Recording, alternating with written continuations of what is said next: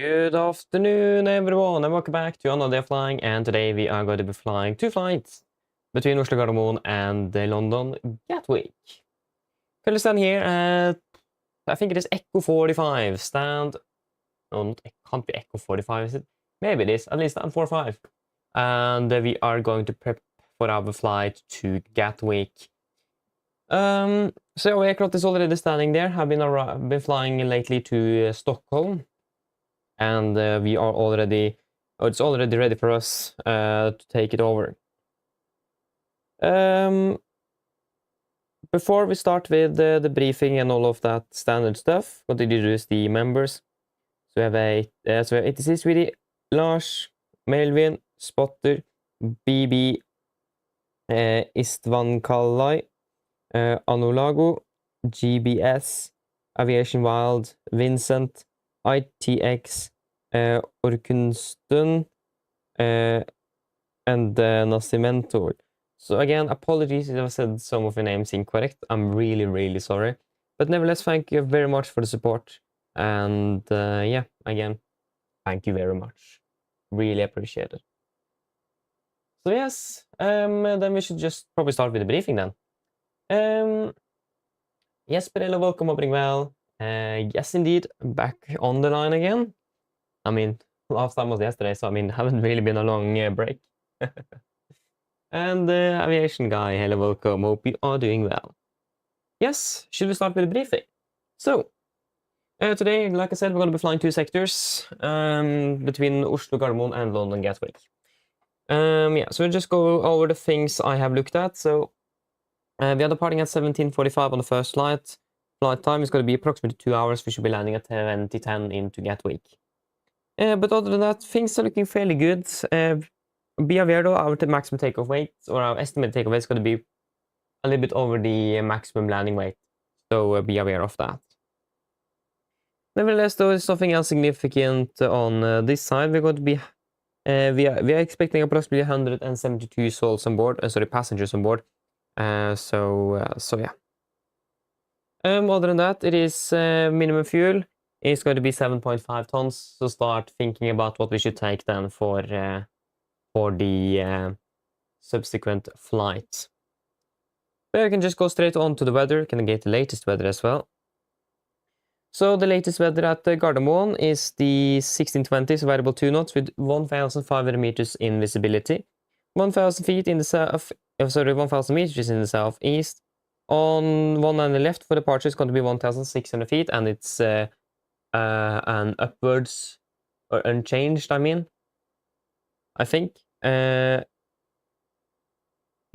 it's going to upward trend, so it's improving. And light drizzles, rain, mist, but okay at 200 feet. Temperature 1, dew point 0, and 1017 with a tempo of 800, light drizzles and fog. So we could expect LVP to be in force. We do actually have ATC on as well. So be aware of that. So it could be some extra restrictions and so on for the outbound, for the taxi out. And we will be de-icing, most likely. And then for the Gatwick, it's looking fairly good. Cover K conditions at the moment. And we have a probability about when we are landing and before departure with 8,000 meters of visibility, and it's a probe 30. It's going to be worsening a little bit through this late evening and tonight, but we are way off Gatwick by then, so hopefully. So that's good. And for our alternate Stansted, it's also looking fairly good. And most of the bad weather is happening tomorrow, so we don't need to worry too much about that. We also do have 2 segments over Polaris with it is going to be then severe icing and severe mountain waves. Let me just take a quick look here and see if it is affecting us. I highly doubt it. Yeah, the severe icing is actually just north of Oslo, so that's something to be aware of. It is currently then located from surface to 2,000 feet. It's right north of Oslo, so then very important if you do, for example, need to return back to Gardermoen, or if this now suddenly a runway change. And then for the weather generally, you can take this one off. Find it's much easier to read. But yeah, flight 1945, valid 18 UTC, 22nd of March 26. So yeah, we have some moderate icing between flight of 200 and below flight of 100 over Gardermoen. Continue down, nothing in Gatwick, and it's looking fairly good. And the winds as well, some light headwind, but that's fine. We can look at this one as well, and this is validated in TC as well on the 2nd of March 26, between surface and flight of 45. So here also we can then see all of the weather going on. So we can see that we have these severe icing conditions from 2,000 feet down to the surface, and we do have also some moderate icing as well between 150 down to 2,000 feet. So the severe icing doesn't stop there, it goes all the way up to 150 in that area. We do also have some I must say it wasn't really easy to... Yeah, we do have some snowfall a little bit here and there, but yeah, it doesn't look like we have anything really special, to say at least. So yeah, we should be fairly good.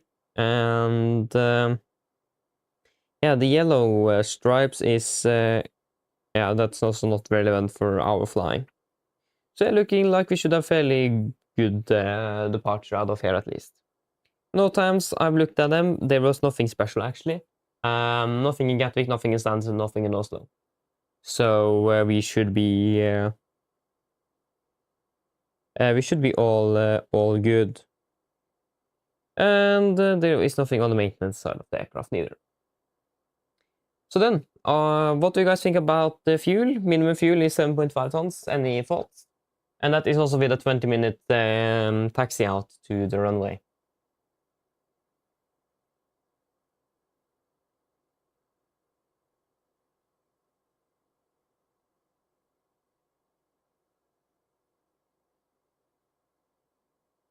Fuel looks good. Yeah, good. Then we'll go with 7,500 kilos. Beautiful.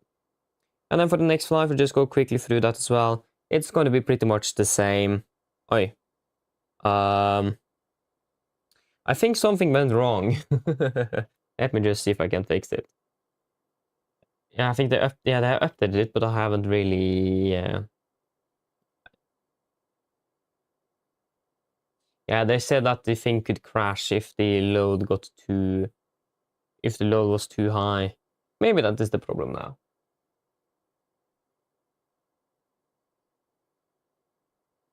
Yeah, I already have added in the flight plan itself for de-icing. Instead of, I think the option was 10 minutes on taxi, I doubled it with 20 minutes. And we are rounding it up with nuclear near 100 and another 100 on top, so we have plenty of fuel for that. So we should be good. Yeah, it doesn't work. It looks like the app is completely gone.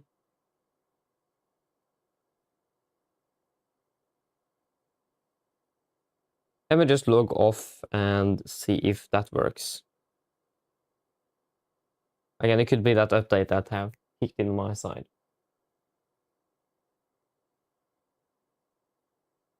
No, it just looks like it have crashed. But yeah, again, like I said, it wasn't really anything special.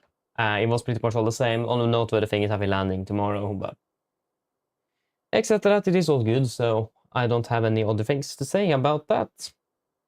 So shall we brief the cabin crew then, and I hope that it will get back online again soon.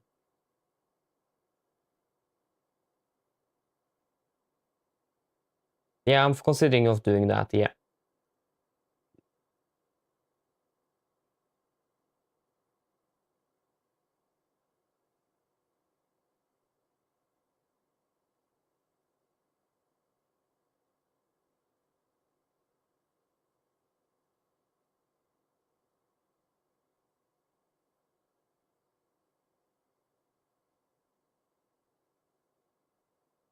But yeah, shall we just brief the cabin crew then? So yes, hello, good afternoon, yes, soon evening as well. My name is Fabian. I will be your captain and pilot in command today, and I will also then go through this pre-flight briefing with you. So, today, it's the 2nd of March 26. Gonna be flying 2 flights between a round trip to Gatwick. Gonna be flying under the Norwegian Air Shuttle AOC today with Lima November, Echo November, Romeo. And the aircraft tech status is looking good, and there is no reported MELs on the aircraft. So the first flight, we're departing at 17:45, so in about 45 minutes.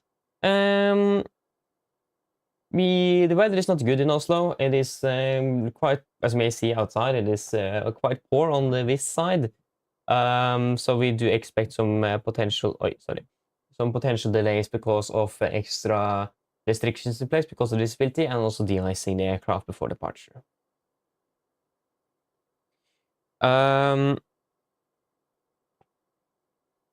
We also yeah, we actually don't have anything else special here in Gardermoen for that. But at least flight time is expected to be about 2 hours, and I can't really get our cruising altitude yet. But that also wasn't anything really special. So fairly good. Above the 30s, around 360 is what we could normally expect on this route. The weather as well en route is looking fairly good. We don't really anticipate anything significant along the flights. And coming into Gatwick as well, we may expect some further delays because it is London and Gatwick. It's quite congested in London. Not sure how sure it's going to be this evening. It's a Monday evening, so probably not that much, but be aware of it. And yeah. But generally, though, it's still going to be fairly good and straight forward. So we do not expect any significant delays. Anything into Gatwick, and the weather as well is looking quite good. At least much better than Oslo. So maybe expecting visibility to drop a little bit, but nowhere near than what it is in Oslo now. And then we are landing at 2010 UTC and local time. And then we should have about a 40-ish turnaround before departing to Gardermoen again. So we are departing then. Let me just get the correct timing here.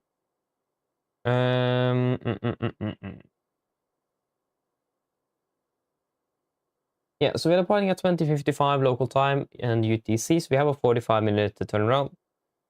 Again, in Gatwick, it is Gatwick, so potential delays are expected. So be aware of that. We may be delayed out of there because of traffic and all of that normal stuff. Other than that, it is going to be fairly straightforward and the weather is looking to be good. Flight time back home, about 1 hour and 45 minutes. 1 hour and 15 minutes. No. We're landing at 00:05 the local time at 23:05 UTC. So if you're then departing at 20:55, 21, 21, 22, yeah, so we have then 2 hours and 10 minutes on the block time. You could expect about 1 hour and 50 minutes or something on the flight time then, approximately. And again, along the route, or the cruise altitude, we don't expect anything significant and could probably expect about 37,000 feet on the cruising altitude. Coming into Oslo, the weather should be approximately the same. We may have improved a little bit, but it's still not going to be clear skies, so it's still going to be a little bit of weather. So maybe some problems in here as well if it actually worsens a lot. But generally, though, we should be a fairly straightforward inbound to Gardermoen. And then parking at the gate, and then we're finished for today. Like I said, there's no MELs or anything noted in the tech log of the aircraft that is noteworthy, and there is no specials for today. There is no, there is operational impacts. There are going to be potential delays out of Gatwick because of traffic, and weather impacts. There's going to be probably some delays out of Gardermoen due to weather, as you may see. But other than that, we don't have anything else. Any questions?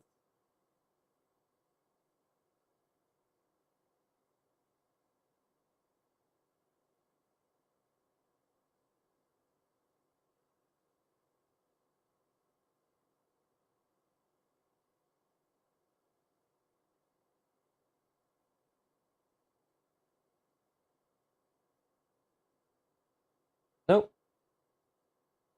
Then we are all good. Let me just see if I can find, do something about that problem, if I can give it to the devs.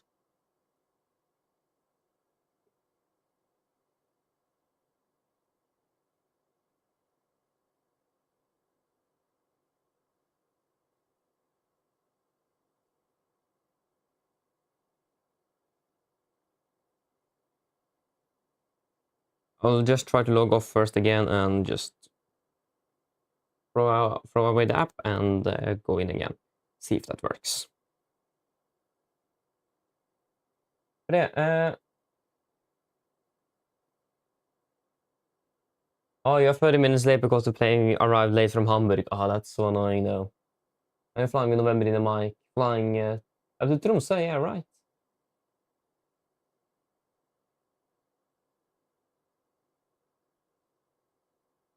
Stoffer, hello, welcome. Hope you're doing well.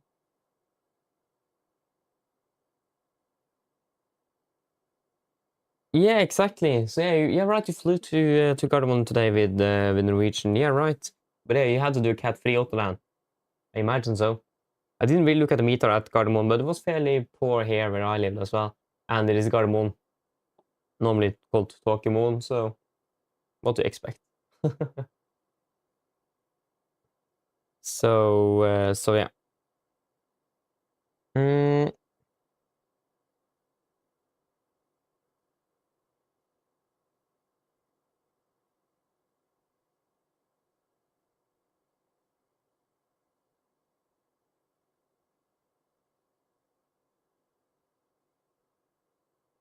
there we go.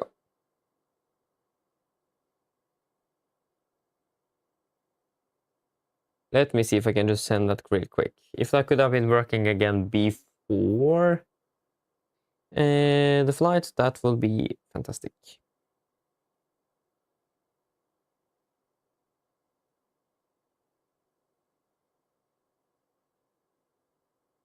Mm.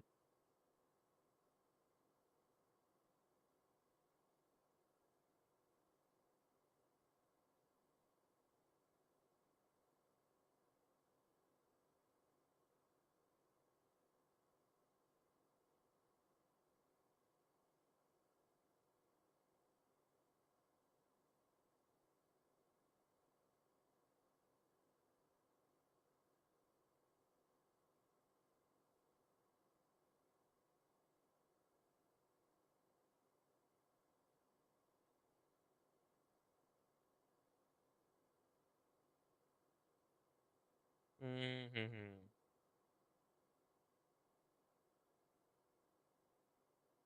Yeah, there we go.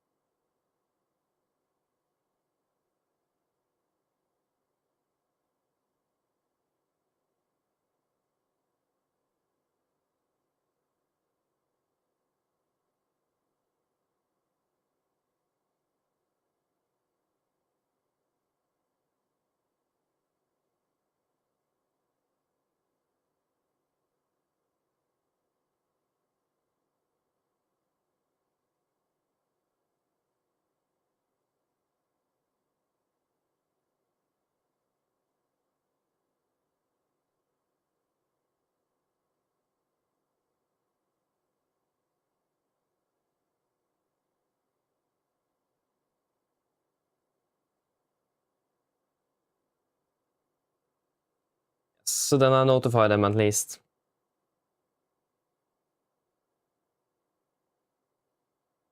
Yes. And Nikolai, hello, welcome. Hope you are doing well. Welcome. Let us just walk out to the aircraft then. There's no point in sitting here and not doing anything. Oh, I think Gardermoen, yeah, I think ATC went offline, so we don't have ATC then.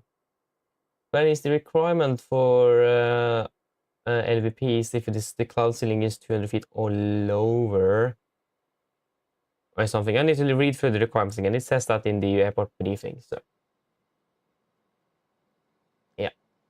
Yes, but you're absolutely right. It is an X-fly-by aircraft. It is so non-standard for a Norwegian. It is quite interesting. Like the printer in the aircraft is a full A4 printer. So like you have the meter on the corner, and then like 3/4 of the paper is just wasted. It's insane. Oh yeah, they closed the door. Oh, okay, interesting. Okay, I forgot to open it. My fault.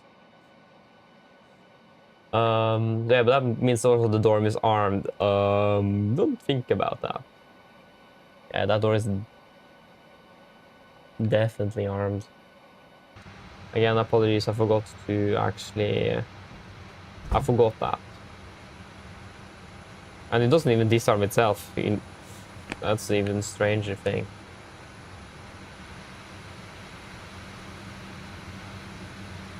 There you go. Yeah, if I'm correct as well, November India might also have the other transponder. I'm not sure if that is in the livery, but November India might do have the older transponder. If you wonder how I know, I flew with that aircraft to Stockholm last summer. That's how I know. Yeah, I remember the first officer said that this aircraft is so non-standard from every other aircraft Norwegian operate. It's insane. So yeah, it even has that camera at the cockpit door that pretty much no one else uses. Yeah, I don't think it have that. I think it also have the second observer seats. I think you have 2 observer seats on that aircraft as well. But I think I don't think they've removed that. So again, a very non-standard Norwegian aircraft, really. Yeah. Yeah, it has. All of the IFLY Dubai aircraft does have it, and I can definitely confirm that November India Mike does have it. I saw it, but it is stowed though, so like it is covered with not a blanket, but it's covered up, so you can't physically pull it down. So yeah, it is, but you just can't use it in real life because Norwegian is not certified to use it. But yeah, I mean, you can use it in the sim, but yeah, Norwegian doesn't use it.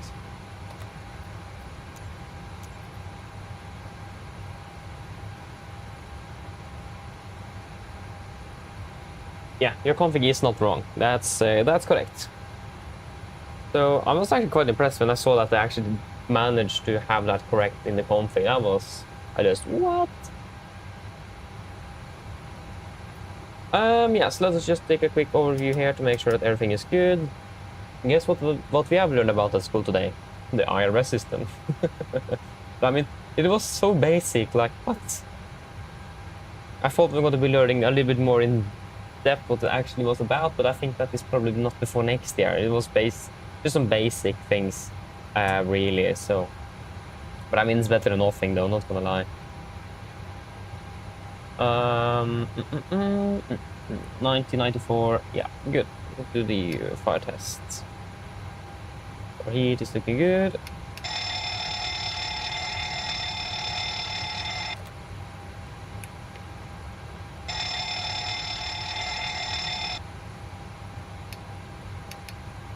Good.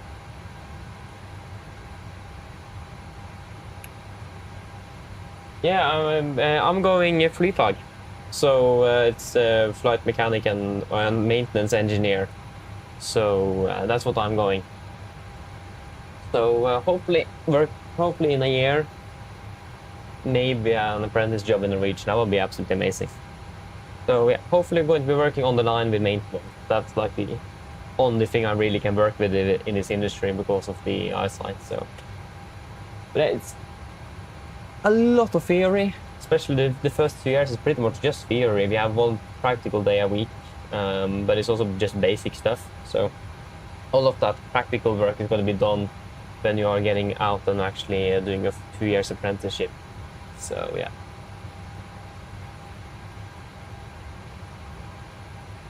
Yeah, you can also go TIFF as well, actually, or TIP. You can go that as well. It was mainly just electro before, but they actually changed it. Well, it went up 1,000 feet for turbulence, or sorry, 2,000. Yeah, nice though. It sounds quite routine.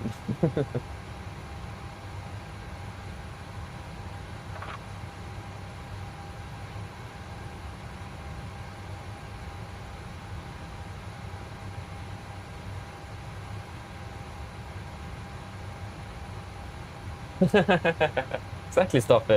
I must say, I also flew with the Max for the first time in last summer, and like, it is such a beautiful aircraft. It's a design from the 60s, yes, but on my days it feels modern. It's insane. Hello. Hello, Captain. Okay, I've spoken to security, and I'm told they'll be ready to send the passengers down to us in a few minutes. Okay, thank you. No problem. Okay, maybe we should start setup things that we need to set up.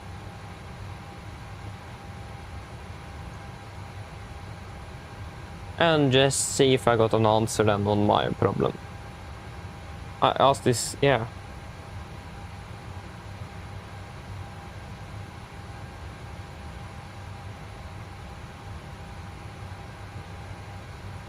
Okay, so what is that app called again? Force closing it and trying again. Yeah, let me just... it's under flight weather, no, flight plan weather, no time.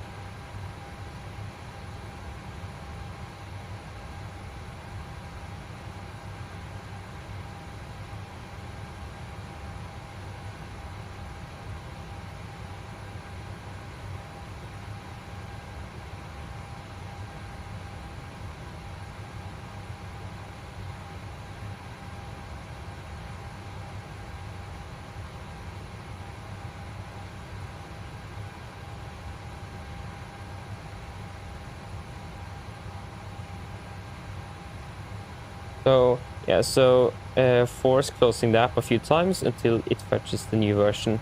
Yeah, okay, so then I know what I can do. I will delete, because I have it as a shortcut on my home screen. So if I just delete that shortcut and then make it through again, maybe that will then force in the new update. That was wrong. Let me just find the link. There we go.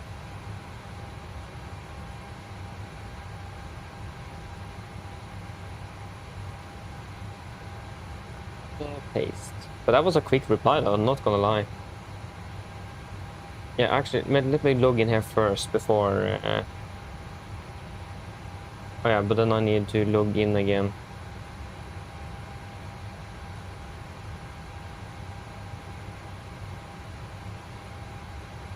Keep scrolling. Oh, there we go.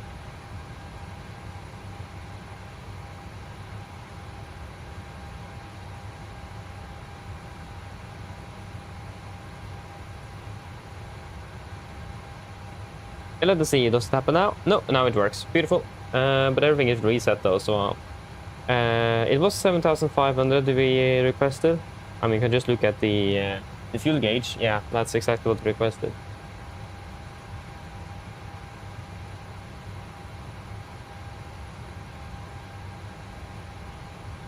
Good, so now everything should work.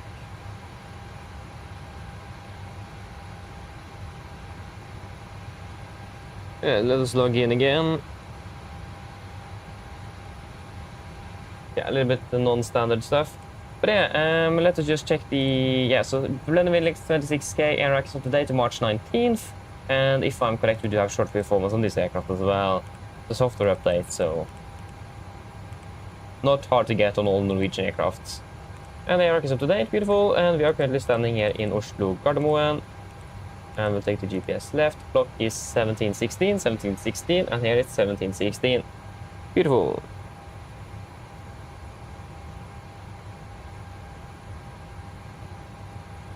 Yeah, this... we can disregard that. But yeah.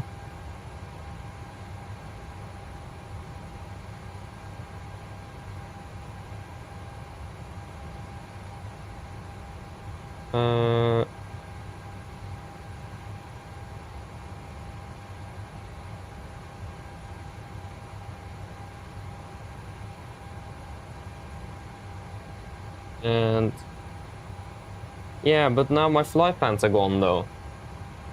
Yeah, nice.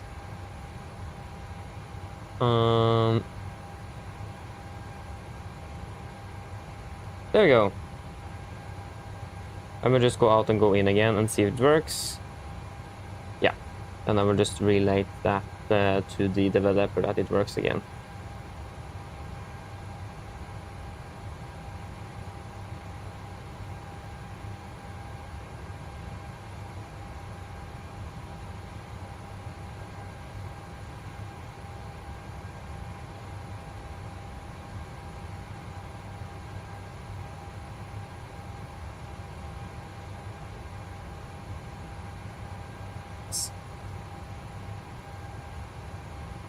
Yeah, so let me just sign off that we've done the briefing on this flight plan.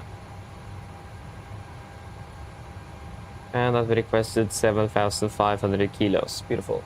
So yeah, we're flying to Gatwick. Now we need to be a little bit quick again. We are Nordic 3-1 Foxtrot. 3-1 Foxtrot. Departure will be 1 on the left and the Vippa 1 Charlie. After Vippa, it will be direct to Elkop. Elkop, direct to Lindvi. Lindvi, Lima 39 to Golum. Lima 39, Golum. And after Golum, it's a direct to Uppgas. Uppgas, direct to Tipan.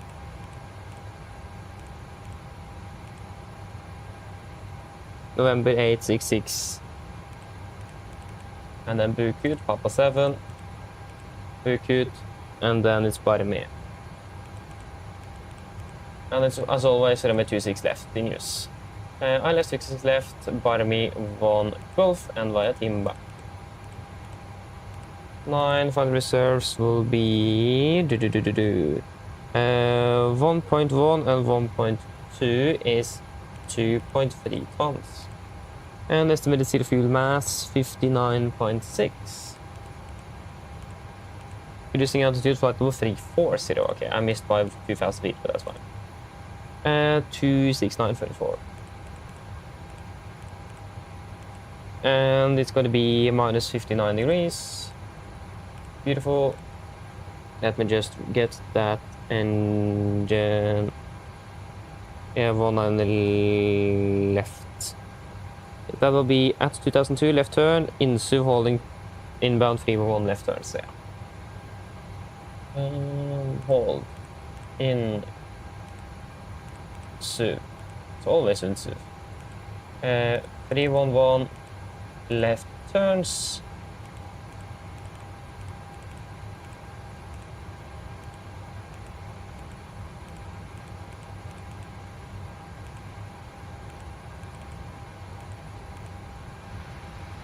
Beautiful, and we can go over to advices and that one.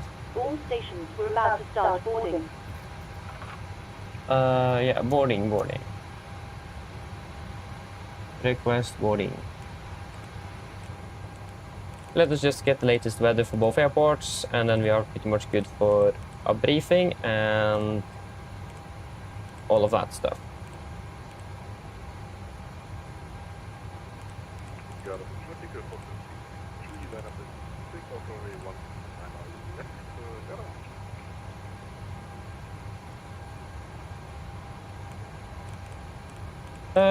Yes, route copy.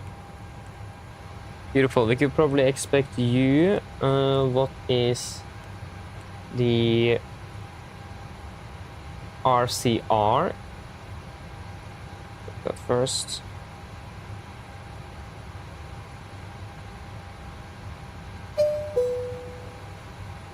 RCR is going to be 555. Beautiful. And this one.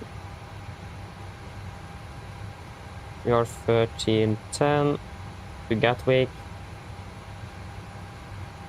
Actually, we don't need the ice though.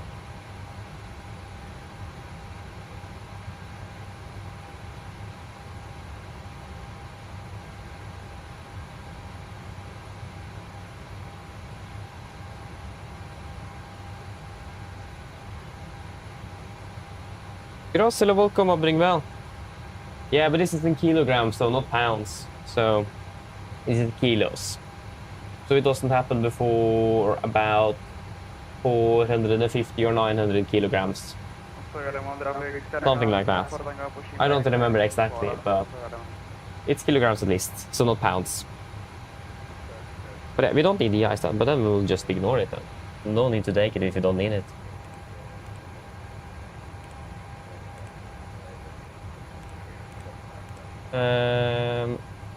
Oh yeah, this was a hefty one.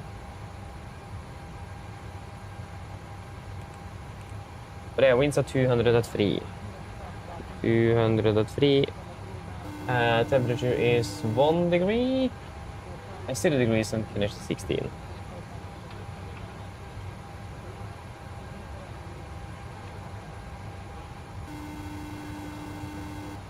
Hello. Hi, Captain. Just to let you know that the passengers have started boarding. Thank you. Yes, that's all good, and we could expect the third 5 for departure, and engine anti-ice on, and the bleeds on.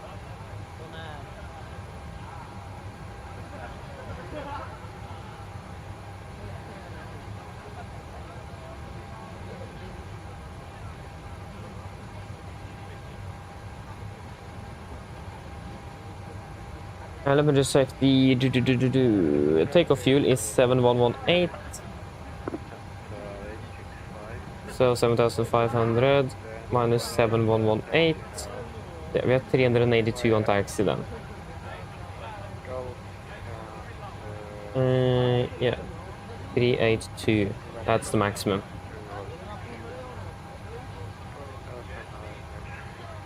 Are we ready for a briefing? Actually, we can do these things first.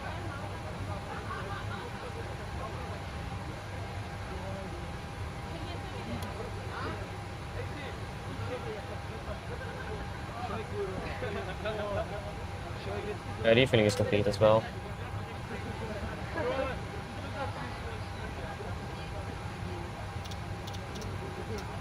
And airport elevation in Gatwick is 203 feet. Yeah, we'll go 200 feet then.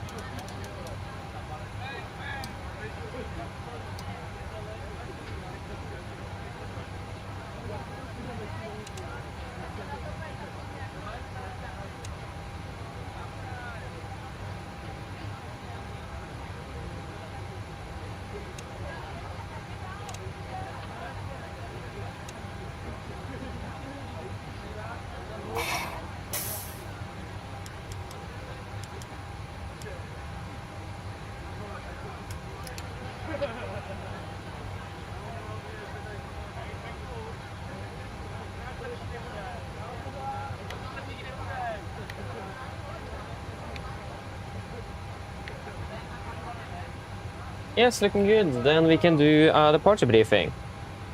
So, are we ready for the departure briefing? Dun, dun, dun, dun, dun. So, we'll start off with our taxi. So, that was very high. We can take it a little bit further down. There we go. So, this is our airport chart, stand -9 from 23rd of January 26. We parked at the stand 45. Expect to have push facing. That's going to be facing east on Juliet. Sorry, Lima Orange. And we are expecting perhaps a release point 3. Then we'll taxi Lima Orange, continue down left on Sierra, and we will do a calculation out of Bravo 8 today. And hotspot number 6 is for de-icing purposes. Yeah, so we have one hotspot number 6, and that says use caution, taxiway Sierra with clearance to hold short of de-ice exit. This means to hold short on taxiway Sierra.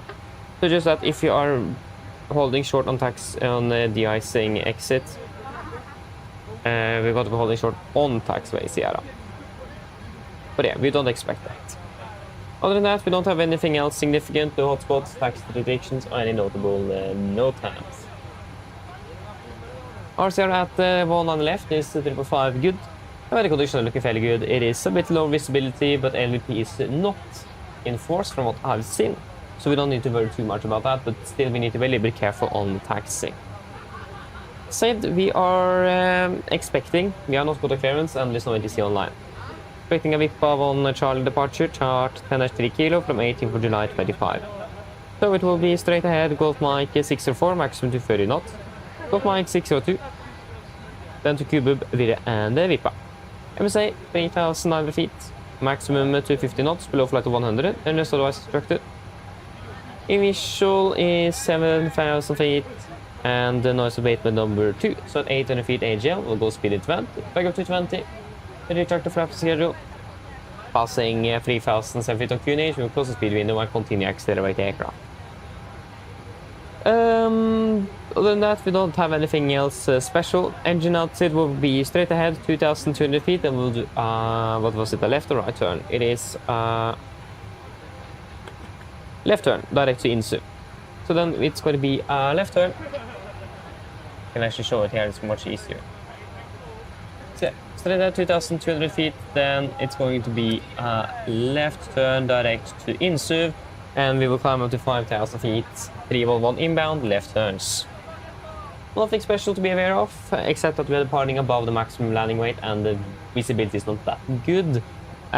We do have the Torp in close by, and the weather there should be fairly alright. Let us just double check that. No, the weather is not alright at all, so disregard that and we get the fact that Torp exists.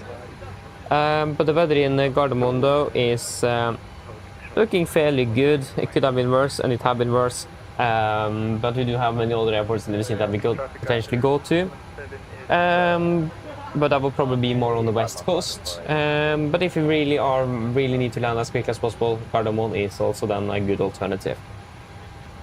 Nevertheless, all of them is available for landing as well if required, so nothing to be nothing special with that. But yeah. Other than that, we have a warning as well for this, the SID that do not comply with plans of base criteria for minimum distance to first waypoint, built Mike 604. And the crew must monitor the first turn to ensure it is not initiated below 1,100 feet. Other than that, threats today will be the visibility. Again, it's about 2,700 feet, so it's not, meters, so it's not that much. So we need to be very careful on the taxi, make sure it's all clear around us before we do a turn, for example. Other than that, there is nothing else. Except for also actually we do have some severe icing reported just north of the airport. So if you're returning back for a landing, then be aware of that. We have severe icing reported close by at between surface and 2,000 feet. So have that in mind. And we will also be departing with the engine and anti-ice on for departure. But there's nothing else special and no other threats for the departure. And then we can go over to the route check. Yeah, we can disregard that for now. So route check. Yeah, so we're flying from Gardermoen to Gatwick. And then VIPA 1 Charlie for departure. Continue VIPA direct to Elko. And then it's going to be direct to Linvi, Lima 39er to Golum. And then direct to Uppgas, direct to Tipan. And then November 8, 660 Bukut. And then Papa 7 to Barmi. And then the Barmi 1 Golf into Gatwick. Ground distance 711 compared to 715, that's close enough. And we expect to be landing in Gatwick with 2.5 tons and 2.9 here, so we're looking good with fuel as well. Good, that should be it for the departure briefing. Any questions? Hello? Hi there, Captain. All of the passengers are now on board. Yes, thank you very much. No problem. I'll bring it to you as soon as they send it up. Yeah, thank you. No questions? Good. Then we'll also do the emergency briefing while we're on the briefing side of things. Okay, so are we ready for the emergency briefing as well? So, below 80 knots, we will stop the aircraft for any warnings. Above 80 knots, we will stop for fire warning, engine failure, predictive windshield warning, or airplane nebula safe to fly. If I go stop or stop my controls, I will cross the receivers, disengage auto throttle, apply maximum braking over 40 watt brakes, manual race and speed pedal, apply maximum reverse thrust to stop the aircraft. If you have to stop, I will verify thrust is closed, also disengage, and max braking applied. I'll call speed brakes up, speed brakes not up, verify reverses, and call the reverse status. I'll call any incorporated items, 80 knots, 60 knots, auto brake disarm, and inform ATC. Then once I got a complete stop, I will slow down the reverses, lower the speed brakes. Then we will identify the problem, and I will command any necessary memory items that we may need to accomplish. I'll assist you in identify the problem, and I will accomplish any memory items on your command. Good. Then we will take an evaluation of the situation. If the situation is under control, on PA, remain the situation is under control. If the situation is not under control, on the PA, cabin to the stations. If we then decide to vacate the aircraft, avoid the flaps 40, we go to the back of the QRH and read through the evacuation checklist. Happy with that? Hope so. So, And below there will be no actions below 400 feet except for cancel any warnings and rest in the game and a positive rate.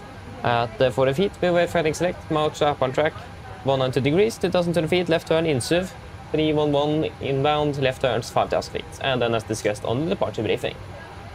Any questions? No. Then our briefing is complete. Brief checklist to the line. Brief checklist to the line. Pins and cores. Removed oxygen, to 1%, night transfer and display switches. Normal on auto, window heat. On presentation mode selector. Auto, flight instruments. Tracking 011 degrees, range 1017. We're reading 685. And maybe we should set you as well. That was 17, apologies. And 690, that's press 5 on the standby. Park brake is set, engine start levers, cut off, taxi takeoff briefing completed. Brief checklist to the line is complete. Also, get on that 6 gram 5 for tango, I want to left and passing where the river 6 Let us request the latest weather for Oslo. And then we can do a PA. Yes, the weather is here. No, it's there. It arrived already. What in the world? We want the meter for Gatwick. So yeah, winds are currently light winds from the south. Clear skies, 13 degrees. 2 hours, 34,000 feet, and good flight conditions.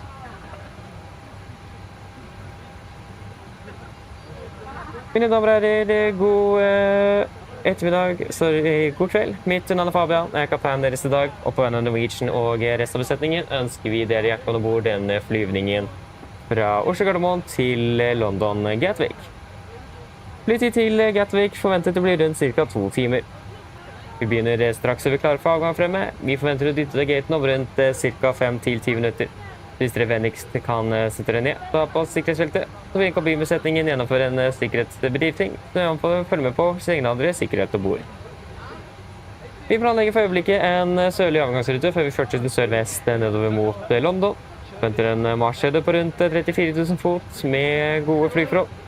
Men som alltid, vi har fått sikkerhetsfeltet på, bare sånn tilfelle vi kommer bort når vi forventer turbulens. Værforholdene i London for øyeblikket ser rimelig greit ut, med litt svakere vind fra sør. Det er skifrimmel rapportert og 13 grader. Ellers sitt ned, slapp av, så får vi veldig fin flytur med Norwegian.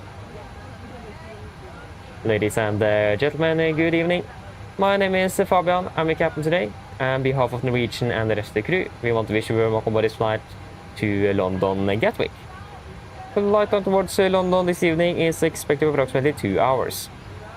We are shortly ready for departure frontier. We are expected to push back from the gate in about 5 to 10 minutes. To inform, please sit down and seatbelt. And the cabin crew will go through a safety briefing that will encourage you to follow all other safety on board the aircraft. We are currently planning a southbound departure out of Gardermoen before we then continue down to southwest towards London. We are currently expecting a cruising altitude of approximately 34,000 feet, and good flight conditions are expected. But as always, we recommend to the tips on just in case encountering some unexpected turbulence. And the weather conditions in London at the moment looking fairly good, with just some light winds from the south reported. Clear skies as well as expected, with 13 degrees centigrade on the temperature. Otherwise, sit and relax, and we hope you enjoy this flight with Norwegian. Thank you.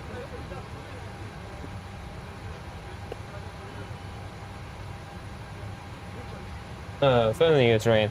Not Swedish at all. Hey, Matthias, hello, Volko. Opening well. Thank you very much. Thank you. I'll do. Yeah, we got the latest weather for. That was the wrong button. Yeah, METAR, so currently means 2007, light visuals, mist. Oh yeah, the other do no frequency. Oh yeah, sorry. Didn't hear him. Are they finished with loading? Yeah, they're just stuck there. Of course, GSX as always. There is no ATC, so no departure rate is good. And let us do the weight checks. Yeah, let me actually just get the latest weather. So winds are variable 2, 0 degrees and 17.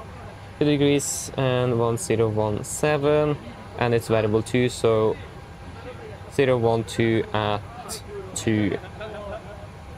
Yes.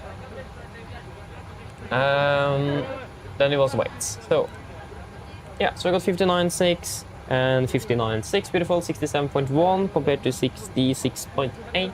It's close enough, so that's good. And we requested 7.5 tons, so I got 7.5 and 7.5 twice. Beautiful, then we can execute that. Good. Wait. Then it is the performance, so it's going to be then 67.1 plus 5 is 67,600. And yeah, I got one, Bravo 8, and the runway is reported to be 5 good. Weather is good. Additional input, no. First optimum, preferred 5 on the flaps. Engine anti-ice on, yes, calculate. Yeah, we can just disregard you for now.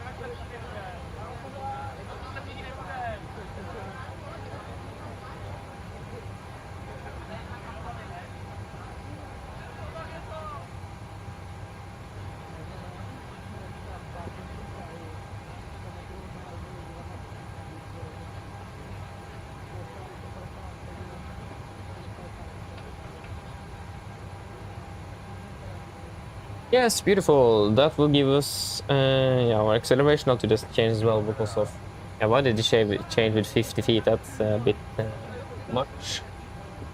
But yeah, that will be 22k D rate and no assumed.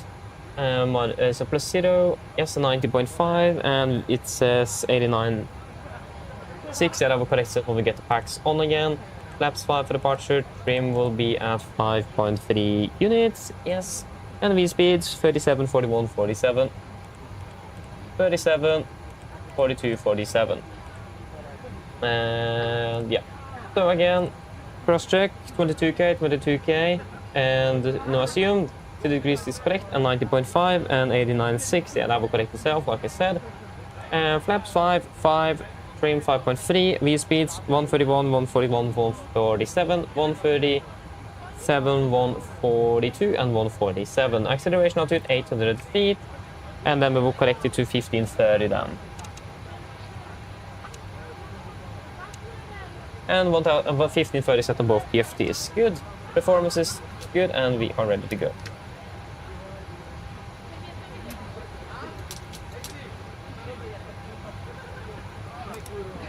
I forgot to set you to 147. To do that right after I have actually done that in the computer, but I forget it. It's so annoying.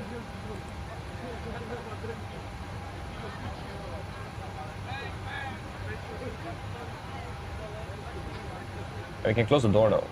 Wait, where is my mouse? There it is. Wait, that was the wrong button. And we need to close you and you.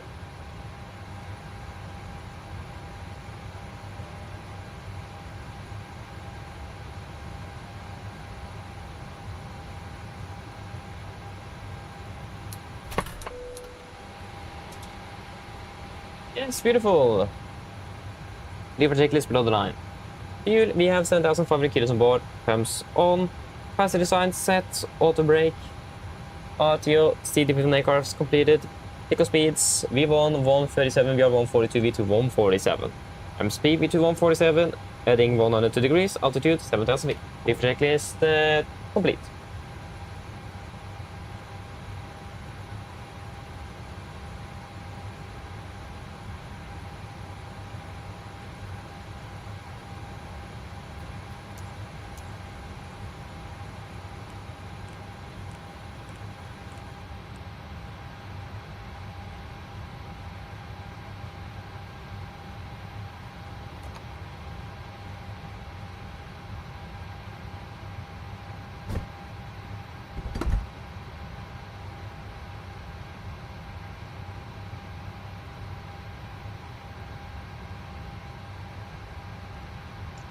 I'm Hello, so sorry. We are ready for pushback. I forgot. I was yapping around and I forgot to open OBS on my other computer. So yeah, sorry for that. But I just said that's going to be starting to rain. So a bit. But yeah, then we are good to go. Should be over there, and you are there. Departure check completed. Bypass pin inserted. Yeah, Roger, thank you, pressure hydraulics. And we have pressure, and we have pressure, wonderful. We are good to go.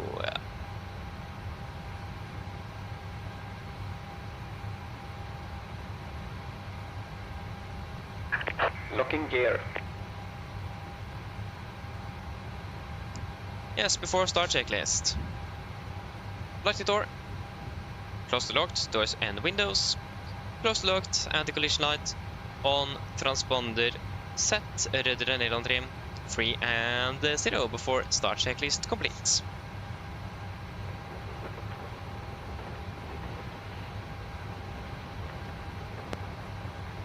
Cardinal traffic, Nordic 3-1 Foxtrot, push start out to stand 4-5 release point 3 Gardermoen. Cockpit ground clear push, release point 3 brake set. Release parking brakes. Brakes are released. Commencing push. All engines clear. Start at wheel. Yes, thanks. You'll start 2 and 1 in sequence.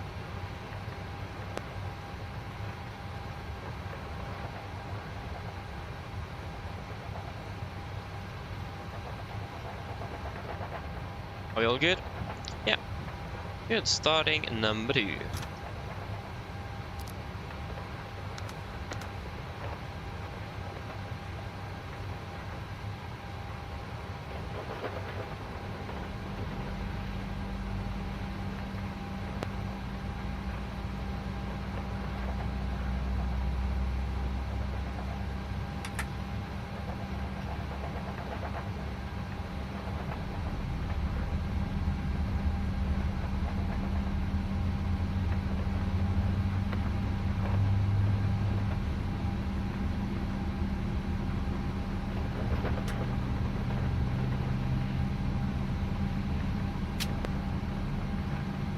Start get out.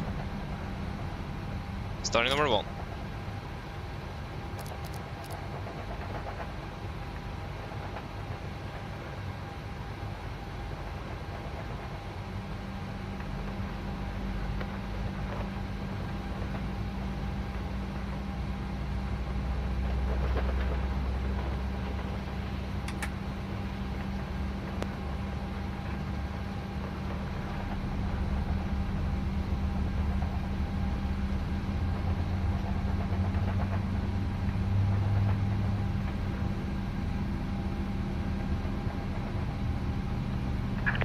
Set parking brakes. Park brake set. Waiting your confirmation for good engine start. Road standby, start get out. Cockpit ground, we have 2 good engine starts, you can disconnect. Unlocking gear. Yeah, forgot those. Boom, boom, boom, boom.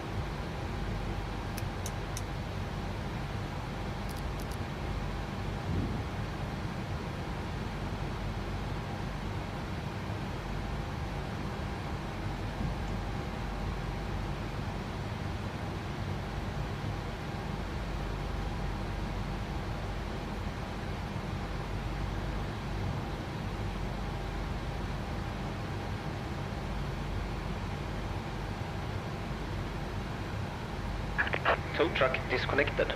Bypass pin removed. Left is clear. Right is clear. Yes, thank you for the help. Have a beautiful evening. See you next time. Bye-bye.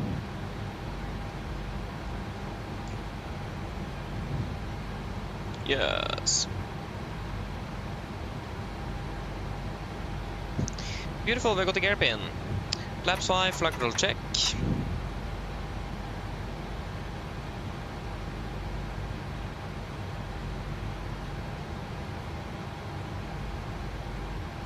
Beautiful. Before taxi checklist. Before taxi checklist. Generators on, probeat on, anti-ice on, air compress, packs auto, isolation valve, auto, engine start switches, continuous, Recall checked. Engine start levers. Islet tent. Flight controls checked. Ground equipment. Yeah, clear. Flaps.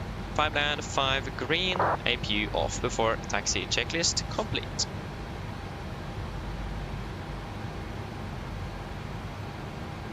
Garden traffic, Nordic 31 Foxtrot, taxi via Lima Orange, Sierra, holding point Bravo 8, 1 on the left, Garden 1. Wrong button, but it works. Yes, good. Right is clear, left is clear. Brake to list.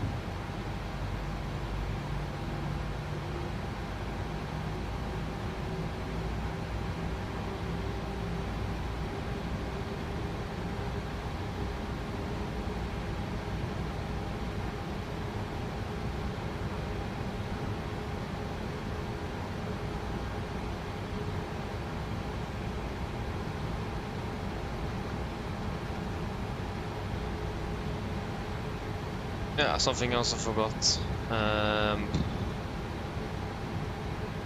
You take 11055.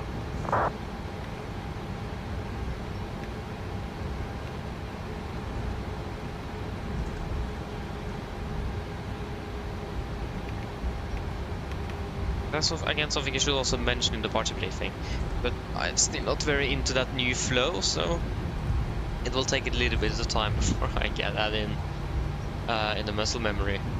Hopefully not too long. There's going to be a left turn here onto Sierra. Right is clear. Left looks nice and clear.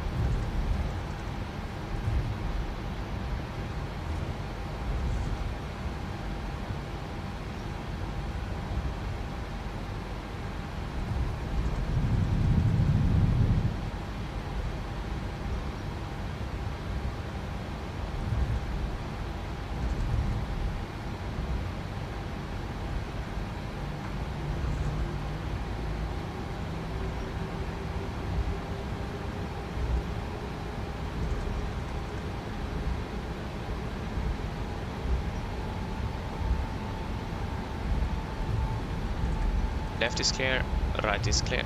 It's an 50-50. Yeah, it looks like it.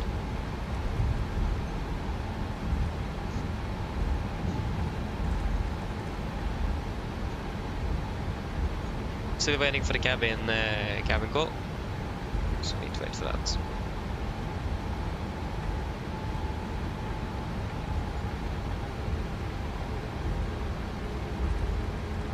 Left is clear, right is clear.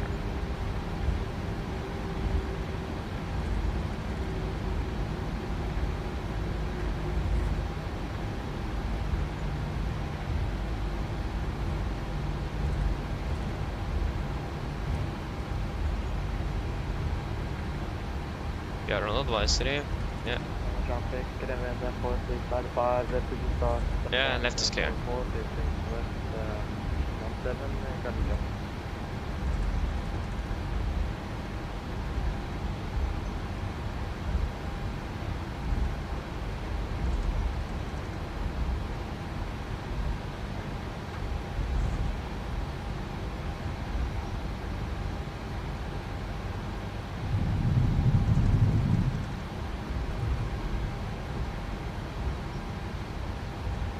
Right is clear.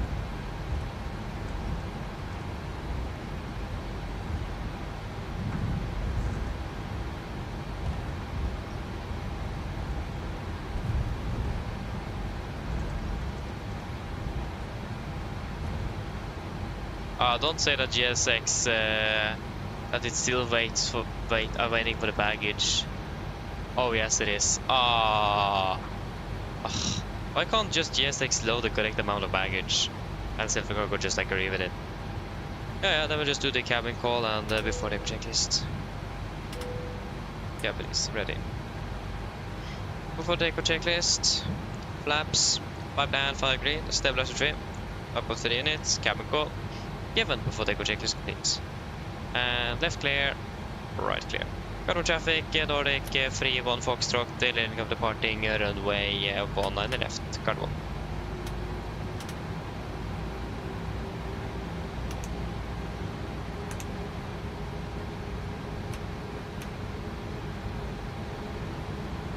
Yes, are we ready?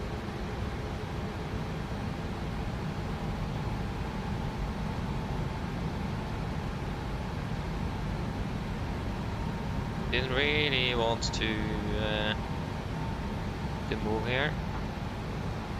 Don't have an aircraft. I know there was an aircraft taxiing out as well. He's probably on the ice behind us.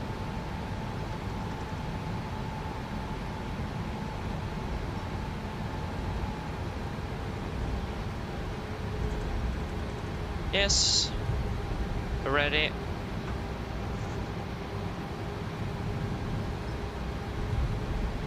Ready, take off.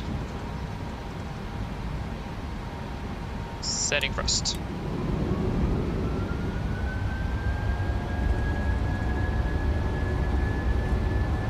Press set.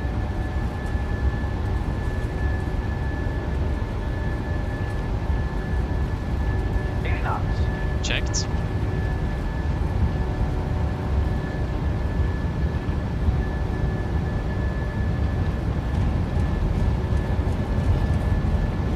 V1. Rotate.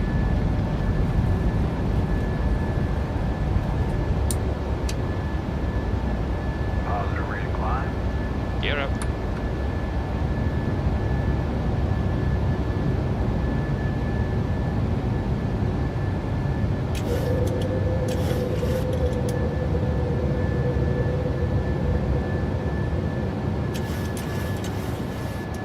Spin it vents 220.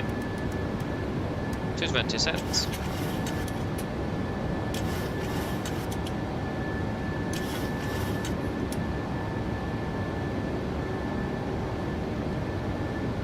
Flaps 1, speed checked.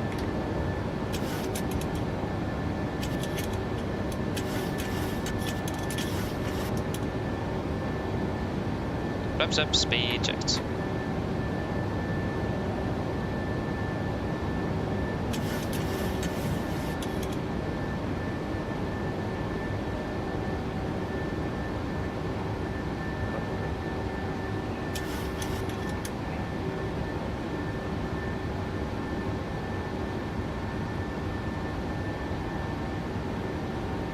Close the speed window.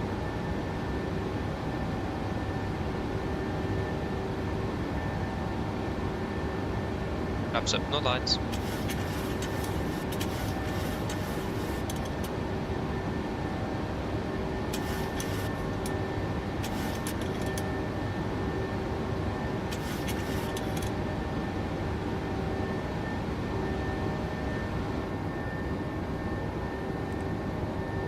Ready to vippa. Confirm. Execute. Engine anti-ice off. Did climbing up to flight level 210.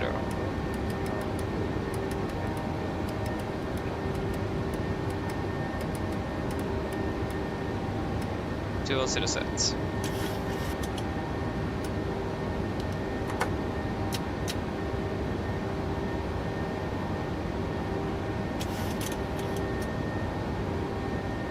Set standard after take checklist. And standard set cross-checked.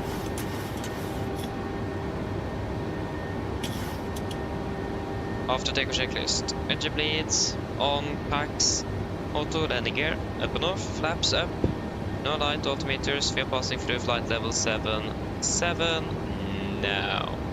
Plus minus 0, after take checklist complete.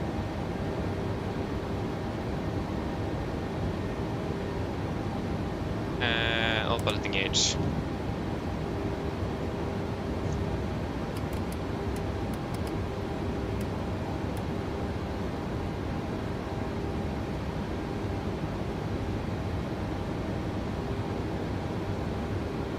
There was still a little bit of daylight, huh? Traffic with 525, pushing back runway from 58.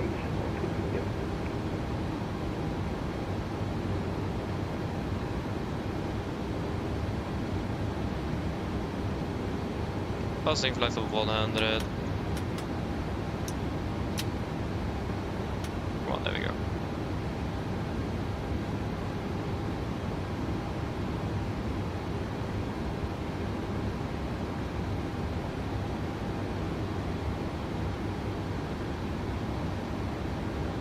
Beautiful. Yeah, we'll disregard that again. Let us just delete the INSU folding here. Execute.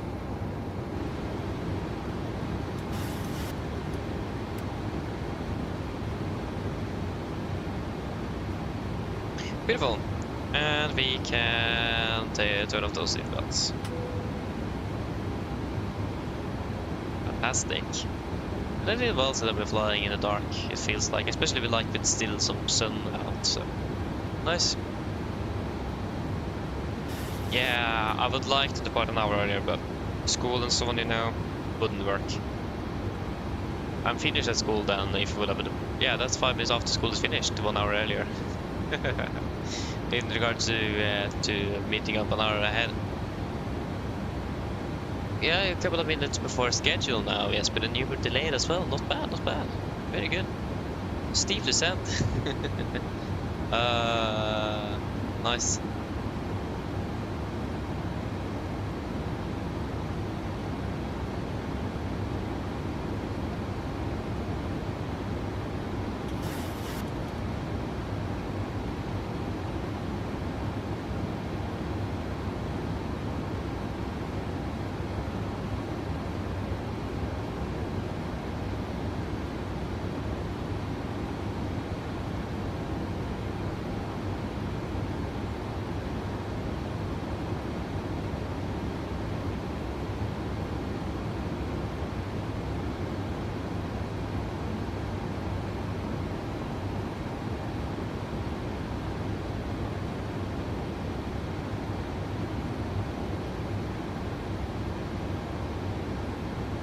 Just don't go. What do you mean with that? I need to meet up at school though. I just simply can't skip that. That won't work.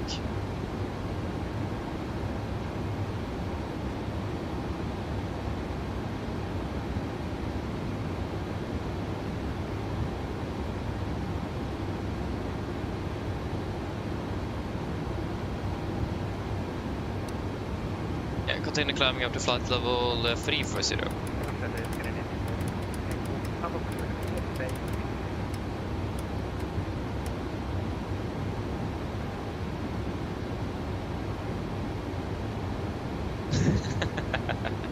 I mean, you have a point, but it is the pay is not that good. So, nah, I will get better paid as a maintenance engineer compared to what I get paid now. So, I would rather than continue with that and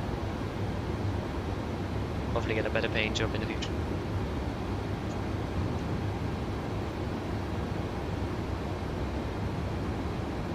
Yeah.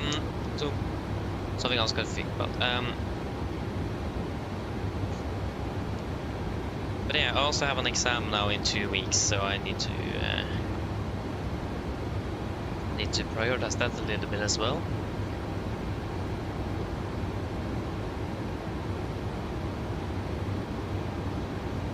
So yeah, that's very close indeed. And that's not going to be fun. I'm not looking forward for that. I mean, I think this is going to be one of the more harder ones.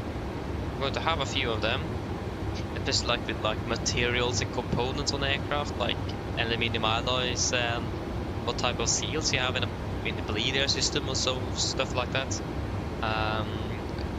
Rubber, glue, windows. What else have we? Steel. Is that what we have now? What else do we have? Yeah, locking devices.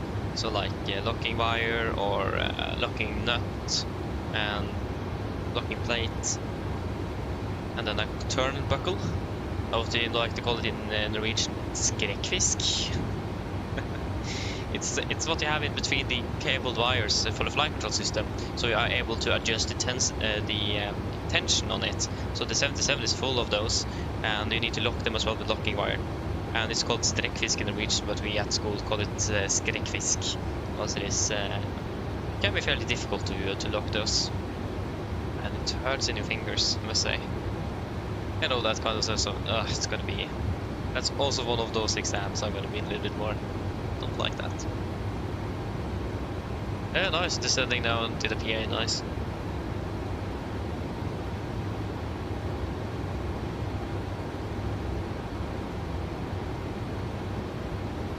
Yeah, interesting though about terrain. Yeah, hopefully we'll get an awesome system. But I mean, there is not that many people working on that system in Norway, so that could probably be one of the reasons.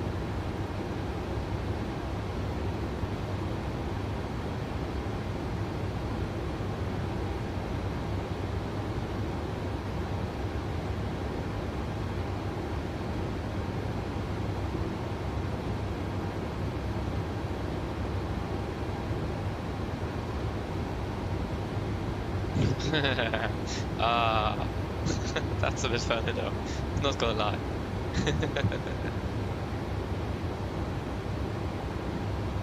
Yeah, landing 15 to 20 minutes, nice.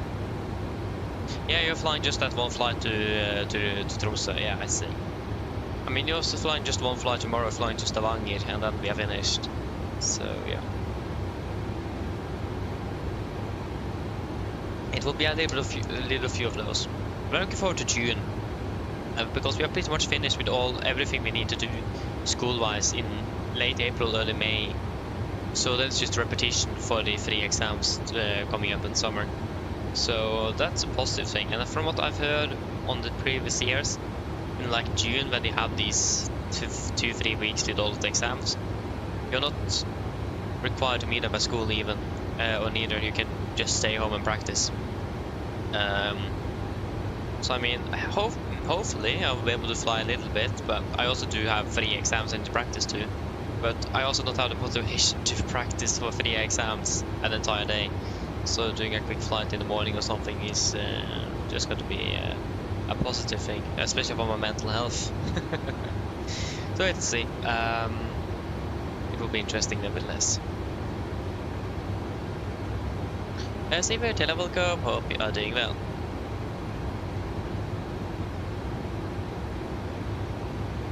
Yeah, right, you're flying to Bergamo and London as well. I really want to do that Tromsø roster, that would be so cool.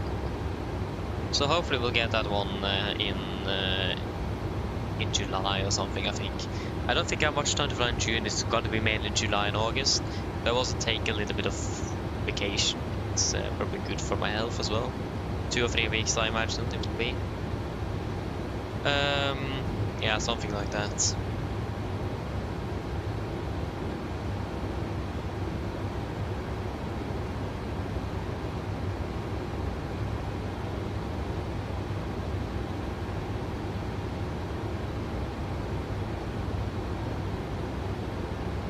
Yeah, maybe. Yeah, wait to see how if that will be on the table again. Wait to see. Wait to see. That will be fun as well. But I have heard that we don't really have very good scenery for. We have a favorite scenery. That's better than nothing. Not gonna lie, but the best. Yeah, I mean, I don't think. Yeah, it's not unheard of that you have a Spanish crew, for example, doing flight out of Oslo or Stockholm or. Yeah, so I mean, we could have like a week layover in Alicante. That would not be a problem. If that would happen, I think the chance of that actually happening is quite slim. Then you need to be short of pilots down there, really.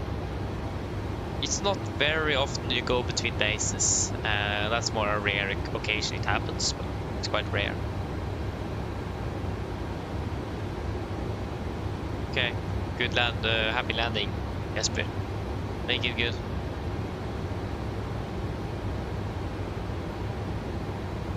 Yeah, fair enough, I understand that. I don't think that's a good idea. I mean, those who don't... yeah, we have a few Norwegian...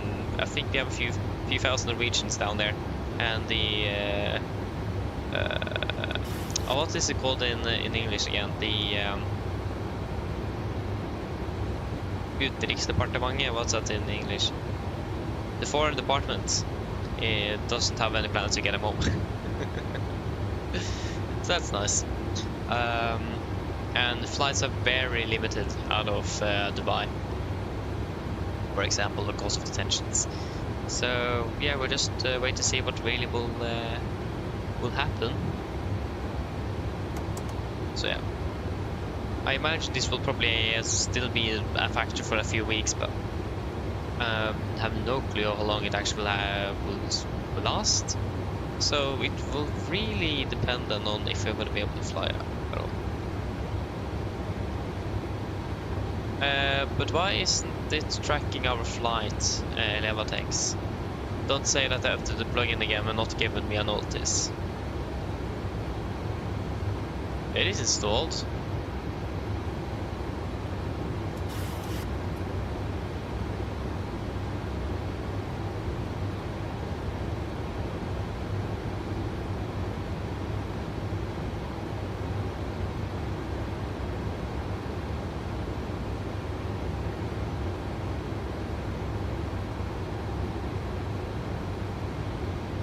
Yeah, now I got tower on that. But why doesn't the Elevatex track?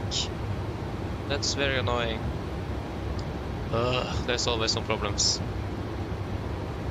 But I think I found my performance problems yesterday. I found my object level of detail was set to max. So 200. And I also did lower my my texture resolution from high to medium. That will hopefully help with the memory problems on the GPU.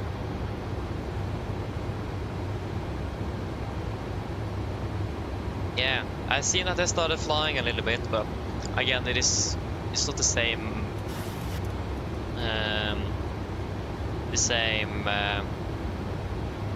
the same traffic 1000 as earlier. So we'll just wait and see. But it's not going to be full scale again before a little while, I will imagine.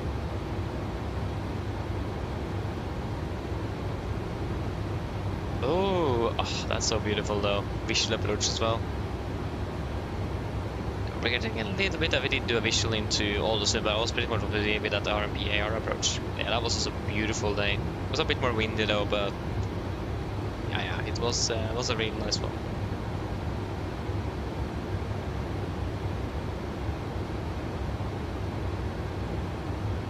Yeah, we're going to be flying on the A350, so we're going to be flying direct with Emirates.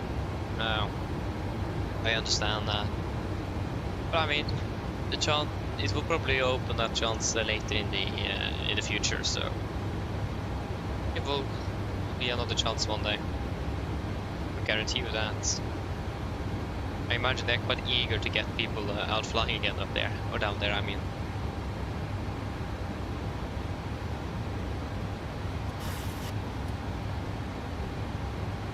Yeah, we currently have 5,008, 1,008, and we have currently burned through 1.6.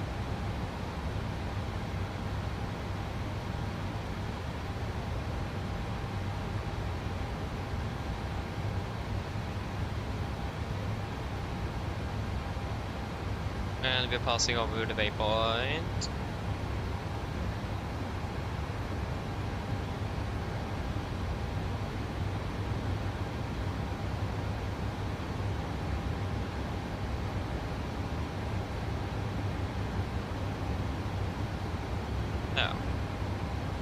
Beautiful, and then I just need to get the time. I think we departed from the gate at about 44, 45-ish. Yeah, departed from, pushback, 44, and then lift off was at 54.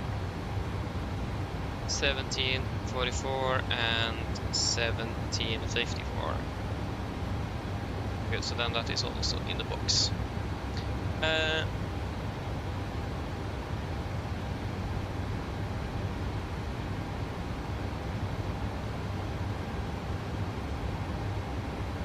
Yeah, I must say Gatwick is also not my favorite airport. I mean, I do like flying into London as well, especially when we have like ATC and so on.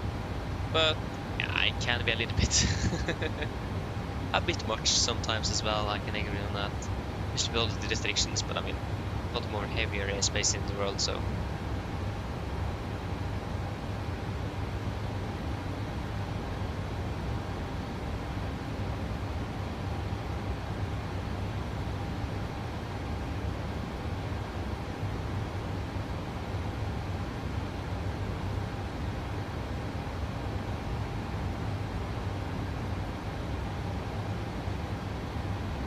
Yes, I will just grab some food, so we'll be back shortly.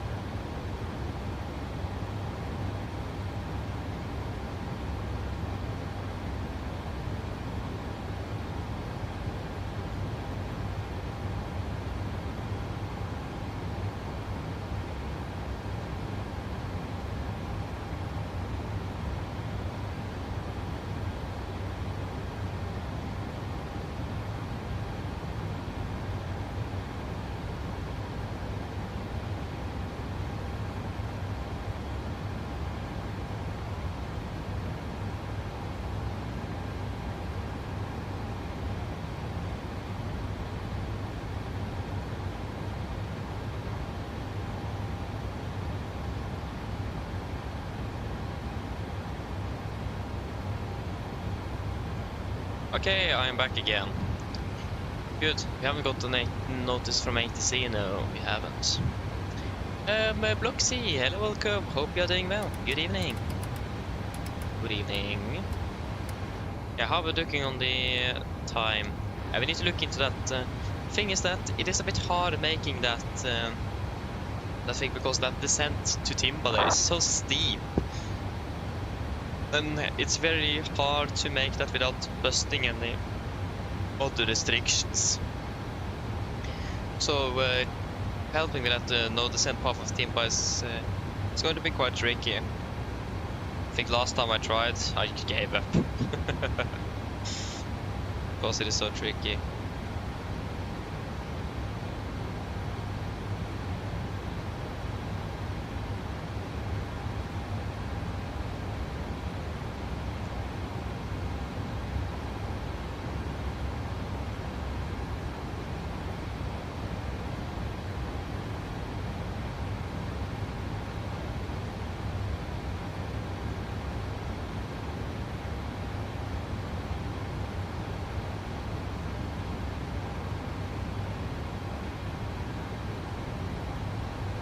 Oh, so cool. So I've been flying so I've flown from Svalbard to Tromsø, now flying back to Oslo as well. Hey, that's really cool. How was the experience up in Svalbard?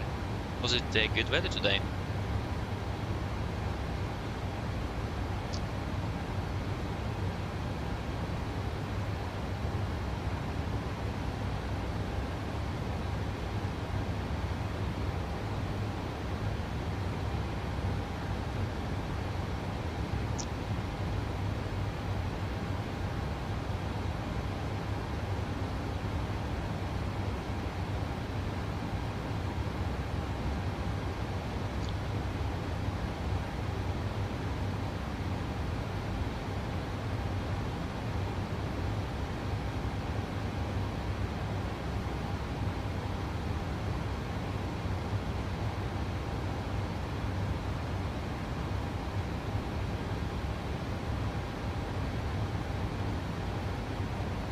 Yeah, okay, so it's a bit windy, but wasn't that cool? Yeah. I mean, that's also one of my favorites for sure is Longyearbyen. It is such an amazing approach, really. Especially if you land on the runway, I think it is 27, where you have that you need to fly through the fjord, and then you turn sharply on final. I don't remember how many degrees offset it is, but yeah, it's a fun approach. It is.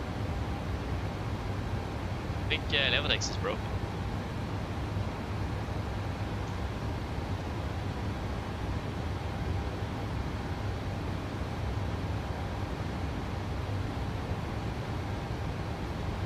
Skydive FTL, welcome up the good evening.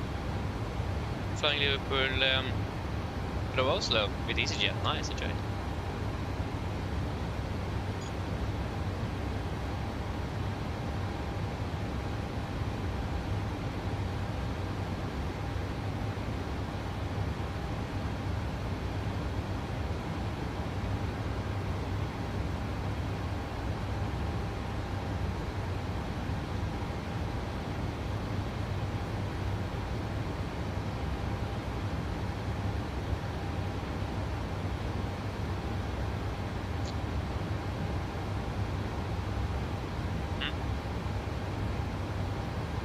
Before I forget. Boom.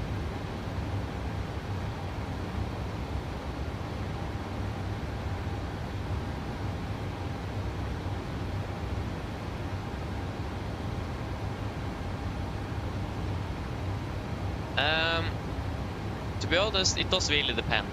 I never fly outside when I'm streaming. So I will say no, because I talk to you guys. That really makes it fun to fly. So I will say no to that actually. But again, if it is a 5-hour flight, yeah, it can be boring, of course. But as long as you have someone to talk to and something to talk about, then it goes fairly quickly by. And yeah, I mean, you always check on the flight with fuel, the system checks and all of that normal stuff, talking to ATC. So you always have something to do, for the most part.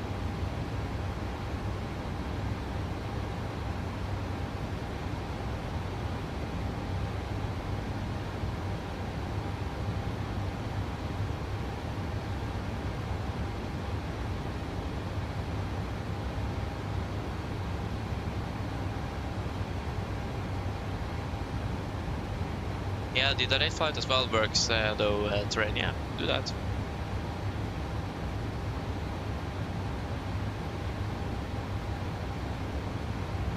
Yeah, exactly, I do. Yeah, block seats and Norwegian here. I mean, the only thing I do here is to fly with Norwegian, so it's definitely Norwegian.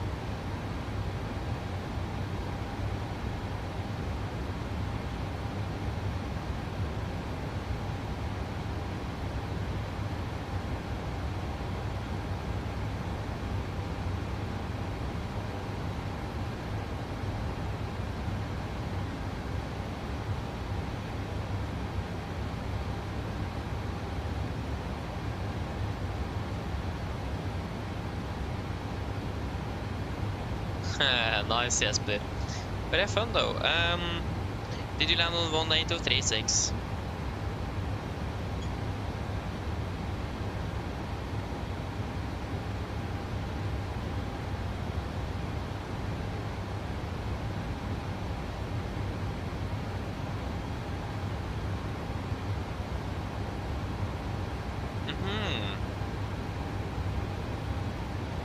And it did the officially fun visual approach as well.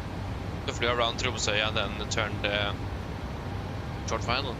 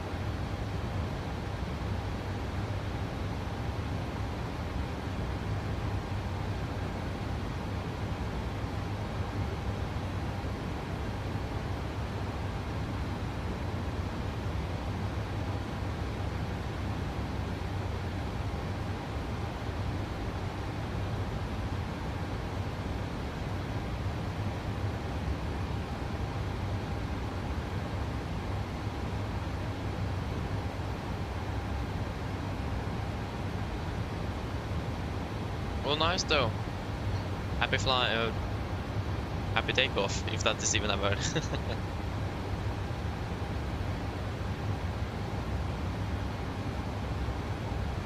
Or more a quote actually, a sentence, not a word. Can't wait to see.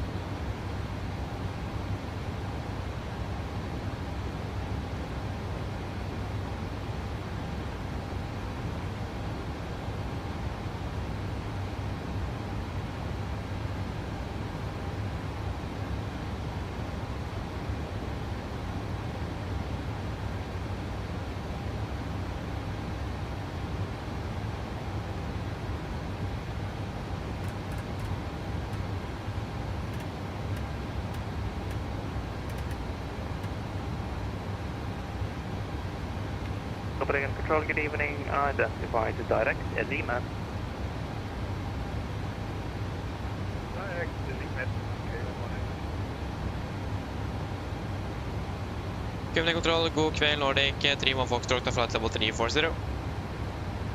Boris 3 on Foxtrot, Copenhagen Control, good evening. Walk 6110. 6110 Nordic, 3-1 Foxtrot. 6110, beautiful. Think about that, we still have sudden sets, not bad.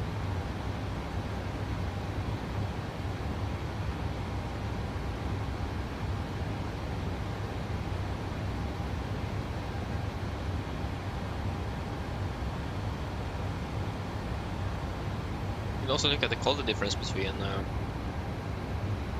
these two. There's a little bit of a difference, maybe, or maybe it's just me actually.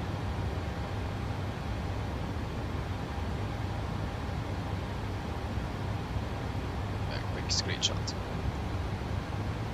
I still have no clue how to post it though, so actually no need to do it. But how can I get the Elevatex to work? Cancel flight? No, no, no, no, no, no, no, import. No profile, what's him, no auto save.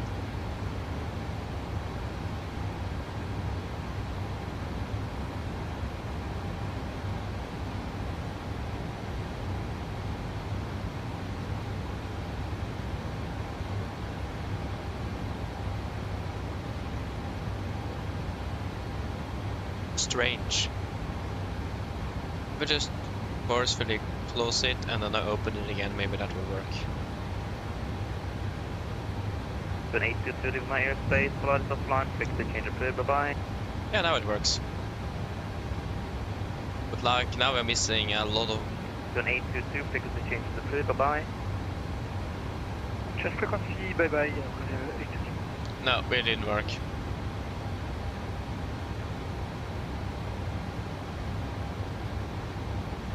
Strange. Let me just check if there's something from the developers about this.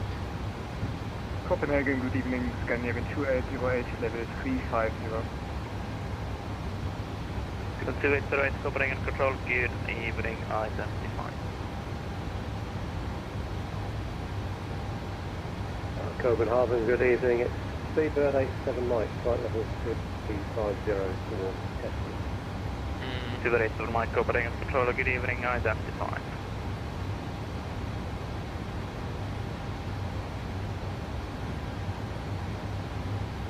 No, there is no news here.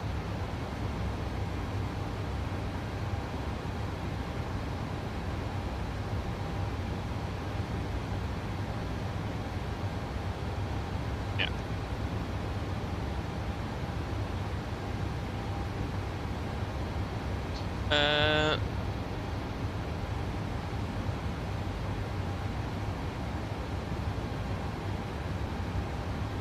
Yeah, terrain doesn't always necessarily mean that you need to de-ice because you're flying through severe icing. No, it is just a safety precaution you can take. But again, you can also then retract your flaps when you are at the stand. So then it will just do a visual inspection to see if there is ice in there. What you will do if you have ice in there and you will not retract them, I'm actually not sure what to do. That's a very good question. I don't have full procedures on this. I just know that it is a procedure that you can apply. So I'm actually not 100% sure. I will see if I can find out. Correct. Oh, no.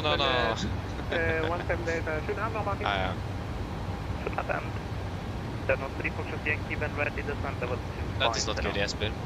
I mean, it's not in the flight deck, so that's not too bad, but I'm not sure if I mentioned that in the rules that it's not allowed to discuss that. I don't remember.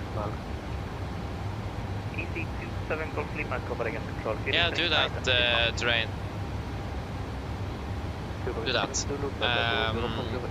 Yeah. I also have a few questions I will probably ask in the near future when I have time to write. Yeah, welcome back though, welcome back, Black City. Yeah, I will probably need to Google then. Why won't Elevatex track my flight?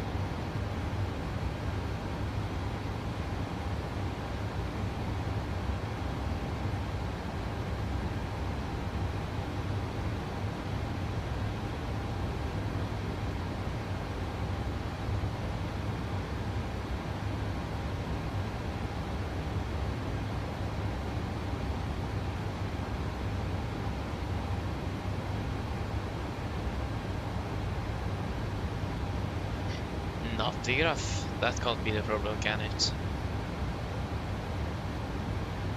Connections. The Navigraph is connected. That is not the problem.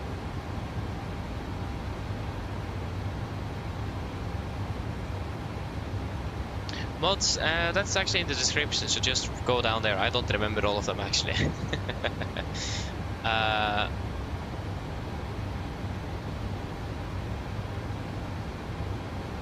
So yeah, it is in the description.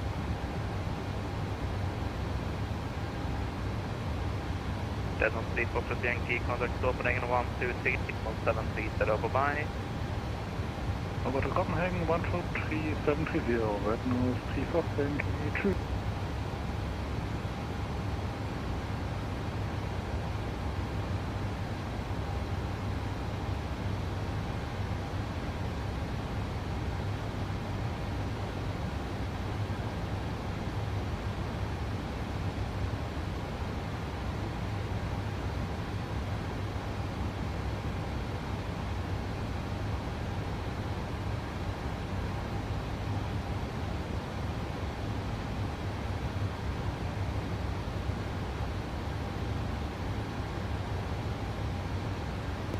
runway 3 Alpha Zulu, wind 162, 7 astronomy 26, right clear to land. Interesting. It's a bit strange that it doesn't work, but yeah. I mean, isn't 11055 normally an ILS frequency? Have we even been able to tune in on a VOR? That's impressive.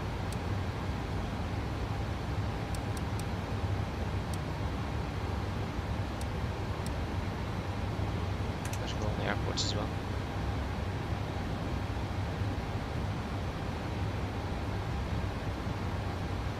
So yeah, we have two technical problems today. We have staff in the cargo and Elevatex.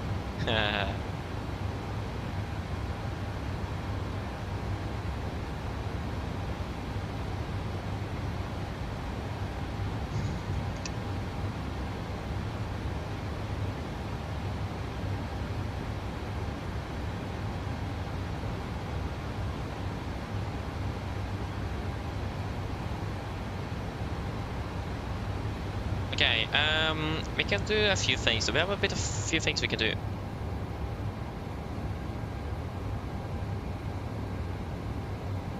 Yeah, so we can start looking at the descent path after Timba.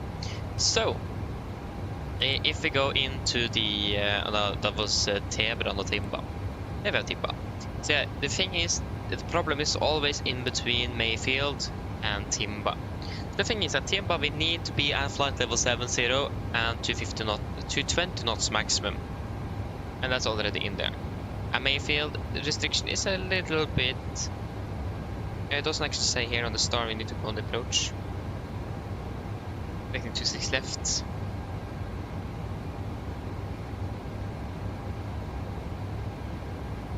But yeah, that is mandatory of 4,000 feet. But it's generally no speed restrictions. But they are 4,000, but again 220. The thing is that we need to descend approximately 3,000 feet within 7 miles, and it's quite a bit. The problem is we can't change the restrictions. It says in the FCOM that if we get this warning, we should just adjust altitude and speed restrictions accordingly to make it. But the problem is we can't do that. 4695 Copenhagen control, good evening, identified. So the thing is, we just need to disregard it. We can't change anything. The restriction is hard restriction at 4,000 and flight level 70. It is mandatory. Good evening, North. Yeah, not an X. Flight level 350 for 370. But I mean, what exactly does it actually imply? Because on the field load transition, it actually just says level at 4,000. It doesn't actually say that you need to be.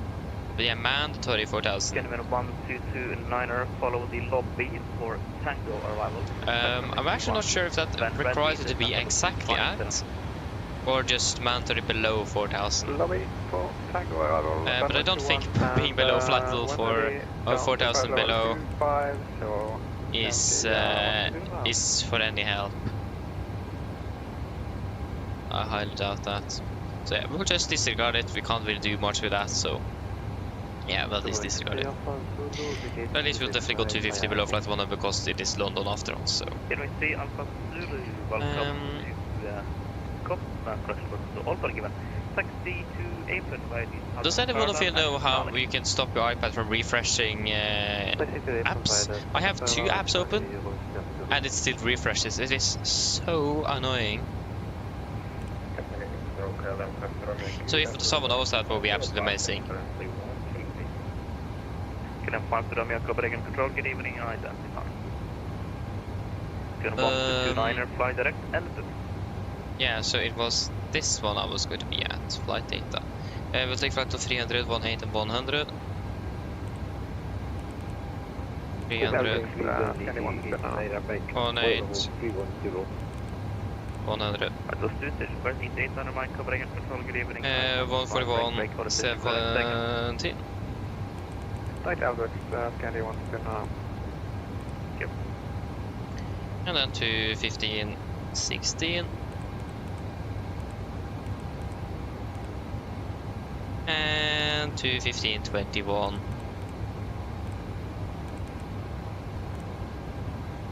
And yeah, we can wait for the QNH. Thank you, Bloxy, thank you. Appreciate it. Thank you, Trent, but there you have to go. Okay. Have a good evening, though. Hope to see you again, perhaps tomorrow then. And yeah, have a good evening.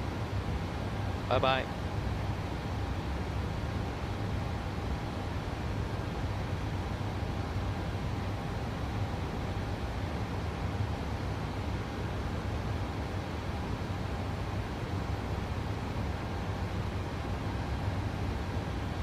Yeah, so thank you for landing.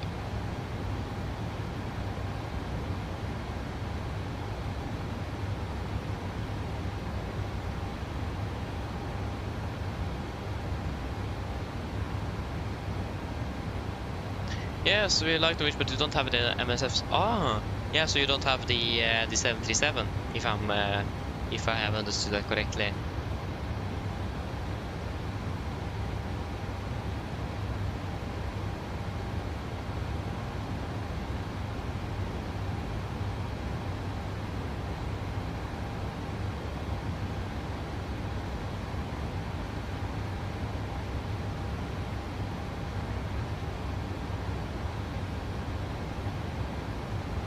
Six left.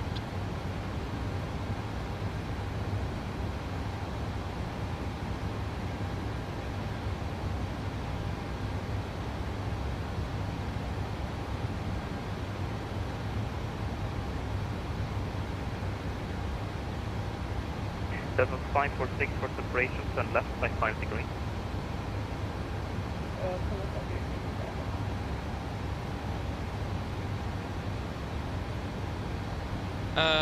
Yeah. But yeah, we can't really do much with that problem within in the star. We just need to live with it.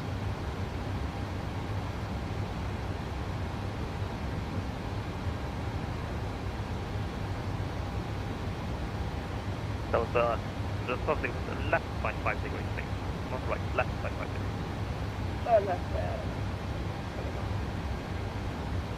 Something, make it a flyer instead of 8 degrees by left. Make it 53. We're actually landing 13 minutes early at the moment. I imagine that will change since it is London. It does look like there's a lot of traffic though. So I do actually have ATCs, so let us just get to the latest 80s. So we just have it. Tango November Oscar, speedbird 879.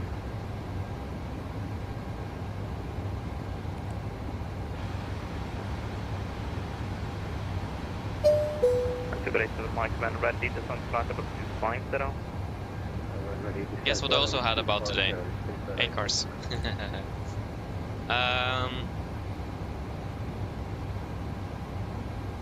Information November at 1750 Zulu. Yeah, so it's quite old then actually. It's almost an hour old. But that's position was 70 cover K. 26 left in US.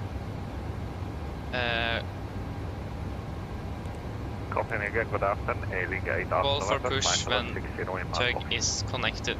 Data link clearance are available. Acknowledge. Expect ILS dual approach to runway 27. ILS to runway 27, ailing gate up. Yeah. So it is looking good, but we will need to wait a little bit so we have the latest. So we will not use that as a reference, but at least we have the latest info.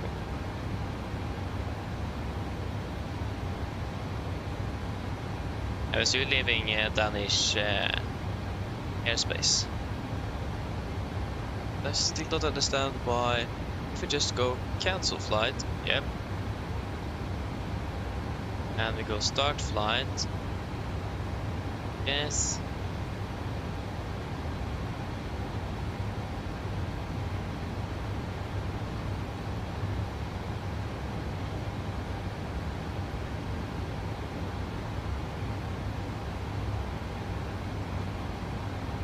I mean, we got the aircraft, but we just can't find our position.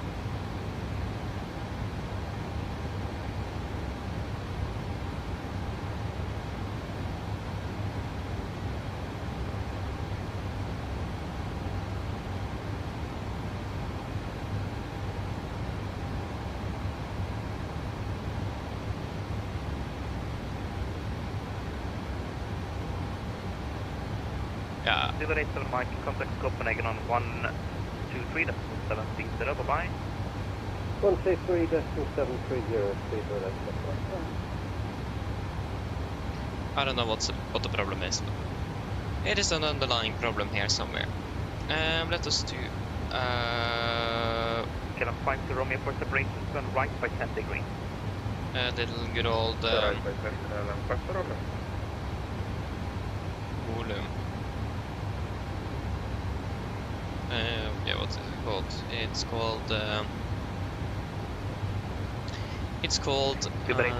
fuel check.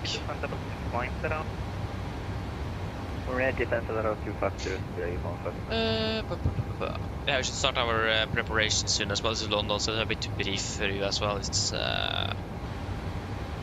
topic you want your extra time and attention on. Yeah, so 47. Yeah, 14 miles. Yeah, we can do the preparations after we've passed there and done the fuel check.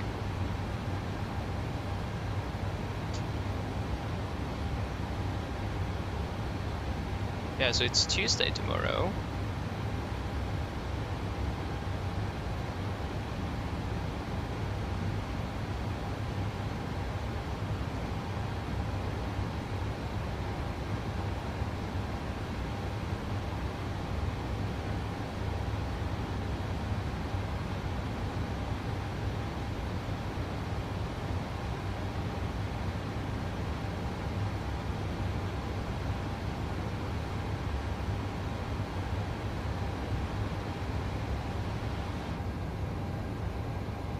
Yeah, 8 months, we're starting to get closer.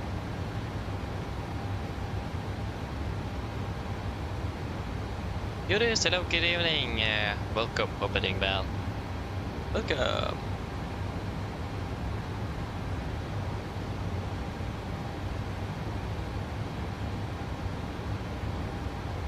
Yeah, I understand that, Bloxy. If you can try to use the MSFS or add-on linker, because then you can enable and disable different add-ons and airports in the community folder. So if you are not flying there, you can disable all those airports and enable all of them. That's going to be in your vicinity when you're flying, for example. And that reduces amount of that. So that's a recommendation. That will at least reduce the amount of active mods in your community folder. But if you're using all of them all the time, then yeah, that won't help. Joris, no, I'm not. I'm using the PMDG soundset. I must say though, it is very good. It's definitely an improvement from 2020. And I especially found the electrical transfer sounds to be better than Boris actually. 30.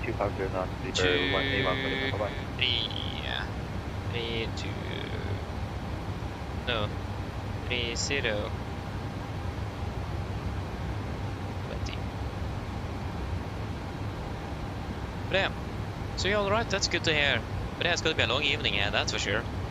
But yeah, it's I'm quite used to that, so it's not hard for me to get up in the morning. Especially if I'm flying, that's not hard at all. But I'm not flying, so yeah, maybe a little bit more. In kroner, yeah, the PMG costs about 800 kroner. Does depend though, because it's in US dollars and it depends on the value between the kroner and US dollars. So it does depend, but around 800, between 850 and 750 kroner. But also depends on the variant. Flying the 800, the 8 and 700 will be the most expensive. The 600 costs like 350 or something. But that's another. It's another variant in the family, so yeah.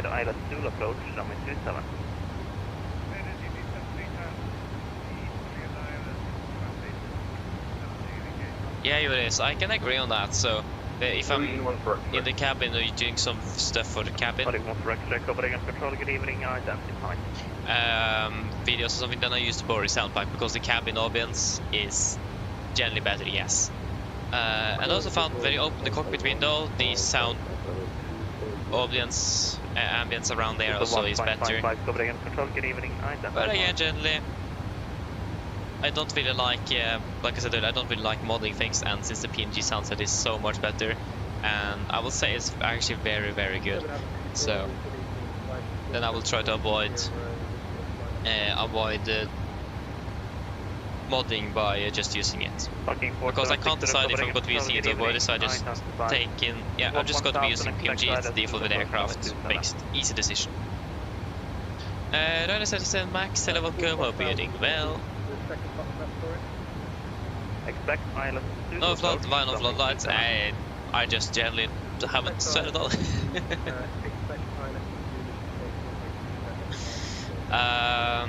But yeah, it's also because then your eyes are good with the outside view, so visual references, for example. But yeah, I generally just haven't turned it on. I don't see a necessary reason to actually have it at the moment. So yeah. Copenhagen Control, hello, good evening. Oh yeah, no worries. 270, 257, yeah. 129er, contact Gothenburg 124, decimal 680, bye-bye. Wonderful, 680, thank you, so it's Candy 129. Bye-bye. Good evening. So 1109 and It's 575, Copenhagen Control, 1109. good evening, identified. Expect ILS fuel approach, runway 27, descent, flight level 70. We don't have any. Yeah, we can take Mayfield on 1179 since that is a part of the routing as well, and yeah, we don't have a specified Gatwick you are. Ready, descent level 250. Interestingly enough, there's going to be 396.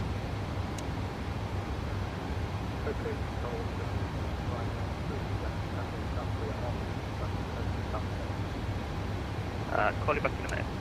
Nordic 4 attack, no contact Copenhagen 127, decimal 865, bye-bye.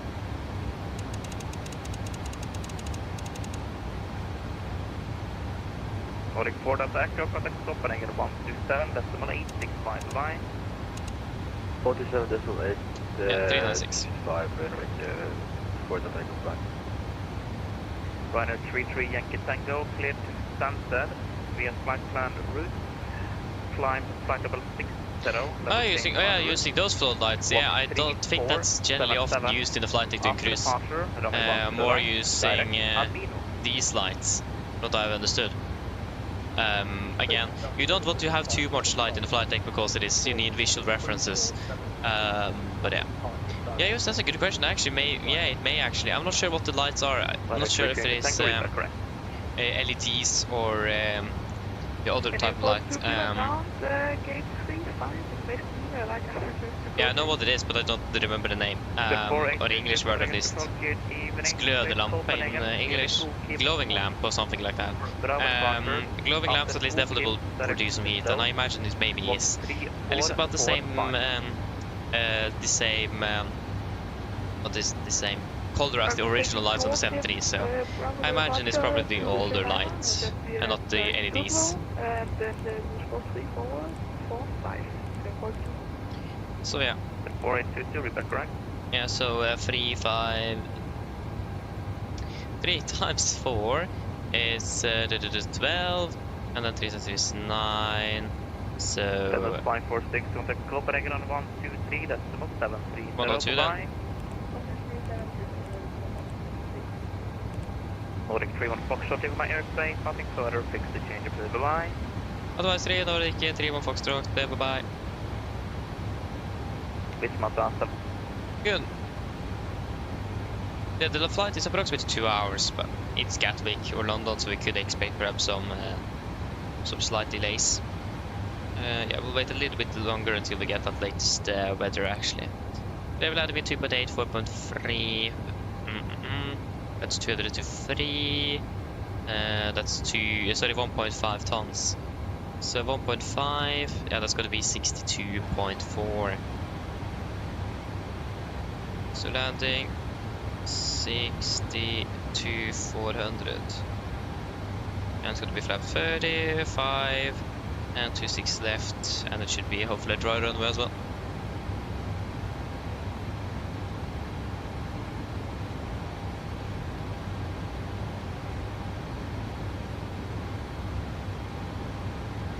Yeah, exactly, those lamps get quite warm indeed, and that produces a lot of heat.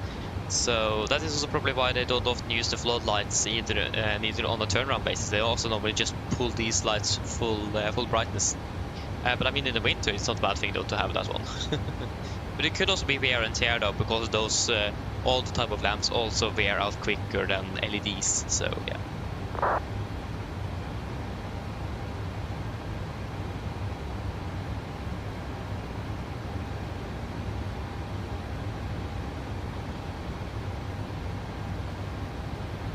What? These buttons? Oh yeah, in regards to its lights. Yeah, maybe they did. I don't know. That's an interesting one.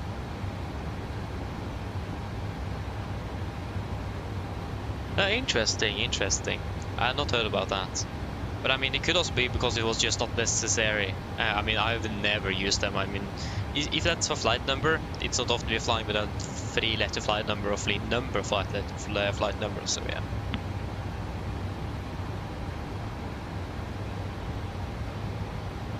Yeah, the cabin. I think they're using actually LEDs now with the sky interior on the Max at least. I think they're using LEDs in the cabin. I don't remember what they're using for emergency lighting.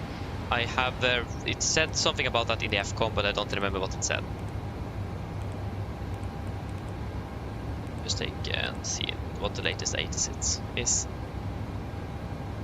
Yeah, I mean, I understand that, but from what I've seen the pictures with the from the Max as well, it doesn't exist on the Max, but I can't be for sure actually. And I must be honest, I haven't really noticed it, but again, that's because I've never used it.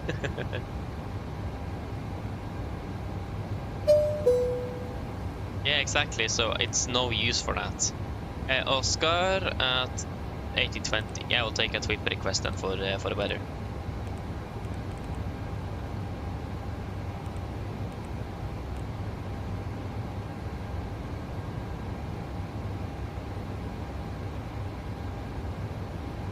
Yeah, exactly, on the Max as well, they have it on here on the screen itself, so exactly, there's literally no need for it, and I think I've never seen anyone actually use it.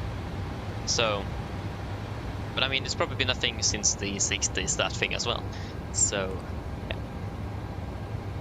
It does exist at least. It is there.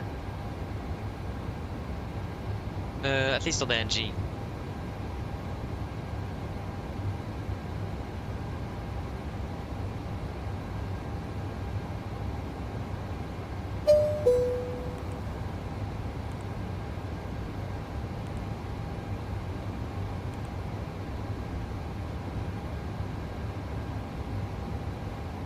We can just take this also 15 at 3, 150 at 3 knots. Temperature is still 13. No, it's 11 and 17 on the QNH. And 1017. 30. Yes, that's all good. It should be a nice and dry runway today as well. And let me just check here. 1017. Execute.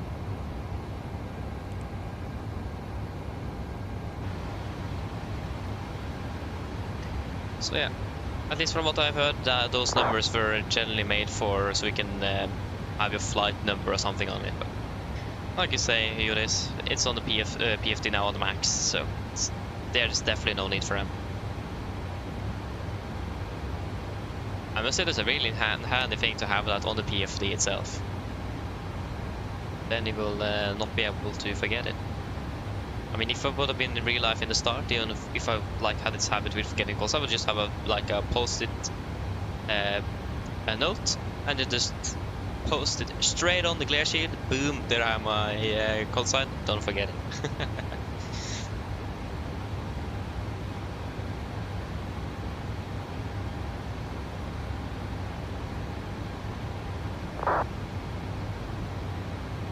Oh, interesting.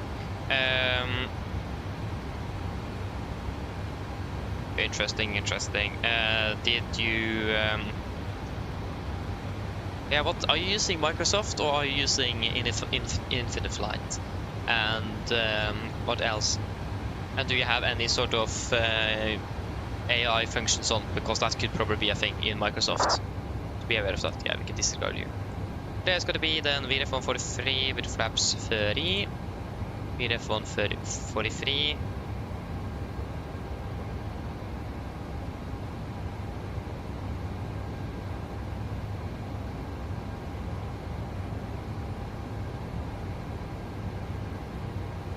I just need to see what information we have here. There's a lot of information here actually, not bad. But I have 30 and 143, and here's 145, so 143, and it will be +5 then. Beautiful, we will not need any auto brake, and we'll do second attempt reverse first. Yeah, so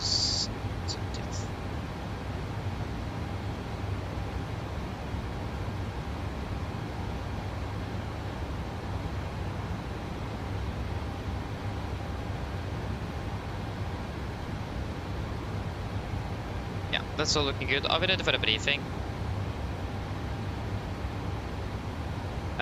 Wait a moment, I will just see.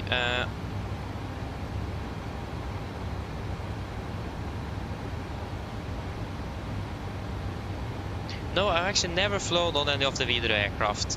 Never. I really want to try flying with Widerøe one day. It looks so fun. So, no, I've not been able to fly on Widerøe before. So, yeah, one day. I really want to try it out one day. That would be so much fun.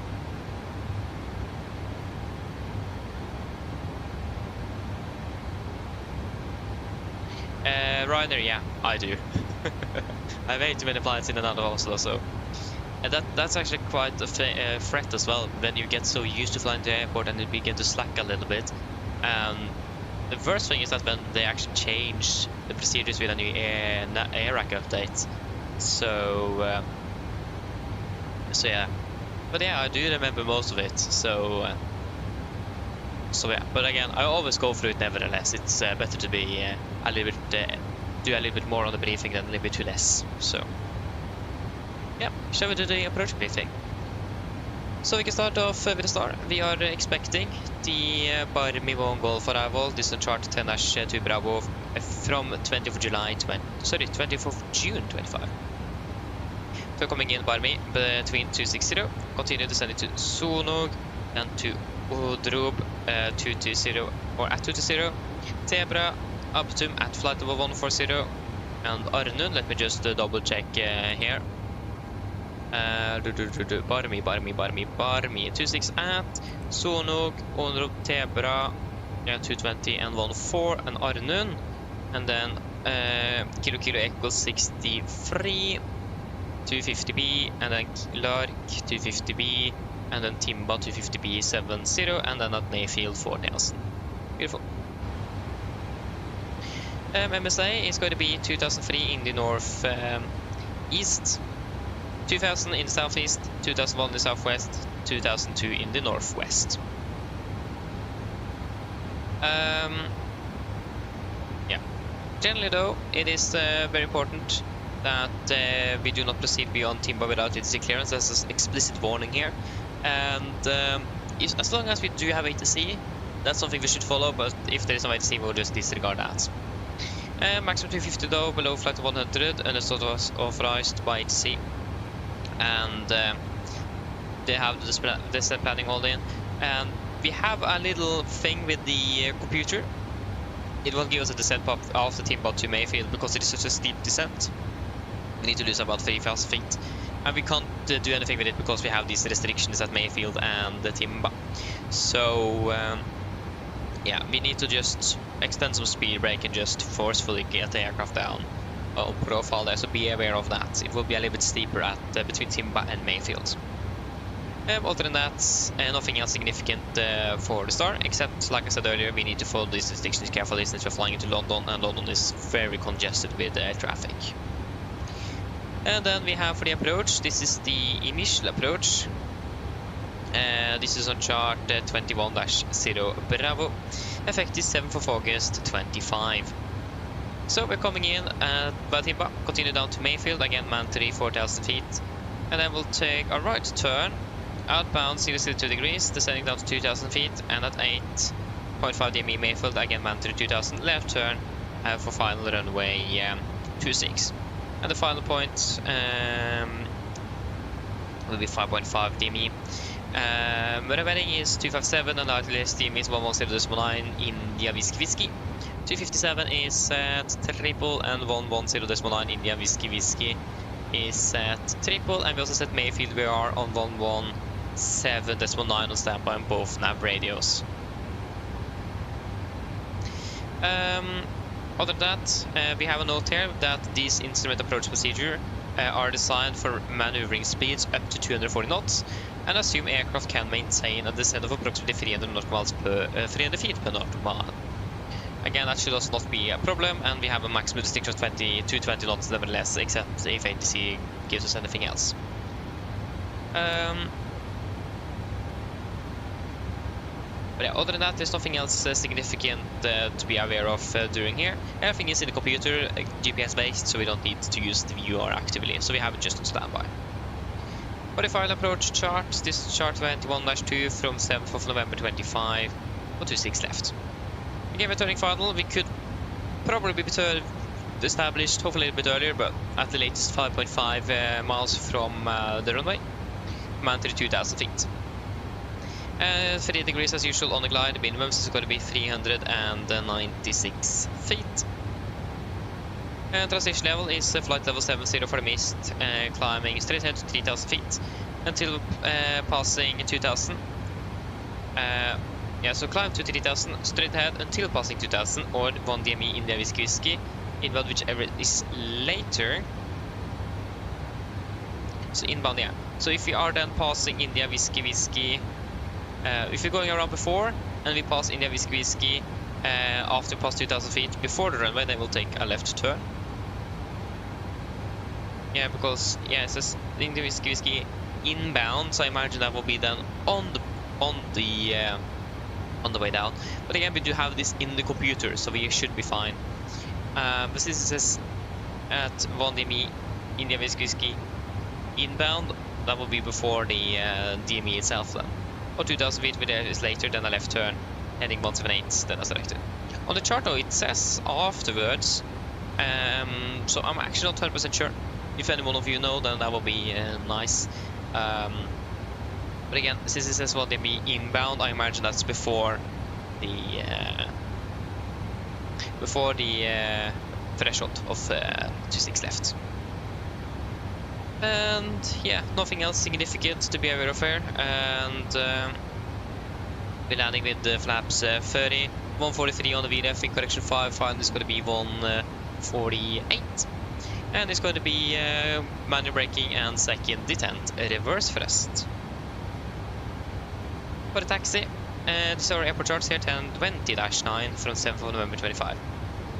Landing runway 26 left, vacating Echo Romeo, will take a right turn to continue and hold short of Romeo Quebec, if I'm not mistaken.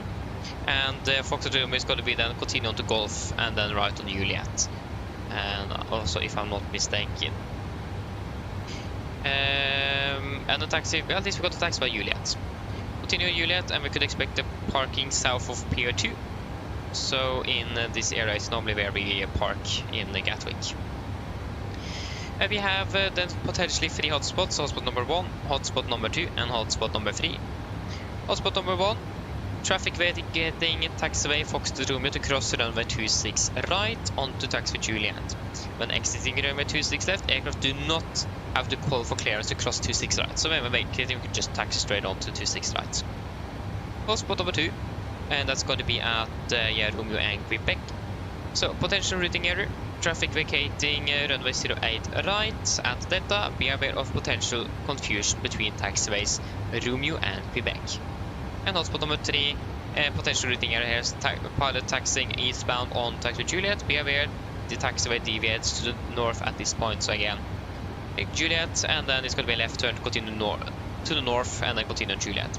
Again, this is pretty much the same taxi route we always done, so nothing special with that. Let me just check something. Gatwick. So we have arrivals.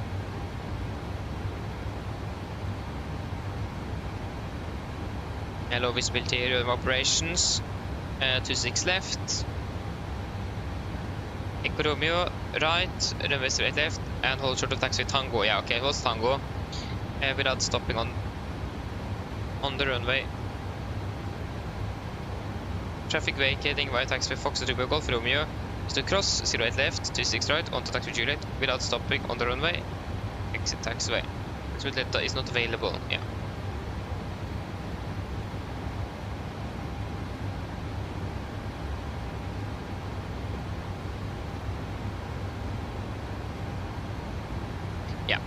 Sorry for that. I just need to read through there's some notes here.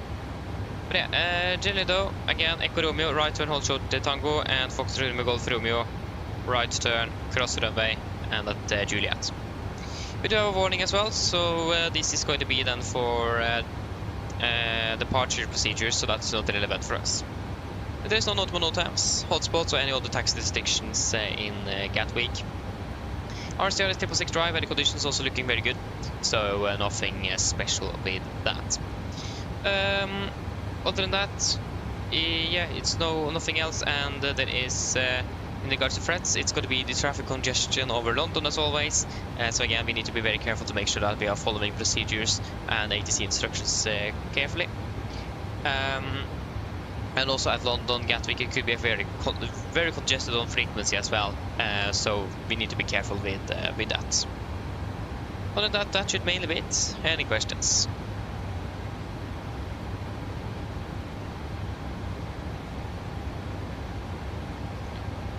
No, the nav briefing is complete. And when we are ready, we can descend on to flight level, what is it, 260 initially. 260 set. Descent checklist.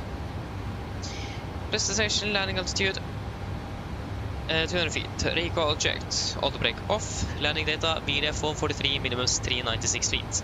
Approach briefing completed. Descent checklist is complete.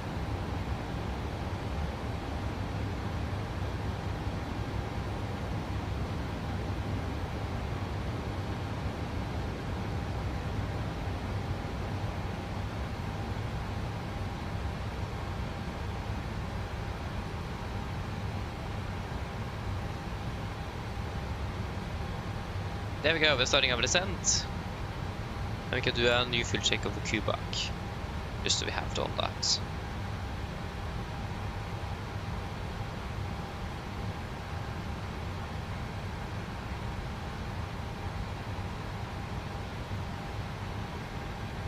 And we have 3,600. And we have burned to 3.8, 3.98, 3980, and we're past now. 3980.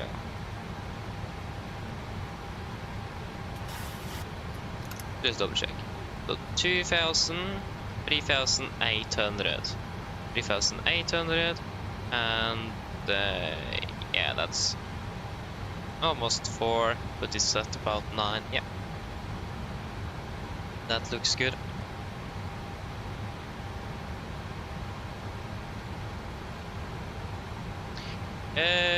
Bloxy, hello, welcome back again. Yeah, no worries, no worries. You don't need to do that either.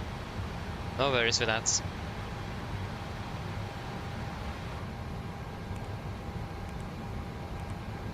Okay, let us just request a quick trip request, and then get the latest weather so we can do a quick brief, sorry, PA. So when are we landing? We are currently landing at 53. Yeah, we're landing in approximately 40 minutes.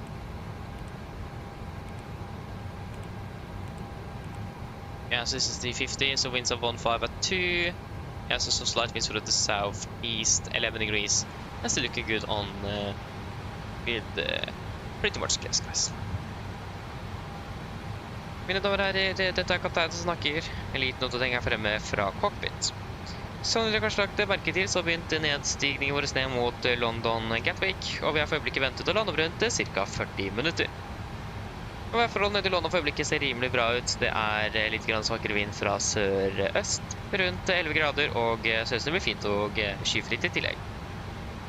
Vi forventer for øyeblikket å parkere ved gaten ca. 10 minutter, mellom 10 og 15 minutter foran skjema. Så det er da ganske greit, men vi kan kanskje vente litt forsinkelser innover mot London, men vi vil vente og se på det. Utenom det, vi håper på en veldig fin flytur med Norwegian. Vi tar godt å fly med oss i dag. Vi håper vi ser en fornøyelig flytur, og så ønsker dere en fantastisk kveld videre.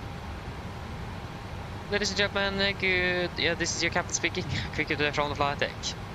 As we noticed, we now start our descent down towards London Gatwick, and we're currently expecting to be landing in approximately 40 minutes.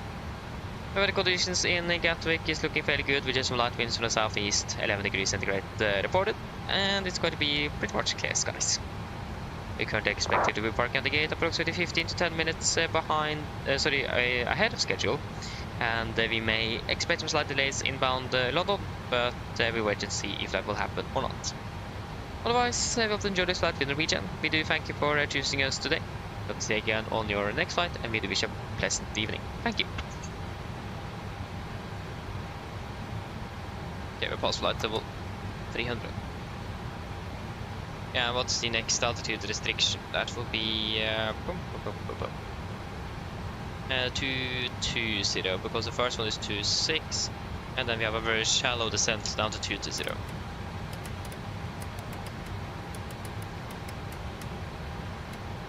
Descent.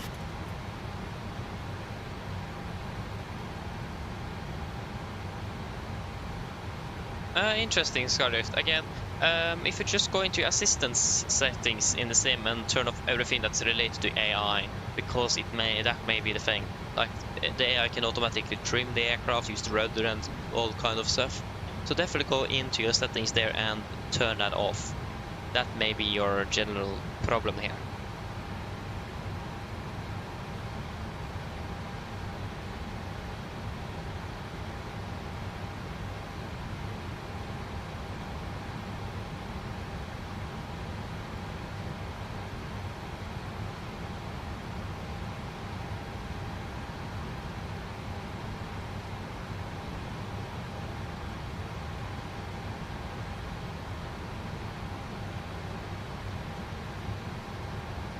We'll wait a little bit. We'll wait until like 40-45 before we have a potential request on new 80s.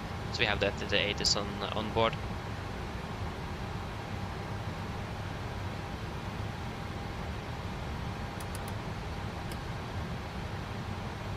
Yeah, we have actually ground online in this. There's not a lot of traffic in the air around Gatwick, but it's a lot of traffic on the ground, so that could be interesting. Yeah, turn off everything that is related to AI, because then it will do things in the background that you may don't need or want it to do. But turn off everything related to AI. Yeah, correct. That may help. Yeah, hopefully it will help you with those kind of problems.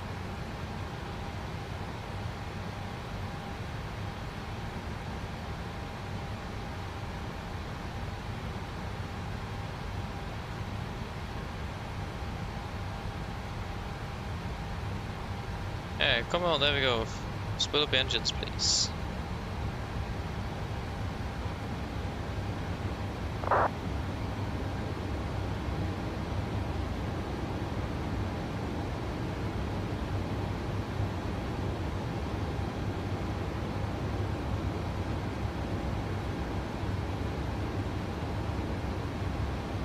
We're supposed to get the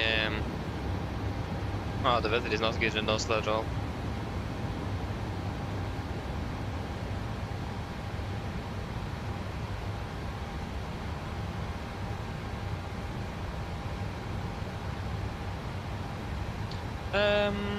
What am I doing again? Yeah, I'm going to just quickly get the parking stands for Gatwick. So we also have that. Varför?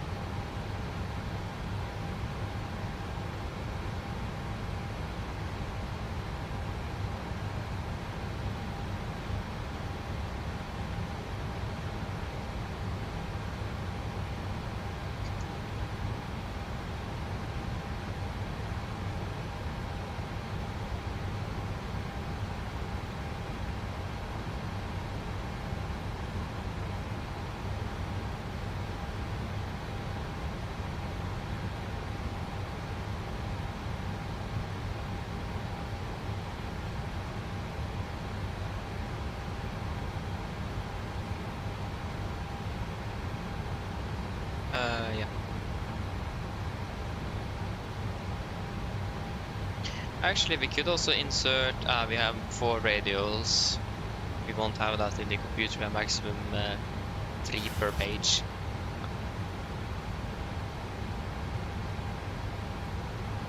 Maybe I'm not expect to be flying in the north, so you could like take 27, 06,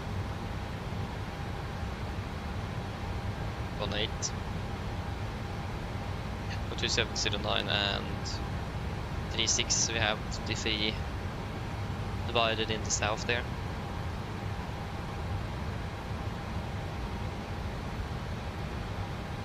You see, there's a little bit of traffic around us, that's for sure. So yeah.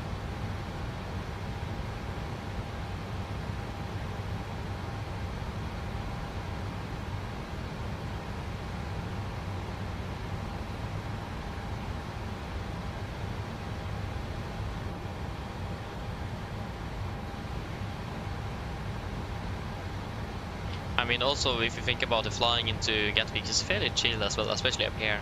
You just descend quite slowly, but much more fuel than you would need to. And yeah, just takes it slow and easy, and you can just sit down and just monitor and make sure that everything goes according to plan. But I mean, now we don't have ATC though, so then it's very chill. But when you have ATC online, ooh, then it's not that chill anymore. That's fairly intense, must say.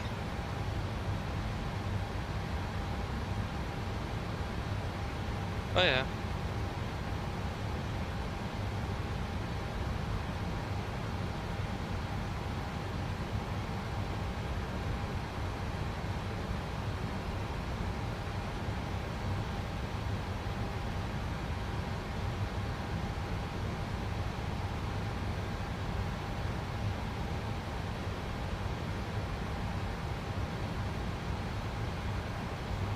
I must say that we've actually generally been very lucky with weather in Gatwick. Like, Great Britain is generally known for its quite intense stormy weather systems. But I mean, we have actually never been flying into Gatwick when the weather have been really, really bad. So yeah, but I mean, we've been flying around in Norway when the weather have been really, really bad. So we have a bit different experience. But generally though, into London, we've generally been very lucky.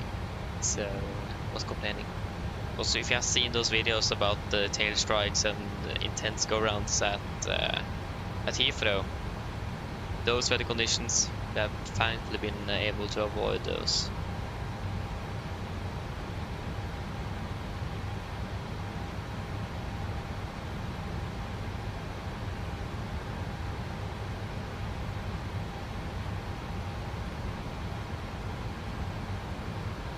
So yeah. I'm not sure the aircraft in the front, we don't really see its positioning light, so I imagine it flies pretty much the same direction as we are in regard to those. Yeah, he's flying towards us, that's for sure, because you have the green on the right and red on the left. So if you can see the green one, I can definitely, yeah, I can see that he's coming closer. Have that one in mind. He's fairly close as well.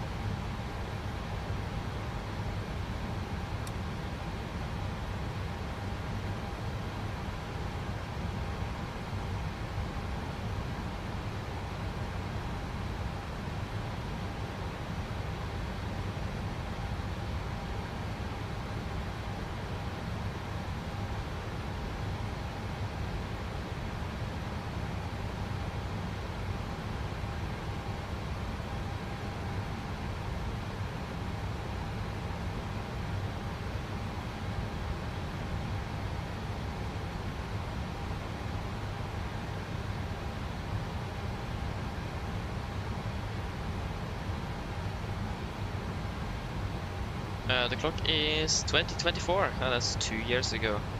Like, just think about it. This is saying it's already 2026. Think about it.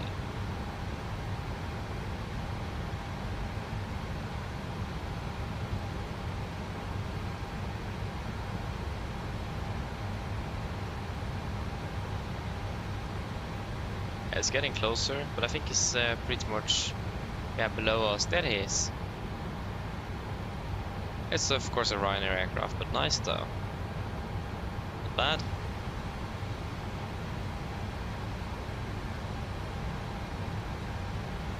So day 5, hello, welcome, good evening. Hope you are doing well. 1000, we can continue, yeah, it's gonna be flight level 140 on the next one. Yeah, 140 then. 140 set.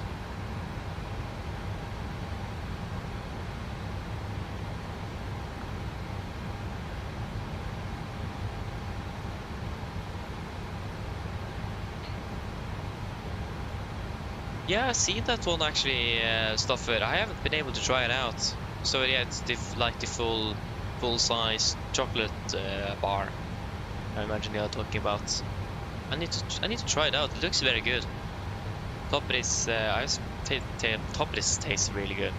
So yeah, I definitely need to check it out. And I've 110% Freya fan, so should probably start a fan club.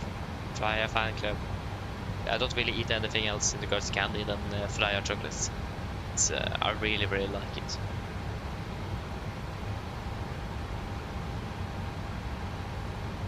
Yeah, no worries, Skydrift, but they were able to fix it. That's fantastic though. Good to hear. As long as we got it to work again, that's the most important thing. Yeah, that's good. For now it's going to be a very steep descent, since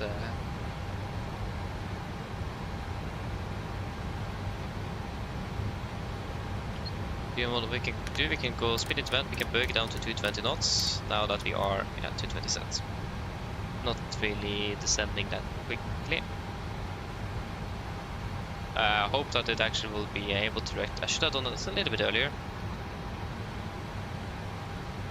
Just so we can try to reduce our speed a little bit. Then we can use the potential energy of our altitude actually and accelerate the aircraft again. Since we are going to be otherwise we will be exceeding that speed from the computer. And there we go, passing, and that descent is now pretty much beginning. And then we can go up to 250 again. We can actually just close the speed window. Boom.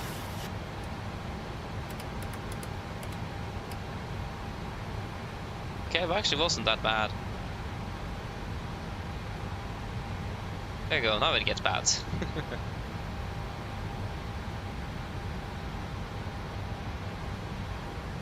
Because we're going to be at 140, and this... Oh no, it's not that one, it's not the next one, yeah. Okay, so it actually wasn't that bad.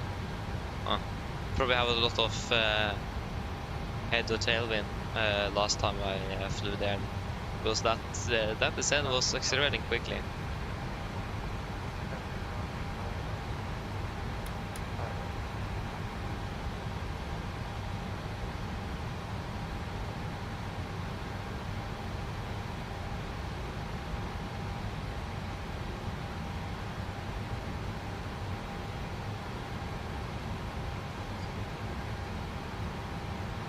Like I said, now we are exceeding it, so the engine should not have reduced thrust at all actually.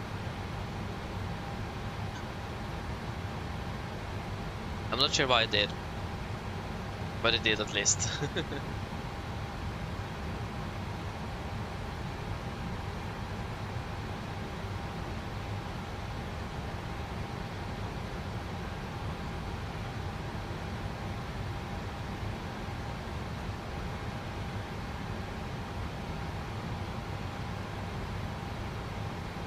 Oh, the weather have deteriorated quite a bit where I live as well. You have to see that. So yeah.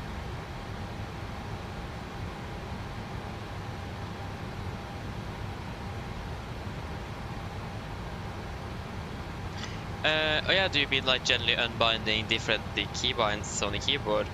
If you just go into your keyboard profile in the control settings, and you can just hover over that keybind and just hit the delete button, and it will delete, if I'm not mistaken. So if I just try to do that, then you should be able to unbind pretty much everything you want.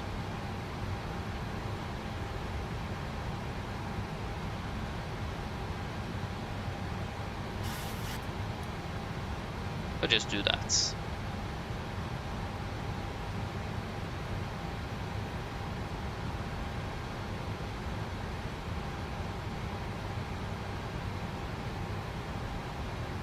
Next one is flight level 70.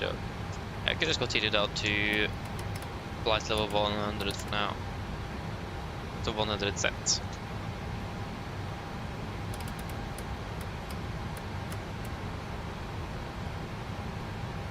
Yo, dere welcome. Opening bell. Good evening.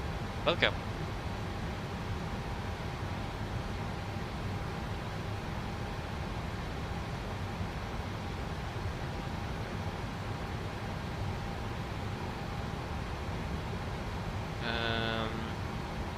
Still nothing here. No.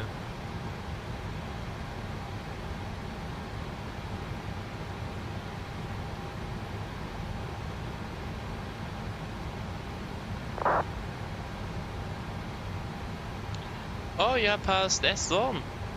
Congratulations. Congratulations. You're currently now sitting Værnes ground. Hey, congratulations. I wish also I could have passed S1 by now, but I don't see that will be happening in the near future.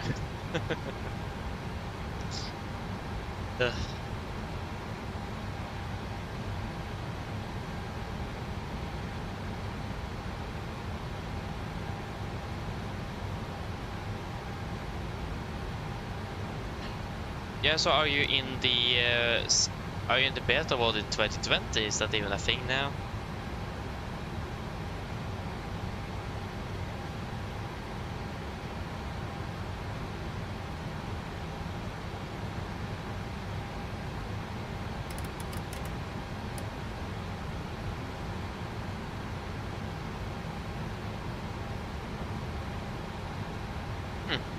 Yeah, then it could probably be that reason. But are you on the experimental development or stable version of the fly-by-wire?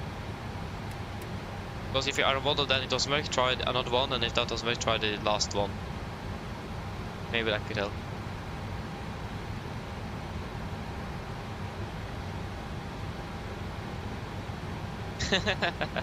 Nice, yeah, looking forward for that. Looking forward. We're flying domestic tomorrow, so flying to Stavanger. I'm not sure if you... I don't think you need an extra rating to be a controller at Stavanger, a ground controller, do you?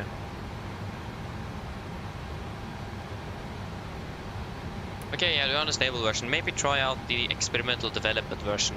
That could probably be the reason why you have some troubles. Yeah, we are in a path. That one is a very high... Yeah, we'll go speed into that and maintain to 50 knots, 250 set.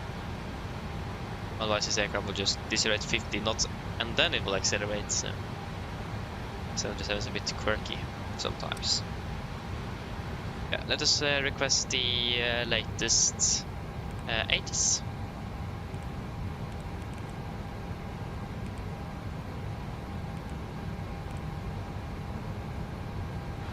Yeah, so when is the... yeah, so we're landing 53, 43, minus 538, so...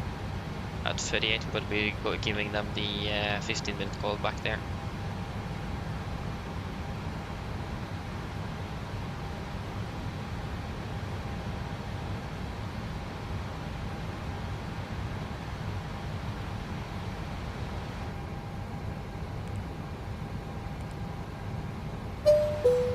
There you go.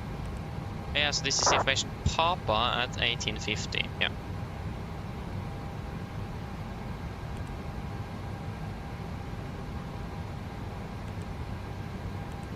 Yeah, so information Papa at least, we'll just write that down. Sign, ATC clearance, yeah, there was no ATC, ATC, and the part arrival 8 is Papa. That's the info we have at least.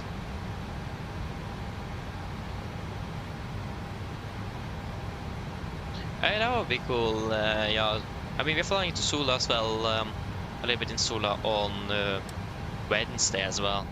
So yeah. Again, the roster is available in Discord if you wonder.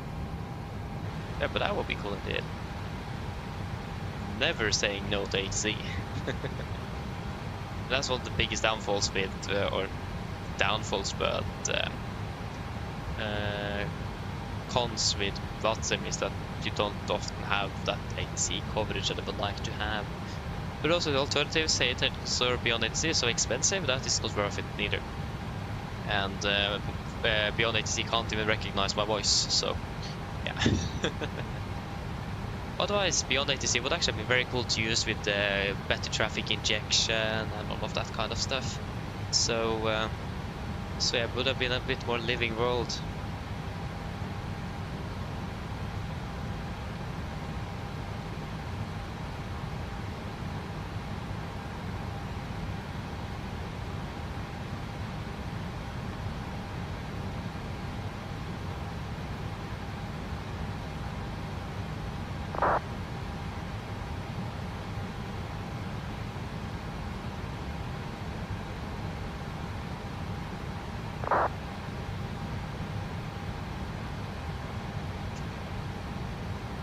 Okay, we can continue descending down to flight level 80.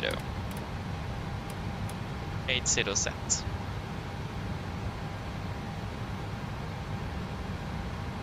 Just give them the call now, actually.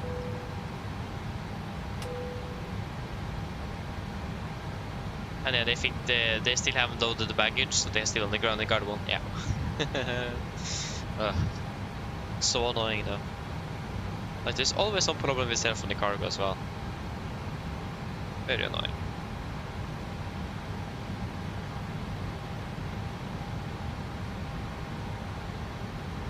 Nothing I really can do though.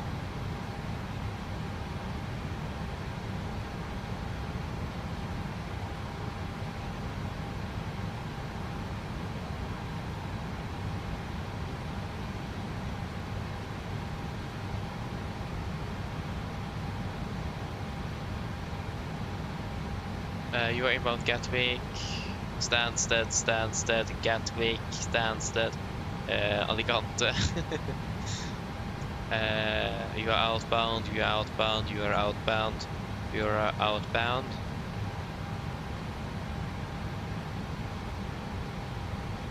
Yeah, so we are pretty much the next one then inbound.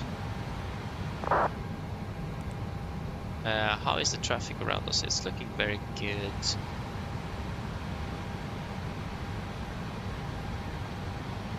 I mean, we will not do any direct stuff because it is London and generally we are fairly good on time, so almost landing 20 minutes early. So. Hey Melvin, hello, welcome, good evening. We're doing well. Just made it before flight of 100 here, not bad. Perfect timing.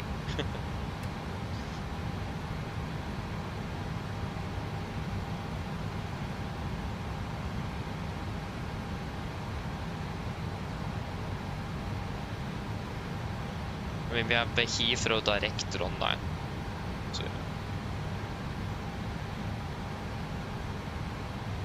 I will try my best, Broxy. I'll try my best. Wait. Yeah, flight level 100. Just a bit messy with the cable here. There you go.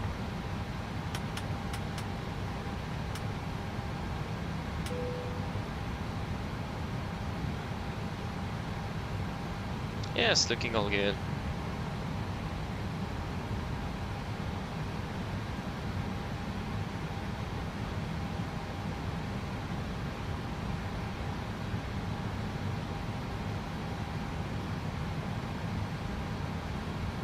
Okay, it was a bit closer than I expected. We do a direct to Team Baden. Team confirm, execute. Continue descending down to 4,000 feet. 4000 set, QNH, yeah. Set QNH 1017, approach checklist. 1017 set cross-checked approach checklist. Altimeters, passing through flight level 9er 2. Now, that's +5 on the standby.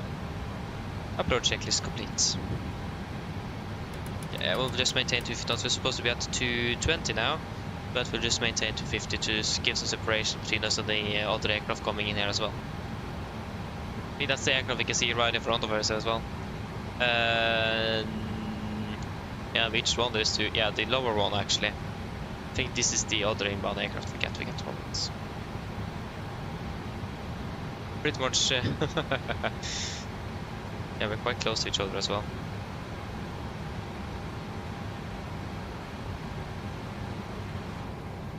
Steep descent off the team, but yeah, disregard. Can't do much with that.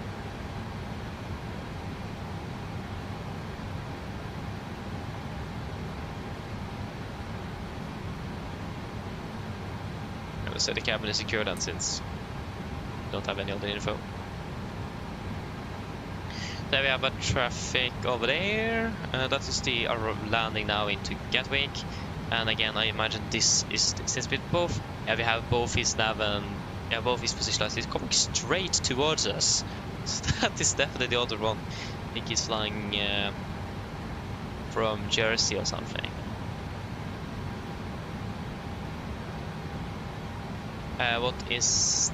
Yeah, I have no clue who this guy is. It's an AMD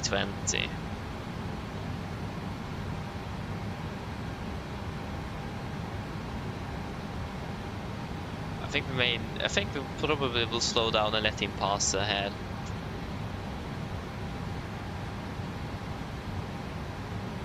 We can go ahead and transmit over on the frequency.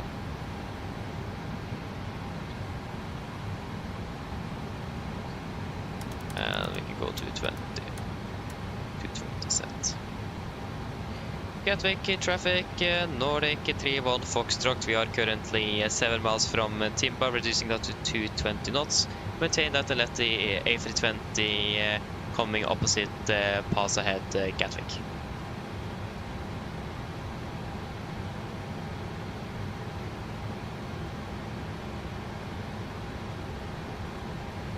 Yeah, he's already turning, so he will be passing ahead nevertheless.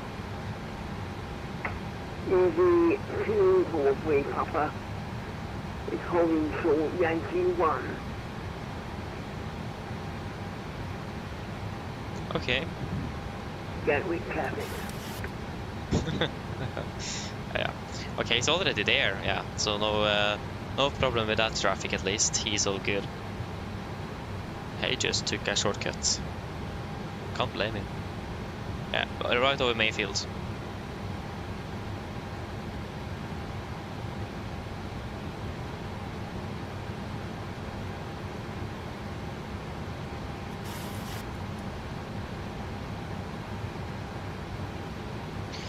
Yes, so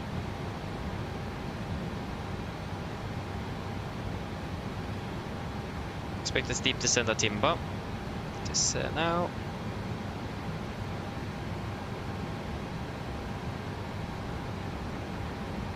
Like that way, 2, 5, 10.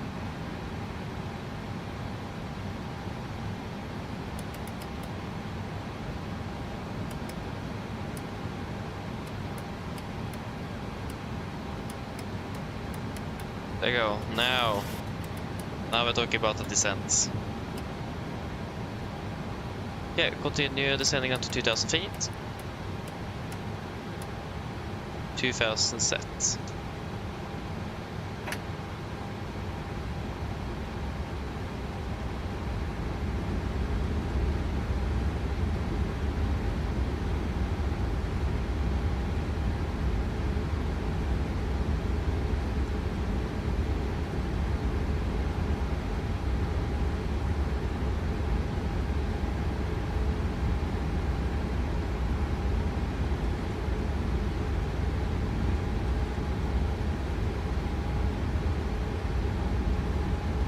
Is he above us now? 35, take off runway 26 left.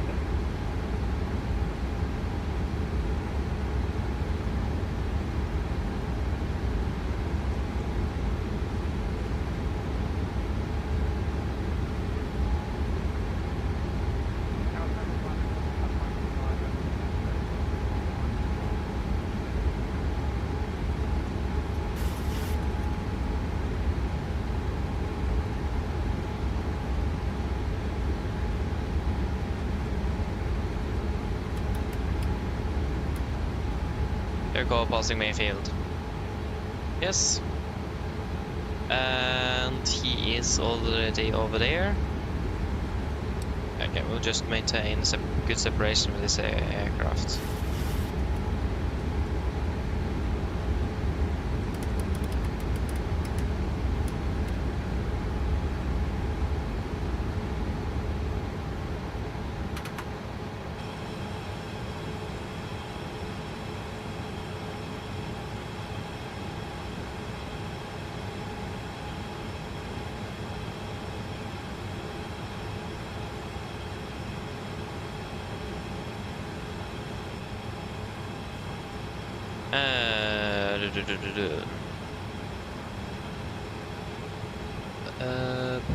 Where is the airport?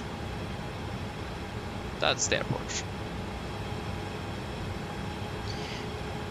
Yes. Yeah, I could use that to flap up speed. Yeah, so 206 cents.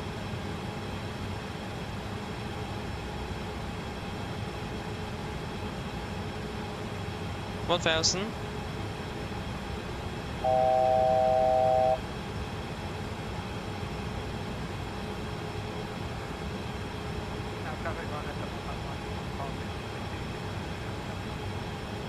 $2,500. Flaps 1, speed checked. Ariela QNH 1017. Set. Just verify that QNH to be on the safe side. And speed 200. Speed 200 set.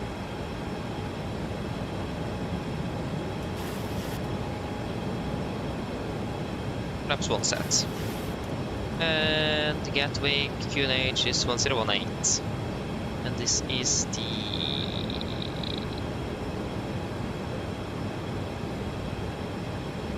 1920. Yeah. So flaps 5, speed checked. Set QNH 1018. Traffic. In Papa 018 set.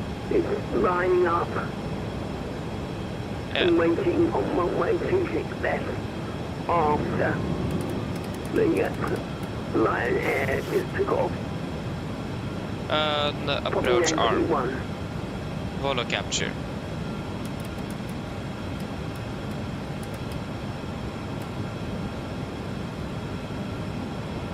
Go 180 knots. 180 set. So there is one aircraft landing up now, one that the other rider had just departed there, and we have one aircraft landing ahead of us. Yeah. So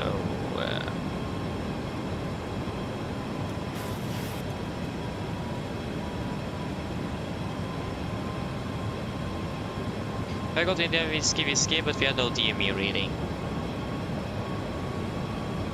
It is 257. Yeah. 257, 257. Interesting that we don't have a DME reading then.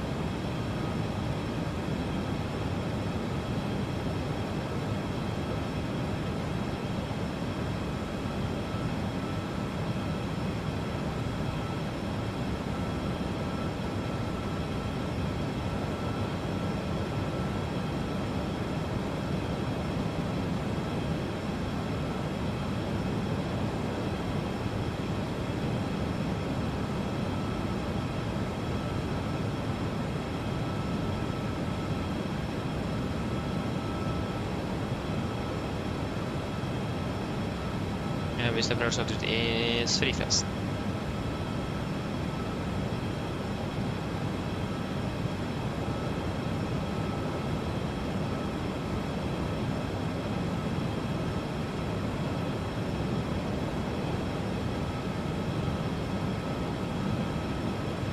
Place correction. There we go. Glass of capture is approach altitude 3 fast set. Get down, flaps 15, speed checked, speed 160. Landing checklist to flaps.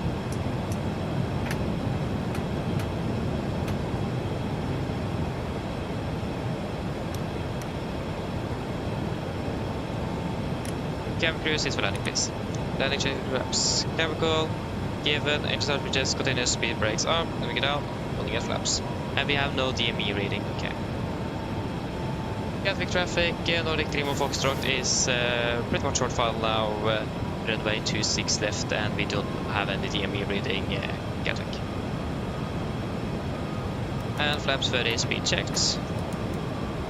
Landing checklist, correction complete landing checklist. Flaps, 30 band, 30 green light, landing checklist complete. 1,000. 1,000, we are stable. And yeah, runway looks clear. Yeah, the aircraft is over there. Yes, runway is clear. And cleared to land, and this is getting on to frontline autopilot.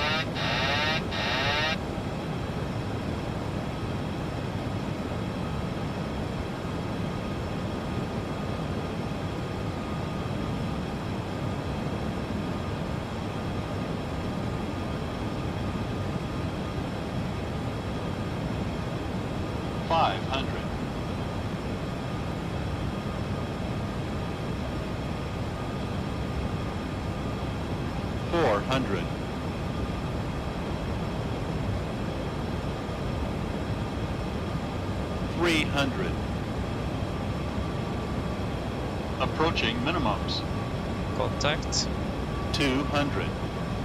Minimums.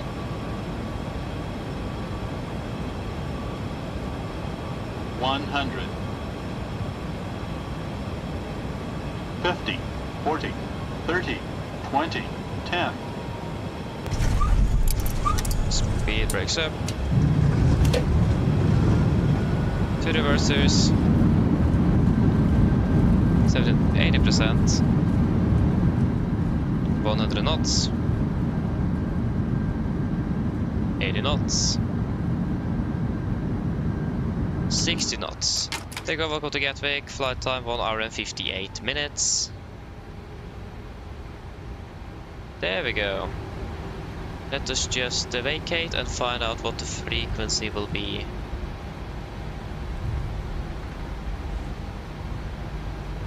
So yeah, Gatwick, ground on 121.805 is it? Yeah, so we vacated via Foxtrot Romeo, okay. 121.805.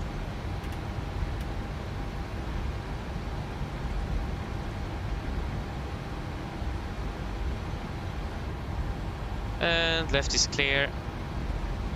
Correction, right is clear, left is clear.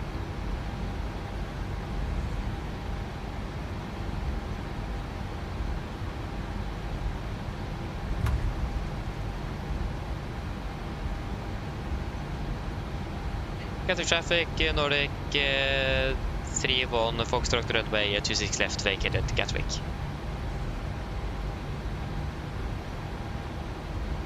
And then we can contact ground. Left clear. Right clear. 27 Kilo Lima, Roger.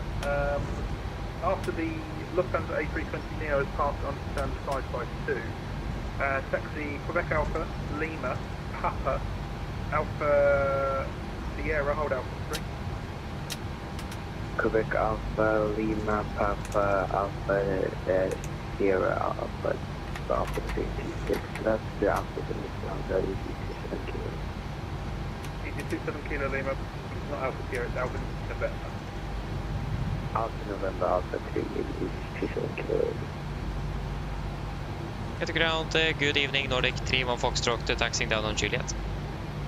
Nordic 31 Foxtrot, hello, welcome to Gatwick, taxi Juliet, stand 14. Taxi Juliet, stand 14, Nordic 31 Foxtrot. Yes, stand 14. Let me just get the GSX up and running correctly here so we don't have any problems.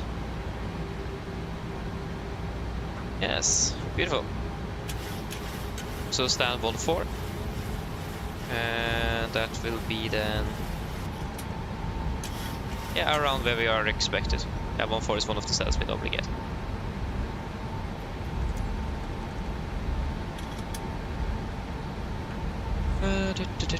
Volanta 4, and that will be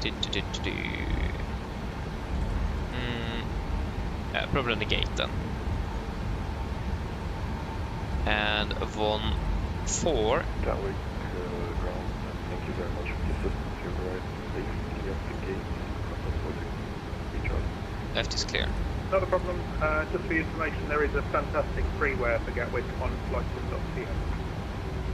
.co. Yeah, I was intending to check it out. Left, Just after this flight. right, clear. Thank you very much for that. Looking forward to returning after that. Let me just check something. Echo Golf, Kilo Kilo, it's red handling UK. Yeah, so gate, stand 1-4. Have using a red handling.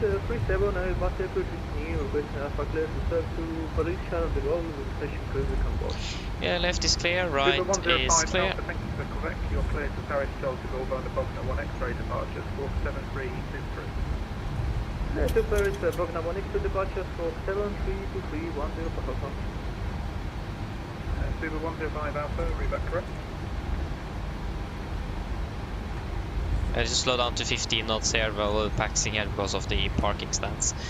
I mean, we're not on an apron, are we? No, it's not an apron. I don't know. And left is clear, right is clear. We can take 15 nevertheless. Left is clear, right is clear. Do we have an EasyJet?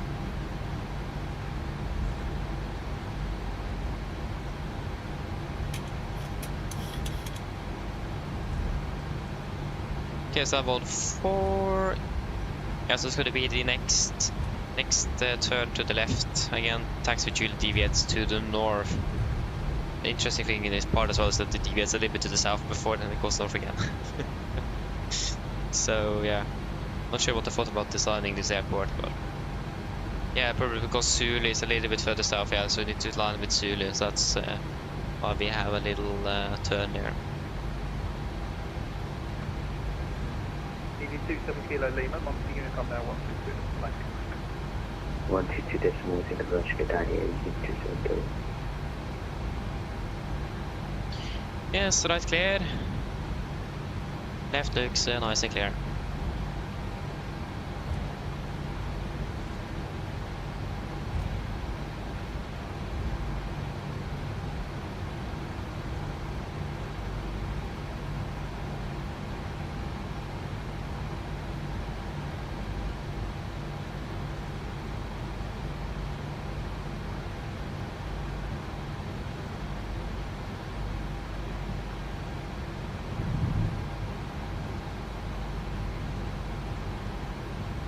And right is clear, left is clear.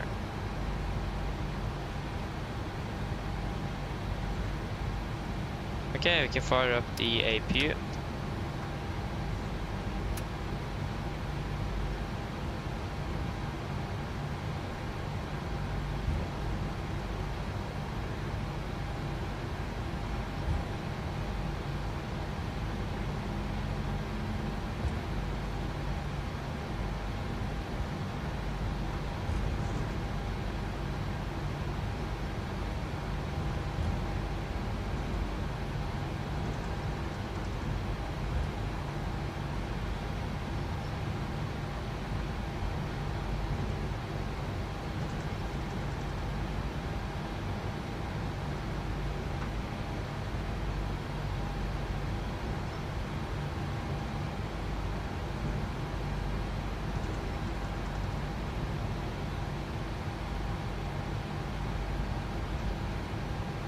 Yes, right is clear.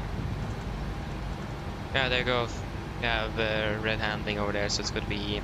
Yeah, pretty much right. When they finish with this turn, it's going to be a left turn into the stand, so...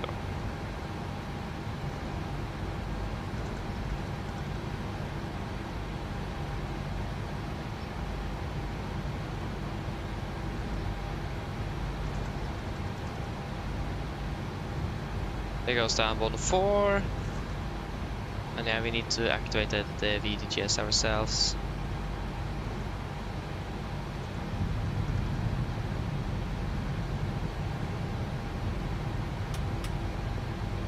Wait, a little bit. Oh, overshoot. Wait. There we go.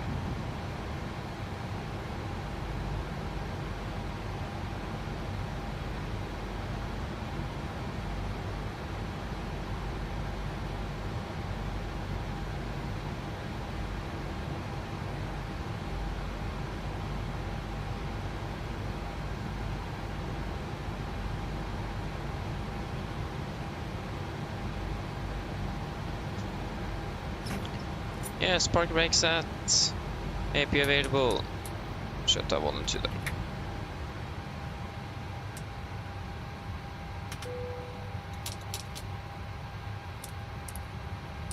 Wrong pump. Oh, we can actually leave them at auto.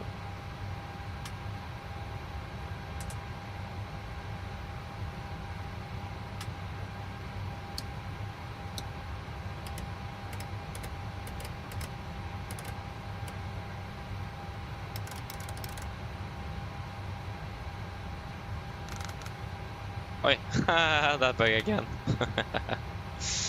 Yes, we're still on ground. Good. We go 2000. Beautiful. Shut on checklist to the line. Fuel pumps off. Exit 1 for the APU. Parobit off. Hard paddle set. Flaps up. No light. Parking brake set. Engine side reverse cut off. Weather radar. Yeah, weather is off. We can turn off the terrain as well. There you go. Shuttle checklist to the line is complete. Let us get everyone off board.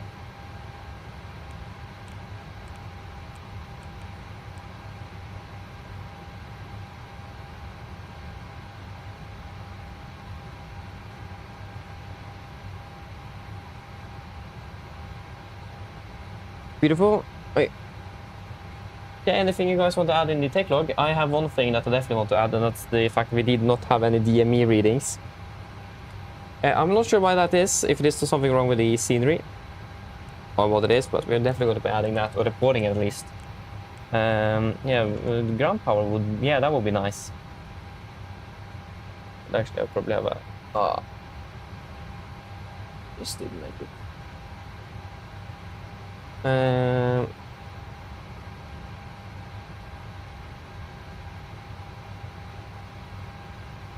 No. Stop. Stop. No, stop. Thank you. We are flying from Gatwick to Oslo now. Yeah, so invalid routes. Yeah, so suggest... Oh,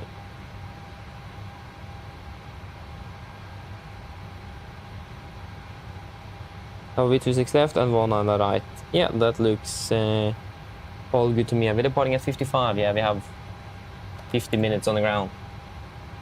This is one of the few times we actually do have a lot of time. Complete flight. Yeah, that was a long flight.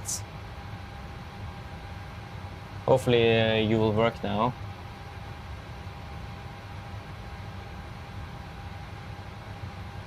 And no, you still don't work. I don't understand that.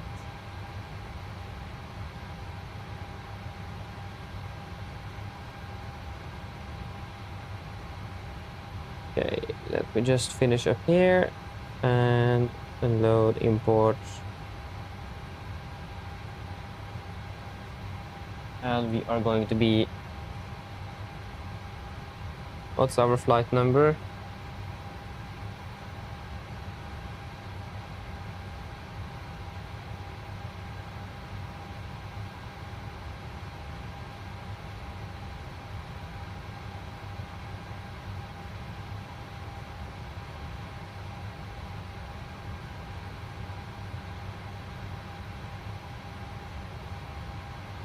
Come on. We will be Nordic. Yeah, 11 Golf, of course. Always that. 11 Golf.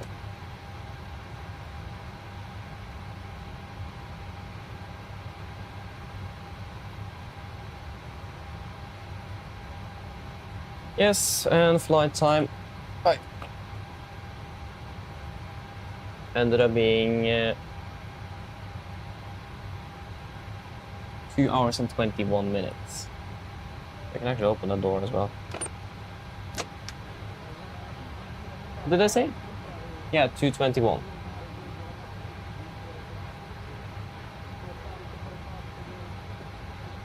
Uh,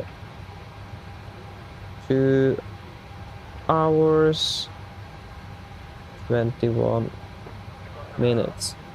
Good. And then it is just some paperwork and then we are good. No, it's starting to get so much to do after a flight now, it's insane. Don't feel like a pilot anymore, I feel more like I'm working as an administrator or something. I mean, that's pretty much what a pilot is as well, though. It's just a captain. Nothing really new in that. Okay, so we currently have 2,600 kilos of fuel, and we have currently then been using, and maybe using 4.9 tons. 4,900. Quantity on the oil is 86 and 92. 86, 92. And the report to be dry on the runway, and it was very dry as well. We send the report. And then we can sign off the flight plan.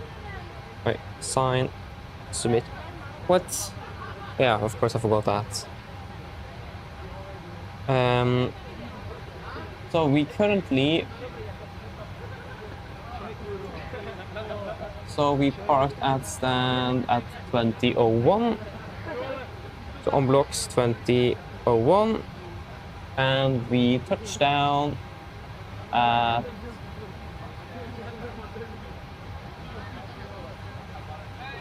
19:52.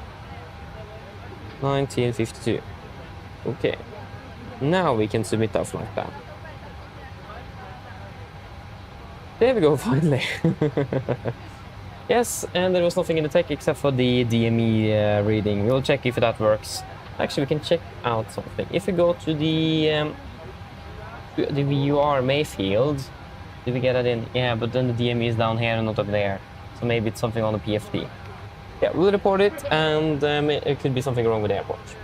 So nothing else, then play checklist, correction, shutdown checklist below the line. Technical complete, EFP complete, shutdown check complete. Wonderful. So what have I missed then? On the hello welcome opening bell. Yeah, already landed, probably know that now by now. So yeah. And the Monster hello welcome opening bell. Yeah, this was really nice, not bad. Norwegian Aviation hello welcome opening bell. That's correct. Lima Foxtrot, Lima November Echo November. That's right. Yeah, 2024 is running quite well, especially on my side. So yeah, definitely try it out. It is fairly good.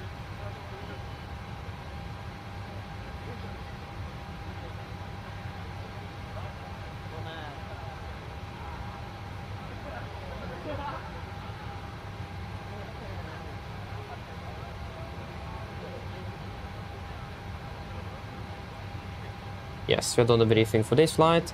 Minimum fuel will be 7.3 tons. So are any thoughts? Yeah, well, let's just check the weather in Gardermoen first of all, because that's probably horrible.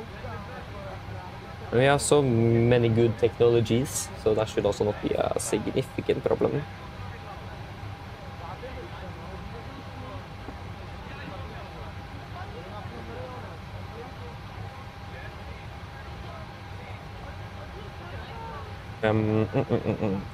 How do I do that again? Oi. Oi. No. Stop. How do I do that? Oh yeah. There we go. Oh no.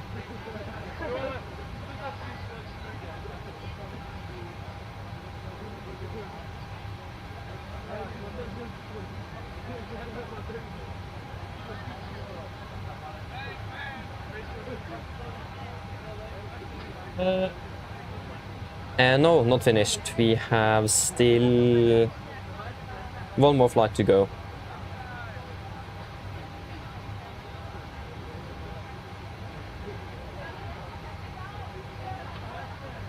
Planning for midnight-ish. Are they finished with loading, by the way? Oh no, I saw a passenger there. They're still deboarding. Yes, nothing on the fuel.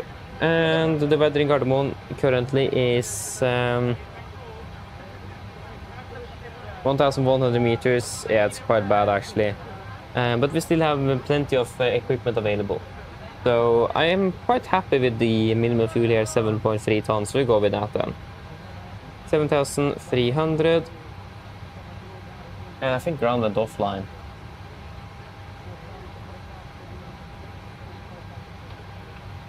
No, he's still online. There's just nothing happening on frequency. Yes, there we go. So then we have got that. Yeah, sounds like I finished with the deboarding as well. Yeah, then we'll just start telephony cargo again and get our aircraft fueled up.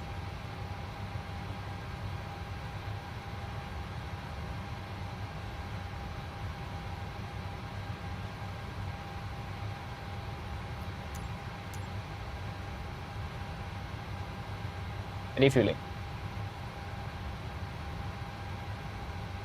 There we go, now there's some activity on the frequency. And we got you as well, the new one. Yeah, it's 6,000 feet. Yeah, because we're going to be holding at... No, we're actually going to be holding at 5,000 first, so it's actually up to 5,000 feet then. No, 6,000 because that's the last restriction on this city. Yeah. Good. To carry the files to be up on 16 radio for 733. So we're flying from Gatwick to Oslo. Good old Oslo Lufthavn. It will be Nordic 11 Golf. Maybe Nordic first. Nordic 11 Golf. Departure. I'll be 26 left and the frame on mic as always. Hello. Hi, Captain. Okay, so I've spoken to security and they've started checking in, but there's at least 20 minutes to go before we can expect to start boarding. Okay, thank you. No problem. Yeah, frame, and that's mic 604. Mic 604 to Larga. Larga direct to Inbob.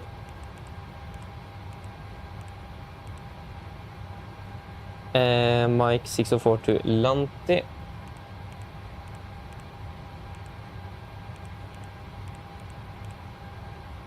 Lanti, direct to Vavet.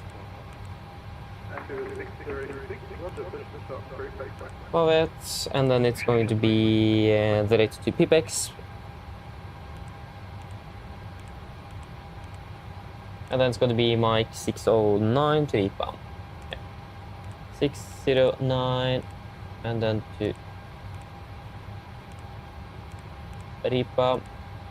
Arrival is going to be the ILS for 19 right, Ripa for Mike, and then via Bava. And line, final reserves. Right, that was the wrong page. Final reserves. 1 and 1.6, that would be 2.6. Estimated civil fuel mass, 54.8. And cruising at flight level 370. Cruising wind will be 2011.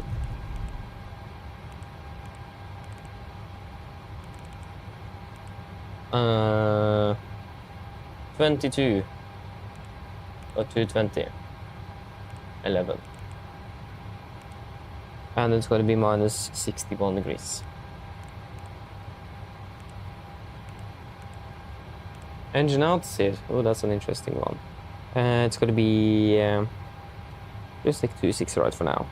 I'll be at 1700 left turn to Villo holding.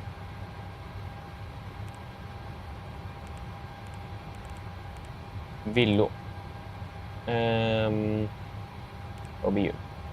So hold at Villo, it's going to be 287 inbound left turns. 280 inbound left turn. Execute. Just this. Wonderful, and we can copy the routes. Yeah, it's gonna be flight level. It's gonna be. Did I say flight level 370?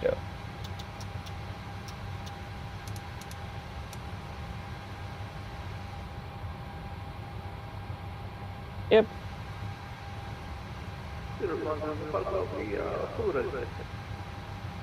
Previous 105 Alpha Roger, taxi Lima, Papa, Alpha Sierra, hold Alpha 2. Lima, Papa, Sierra, hold Alpha 2. It's so strange to have so much time on the ground. Always so used to have. Be like, you need to be right on. So it's quite a strange feeling. Really. Yeah, yep, we can send you. We take off a landing for there. Yeah, because of 2055, so it's still more than half an hour. So we don't need to stress too much with the different things here. So yeah, takeoff fuel is going to be 6,950, and we have 7,300 on the board. So it'll be then 50 to, yeah, so it's going to be 350 then for the taxi fuel. So taxi fuel, 350.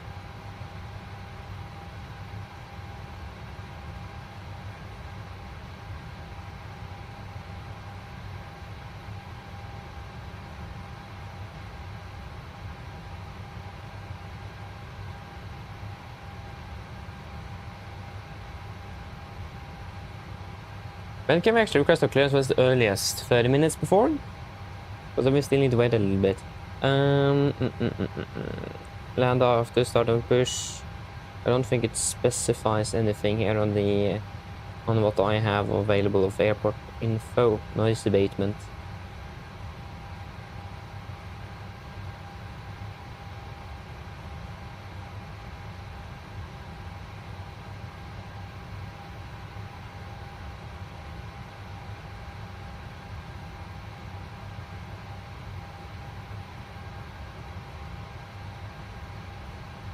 A clearance shall be requested 15 minutes before, so minimum there.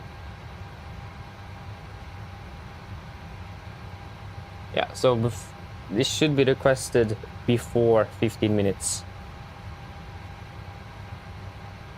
Or clearance shall be requested 15 minutes before startup.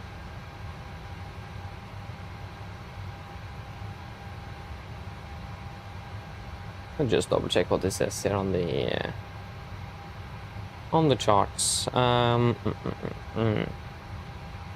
Lovis, no. Noise, no. Night restrictions, no. Runway ops, no. Parking, blah blah blah blah blah blah blah. Arrival, no. We want departure. Departures.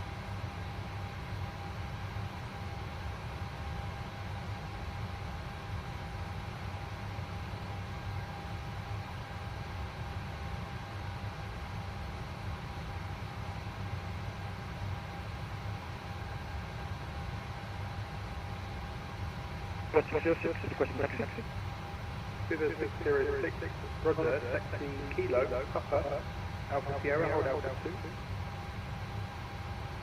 Kilo, Papa, Alpha Sierra, hold Alpha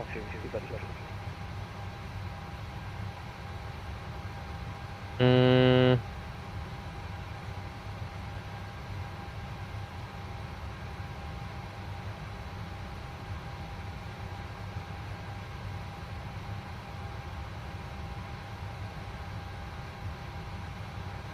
Okay, it doesn't really specify anything specific. We can still wait a little bit since... Yeah, so we are also gonna get the latest datas. Are we finished with refueling? Yeah, firm we are. Beautiful. And we can turn off here.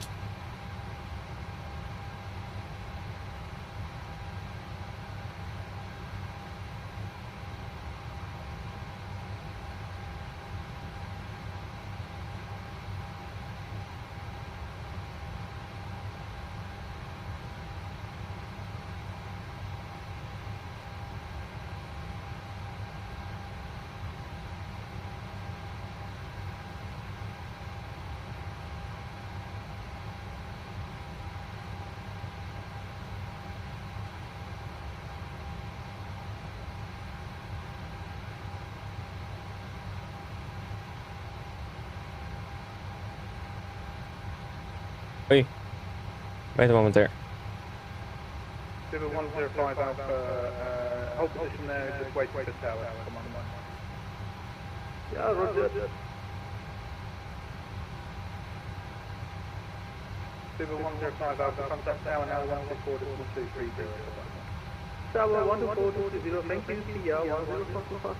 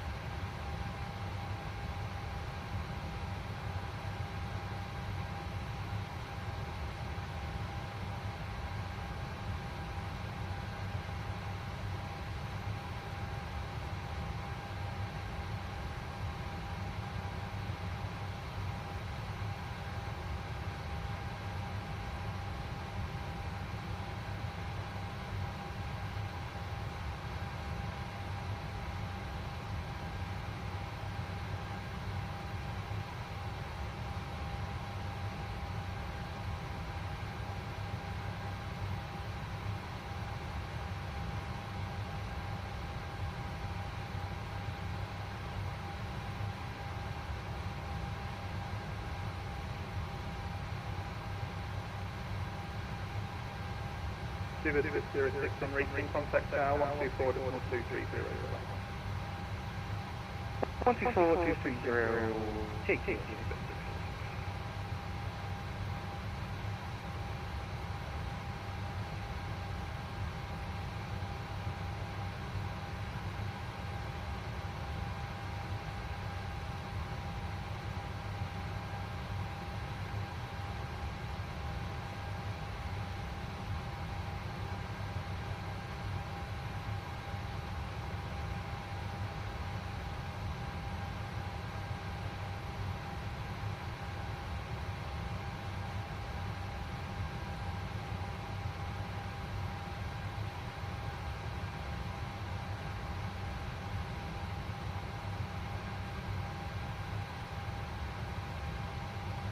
Yeah, sorry for that.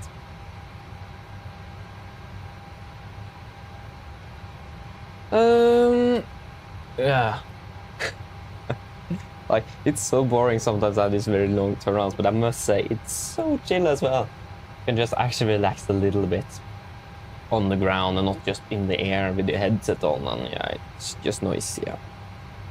All of that stuff. We should probably request a clearance and so on. We can start with 80s. 80s. 80s for not Gardermoen. What am I doing? I mean Gatwick. And I will take the latest info. Mount it in here, and then we request. I think data link is available with this controller. Actually, that's absolutely amazing. And that was RVSM. That was not a bar traitors. Bum bum bum bum bum bum.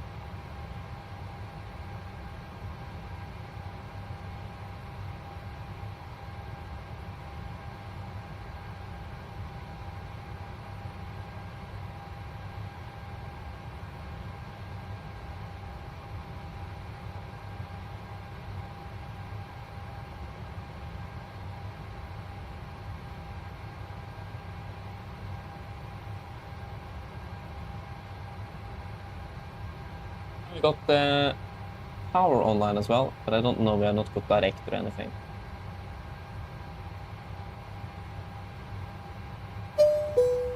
There we go. Information Romeo. So we got info Romeo. Automatic. 26 left, 970, variable 1, cow OK. And call for push when tug is connected. Data link clearance are available. Acknowledge receipt of information Romeo. And device aircraft type on first contact. Okay, good. Then we can request a Apache clearance. So 80 Echo Golf Kilo Kilo. We are at stand 14 and we have information Romeo. Hello.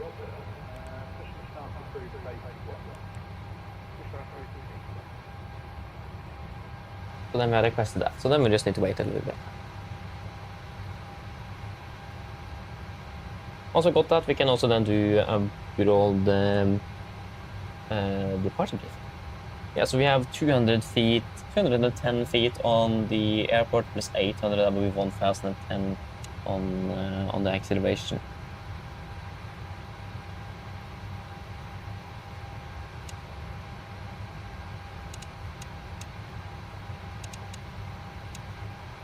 And 10.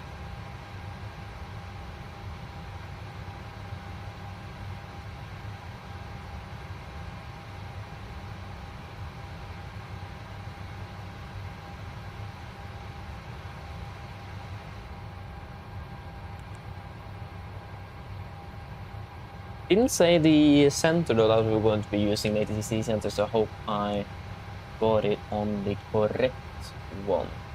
What in the world is this? Did this program work correctly?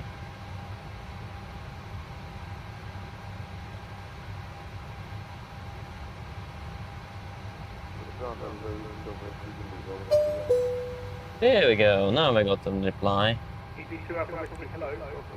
There we go, 18 message. So cleared to Gardermoen, 1126 left, departure, frame on mic, squawk 7272, 80 Romeo, when ready call frequency 121.825. If enable, revert to voice. Wilco. Okay, so ATC clearance, so we have got frame 1 mic,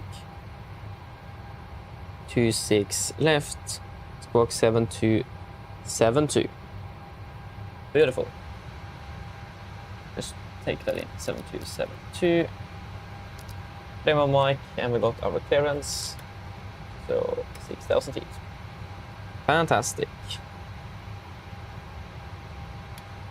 And let us do a quick look here, and it's looking good.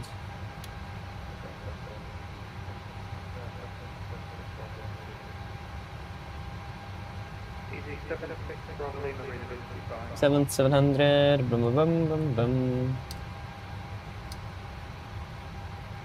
And you're all good.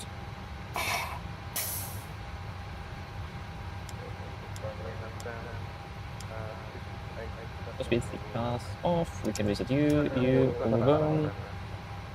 There we go. 76 Bravo Lima, you are clear to meet by the... I want to check because how many rotaries are there? 1, 2. Okay, this is 2. Yeah, okay, that's good to know. Yes, good. Then we can do a departure briefing. Ready for departure briefing then. So we can start off with the taxi out. So these are airport charts here, 20-9 from 7th of November 25. Part at stand 14. I'm not sure what we could expect in regards to push. I feel like all of the different GSX profile difference on that. Wait and see. You probably expect a straight push or probably facing facing west on Juliet. And then most likely just expect taxi down via Mike and then Mike 1 for runway 26 left. Pretty much just the full length. We have no hotspots, taxi restrictions on the taxi out, and there is not really any notable attempts affecting our departure. We do have a caution with all runways have display threshold. crews are to ensure they are familiar with departure procedures when operating from displayed threshold runways. But yeah, other than that, there's nothing else specific. RCR is looking good with 666 dry, but the conditions as well looking good with just some light weather winds and cavalcade conditions. And yeah, nothing else really special outbound.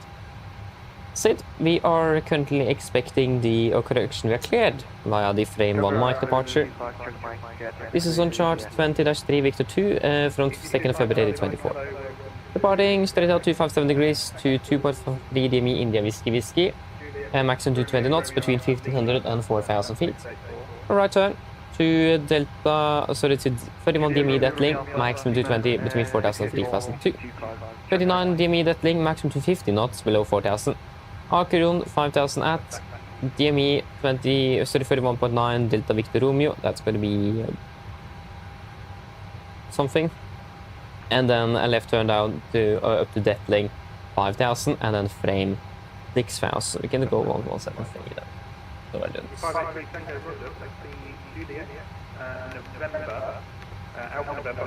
Just so I remember.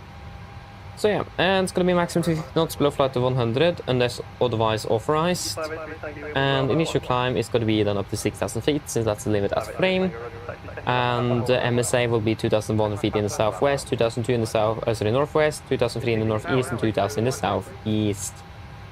And we also do have 2 warnings, so speed, step climb. So due to interaction with other routes, pilots must ensure strict compliance with the specified climb profile unless cleared by ATC. And a warning, no turns below 710 feet. We are going to be using the India Whiskey DME on active on both radios, and we have also set a Detling VR on standby on both nav radios as well on 117.3 and India Whiskey on 110.9. Again, we will probably not get a DME readout for some reason, but we will see.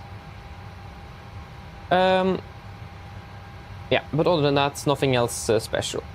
Engine outside will be straight ahead. Once passing 2,200 feet, it's going to be a left turn direct to Villo, isn't it? Let me just confirm 2002 here. Yeah, sorry, it's 1,700 feet, yeah. So it's going to be... yeah, so straight ahead, once passing 1,700 feet, left turn direct towards Villo, and it's going to be 2,870 inbound left turns. We will be climbing up to 3,000 feet. Weather conditions in Gatwick is looking very good, so our return here is not going to be a problem, and all the room is available if required. Yeah, and again, nothing special for the engine out, and we are expected to be departing below the maximum landing weight as well, so that's also not going to be a problem. Good. And threats today, it's nothing really. Traffic flow is very smooth, and there is no other nothing else to be aware of. Only thing really is again in regards to the threats will be London airspace. We need to comply with these altitude restrictions and speed restrictions, and if we see a room for a direct, we will do that. It's not that much traffic, but still, we need to be careful and make sure that we're following all of the requirements in regards to altitude and the speed restrictions during the departure. But yeah, that should mainly be it. There is no other threats, and then we can go over to the route check. So we're flying from Gatwick to Oslo. Yes. We're cleared by the frame 1 mic departure, continue frame, and then it's going to be mic 604 to Larga. Yes, and then it's going to be direct to Inbob, and then mic 604 to Lanti. Yes, and then direct to Vavet. And then it's going to be direct to Pipex, mic 609 and Ripam. Direct Pipex, mic 609 Ripam, and the Ripam arrival into Gardermoen. Ground distance is going to be 754. And we have 753, landing 2.9, and the flight plan says we are landing with 2.8, so looking good on fuel as well. Good. And that should be it. Any questions for the departure briefing? I think we'll start boarding now. There's no point in just waiting.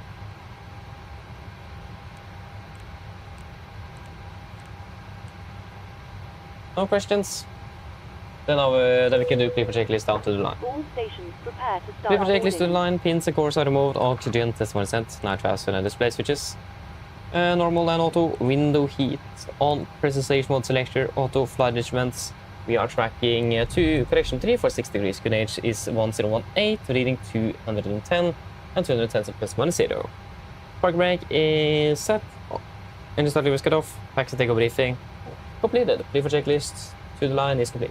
Yeah, no questions, beautiful. And there was another thing, yeah, that's the RVSM, and that is passed. Good.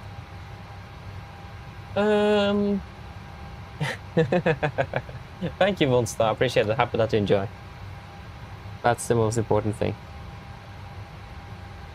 Yes, then we just need to wait for the passengers to arrive. You're pretty much ready to go, really. Yeah, we just want to double check the routing in the computer. It'll be much easier to do that once I have physical units, let's say. So again, 710 is the earliest where we can turn. And then 258 Bravo.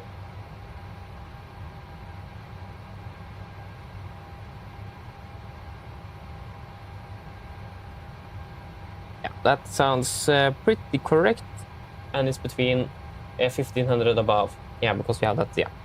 And then continued 31 in the immediate link, 22 3200 above, and 29 in the immediate link, 4000 B, 50, yes, and then Acron 5000 blank, and then 31.9, and then 32 DVR, 5, death link 5, and frame 6.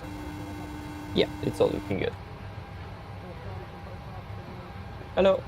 Hi, Captain. Just to let you know, we started bringing the passengers on board. Yes, thank you. And Gatwick is going to be 25 for the MSA. Good. Again, now it is the waiting game again. As always. It's quite normal, isn't it?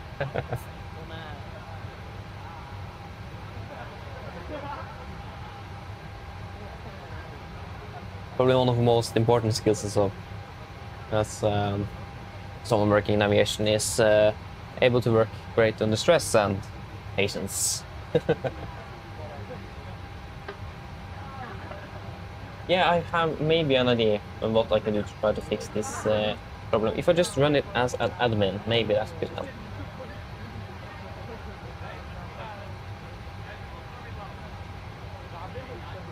Do I start loading the bags? No. So unfortunate that we just can't differentiate between passengers and luggage. Because luggage could have been loaded and unloaded straight away, and we could have waited a little bit with the passengers, for example. Yeah, it still doesn't work. I can't get. I think it is probably a one-time problem that could have been fixed when we started with the sim or the computer. So I can't really do much to fix that problem. Can I edit the flight in any way to make it work a little bit better?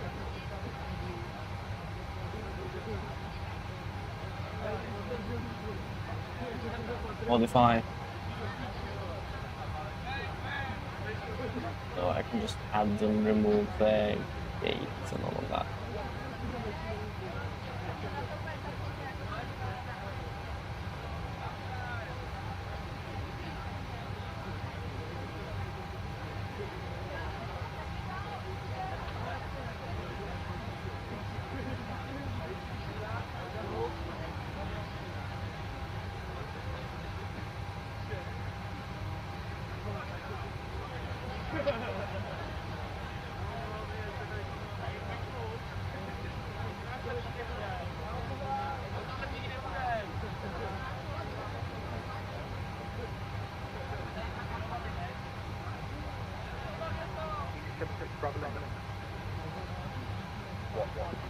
Hello.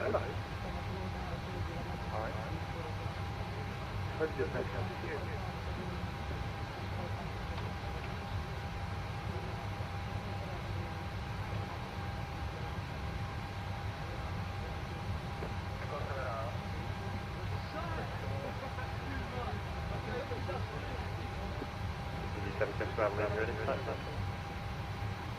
PC76 Bravo. Yeah. Again, it is to Stavanger tomorrow, isn't it?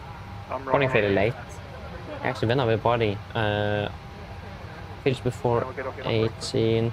Yeah, okay, briefing is not before 19:55. Yeah, that's actually more than an hour after I finished with Corps, so plenty of time. But yeah, that's good.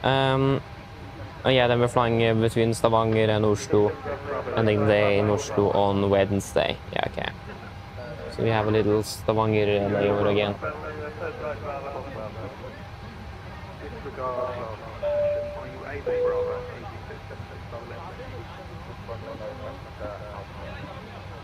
Yeah, we can at least say hello to the passengers. Let us request the latest weather and say hello.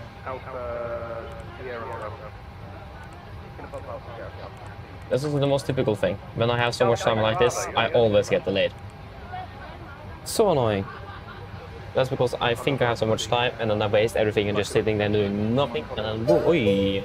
Suddenly we have a problem or yeah, suddenly the time just went by and yeah. Okay, let's say hello then. Yeah, that weather is bad. Really bad. 750 meters. Whew. That's definitely LVP and auto land. Well, that's pretty much actually on the limit for a manual landing into Gardermoen as well, isn't it? Fog. 2 degrees, light rain.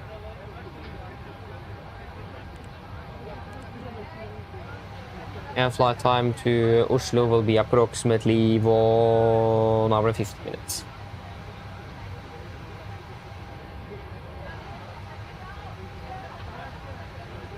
Mine damer og herrer, god kveld. Mitt navn Fabian, jeg er kaptein deres i dag.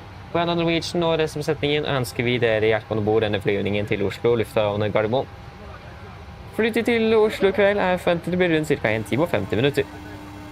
Vi begynner straks å bli klar for avgang fremme. Vi forventer å dytte gaten om rundt ca. 10 minutter. Synes dere vennligst kan sette dere ned, ta på sikkerhetsfeltet. Så vil kan vi i besetningen gjennomgå en sikkerhetsbriefing, så man får følge på for sin egen andres sikkerhet om bord.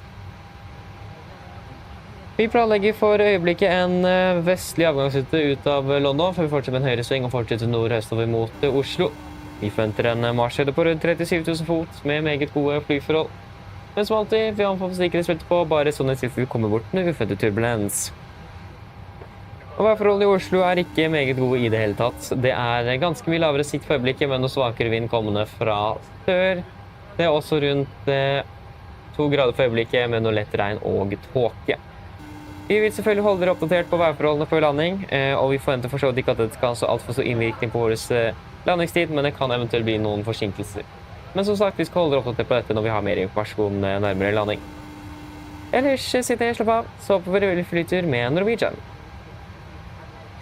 Ladies and gentlemen, good evening. My name is Fabian. I'm a captain today. On behalf of Norwegian and the rest of the crew, we want to wish you a very welcome Boris flight to Oslo Gardermoen. Flight out towards Oslo this evening is expected to be around 1 hour and 50 minutes. We are shortly ready for departure frontier. Expect pushback from the gate in approximately 10 minutes. So if you may, please sit down, take your seatbelts, and the cabin crew will go for a safety briefing. I would encourage you to follow for all and others' safety on board the aircraft. We are currently planning for a westbound departure out of London Gatwick before we then continue with a right turn to continue northeast towards Oslo. We are currently expecting a cruising altitude of approximately 37,000 feet with good flying conditions through the flight. But as always, we recommend to sleep on just in case we cause unexpected turbulence. And the weather conditions in Gardermoen also it's not looking good at all. It is some light winds coming from the south with 2 degrees centigrade. There's some light rain reported and fog and quite low visibility. We will of course have you updated on the weather conditions before landing, and we do not anticipate much delay, but it could potentially happen. But like I said, we will have you updated on this once we have more information closer to landing. Otherwise, sit down, relax, and we'll enjoy this flight with Norwegian. Thank you.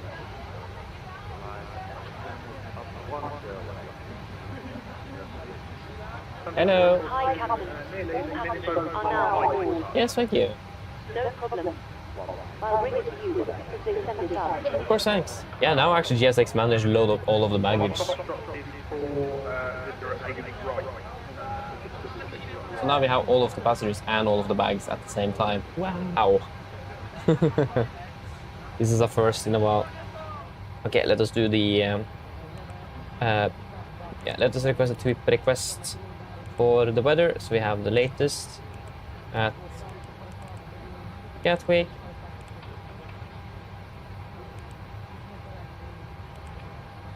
Yeah, so zero fuel weight, 54.8.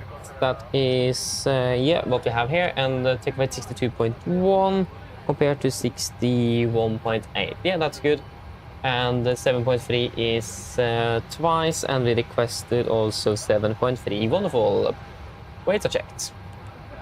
Let us get that into the performance tool. So it will be 6,200, so 62,600 on the takeoff weight. And it will be 26 right, Charlie 1, Bravo 1, Alpha 1. That was 26 left. Yeah, so there's 26 left. It's gonna be 26 left, full length.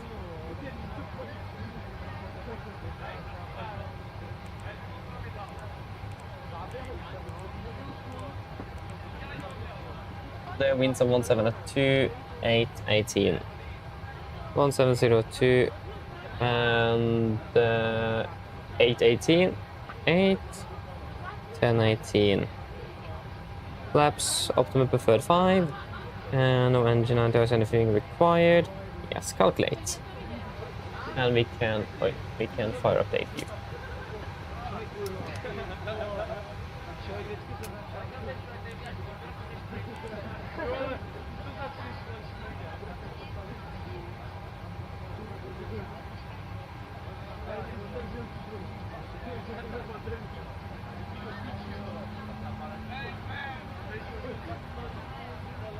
There you go, that will be 22k, and then assume temperature of 44 degrees.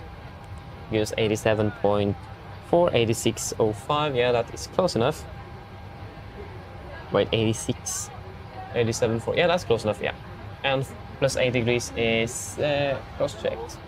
Good. Flaps 5 for departure. Trim will be at 5.16, 5.2 then. LV speeds 37, 37, 41, 38, 38,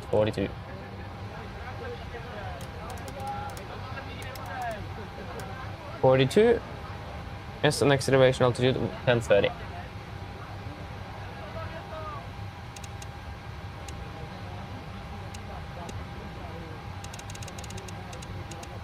And 30. Let us double check. 22k, 22k, 44, 44, 8, 8 confirmed, 87.4, 86.05. That is close enough. Flaps 5 for departure, 5, and 5.2 on the trim. 37, 37, 41, 38, 38, 42. Acceleration altitude 800 feet and 1030 is set on both PFDs. Yes, performance is checked and we are all good to go.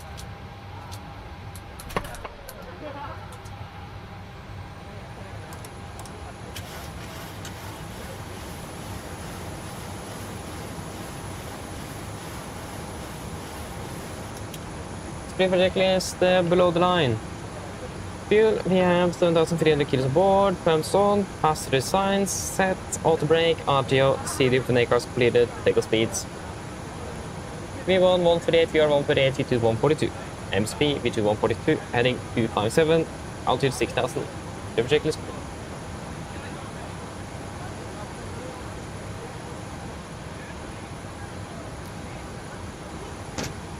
And the fact that the cockpit door actually doesn't isolate any sound.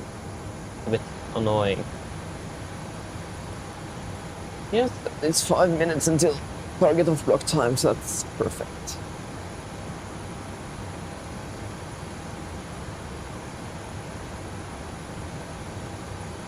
Let me just fix up. Hence it is a little bit messy with the cables.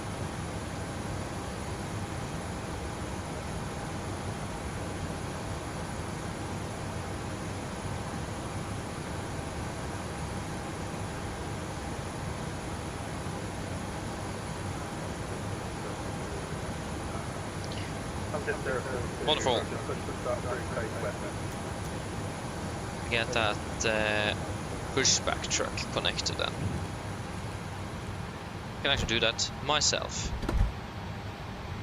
Ah, it actually managed to close that themselves.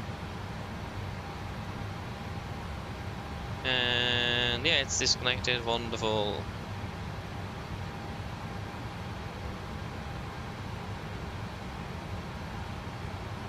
Yes, Roger, thank you.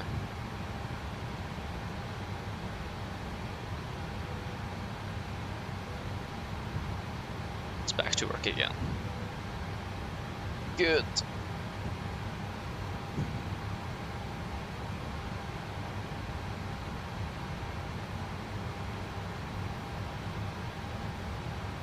Yeah, apologies, I forgot to turn on my headset audio.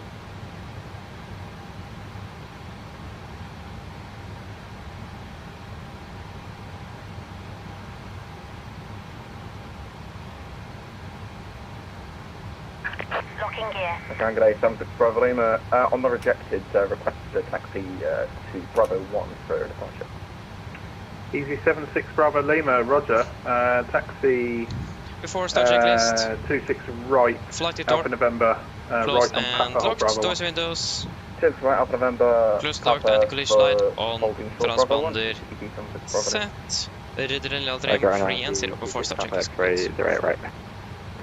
Easy 26 Papa X-ray, hello, welcome to Gatwick. Sorry about the tower's incompetence. Taxi to stand 48 left via Romeo, Papa, November, Kilo, and Kilo Alpha, and Lima.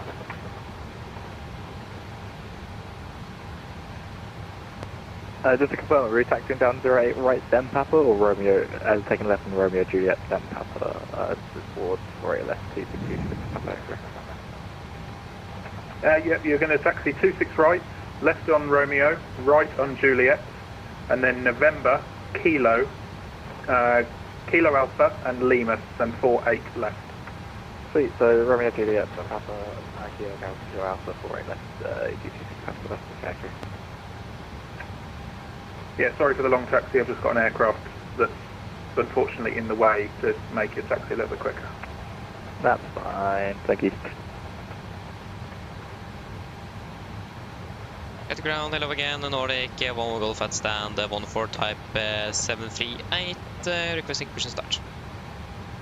Nordic 11 Golf, hello, push and start into crew face west. Push the route, face west, Nordic, 11 Golf. Yes, clear push, facing west, brakes set. There's going to be nose left, Subject tail right. 042, roger, taxi, Lima, Nose Papa, Hole, left, Papa tail 1. right. Lima, Papa, Hole, Papa 1. Yes, brakes released. That's 2 minutes ahead of schedule. All engines are clear. Start at will. Thank you, we'll start him on the sequence.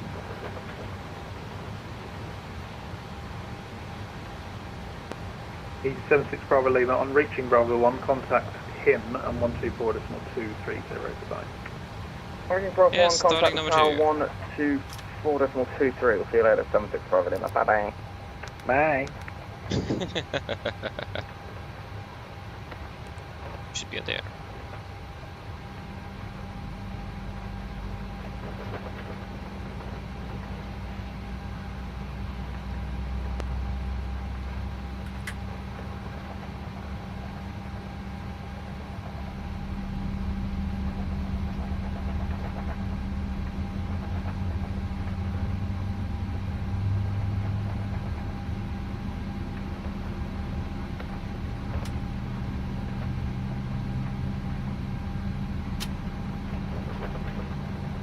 Starting it out.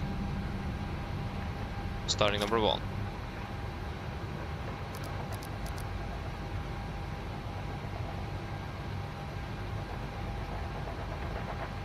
Subject 042, after the EasyJet A320 pass right to left, continue taxi Papa, Right, Alpha November, hold Alpha 3. Your confirmation for a good engine start.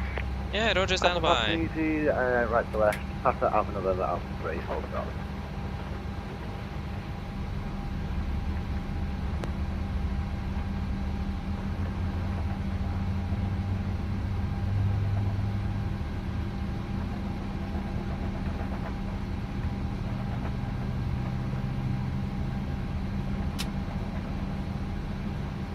Starting it out.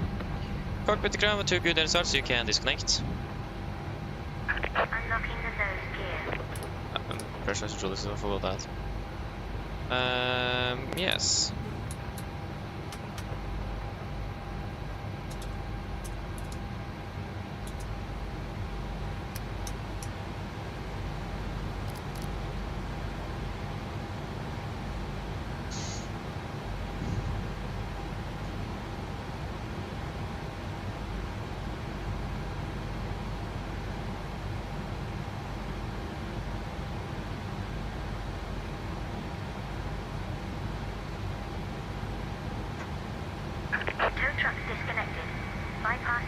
EV2 6 Papa X-ray. You're on Papa, not November.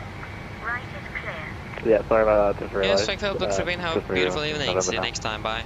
You nearly crashed into one of my Tom jets. Oh. Be cosmetic damage at most, I reckon. Oh, my neck. You need a There you nap. go. We got the gear pin. Tom Jet 042, flag severely roll, check. apologise for the sleazy jet there. Continue taxi. This is sleepy jet. Taking out the enemy. And before taxi checklist. Before taxi checklist. Generators on, ProBeat on, anti-ice, off, air color press, packs auto, isolation valve, auto, engine start switches, continuous, recall, checked, engine start levers, R10, front controls, checked, ground equipment, clear, flaps, 5 land, 5 green, APU off before start checklist complete, correction before taxi checklist complete. Hello. Hello. Hi, Captain. The cabin is secured for takeoff. Thank you. No problem. Why in the world did you open? Tom Jet 042 on reaching, contact tower 124.230, goodbye. 125, that's right. Thank you very much. Good night. Just confirm 124.230. 125.230, thank you very much. Cheers. Nordic 1 more Golf requesting taxi. Nordic 1-1 Golf. Hello, taxi Mike holding point Mike 1. Taxi Mike, holding point Mike 1, Nordic 1-1 Golf. Grab hello, Right clear, left clear. Left. Easy 84 Papa Kilo, hello, welcome to Gatwick. Taxi Romeo Kilo, stand, correction, Romeo Alpha Lima, stand 688. Romeo Alpha Lima to 688, Easy 84 Papa Kilo.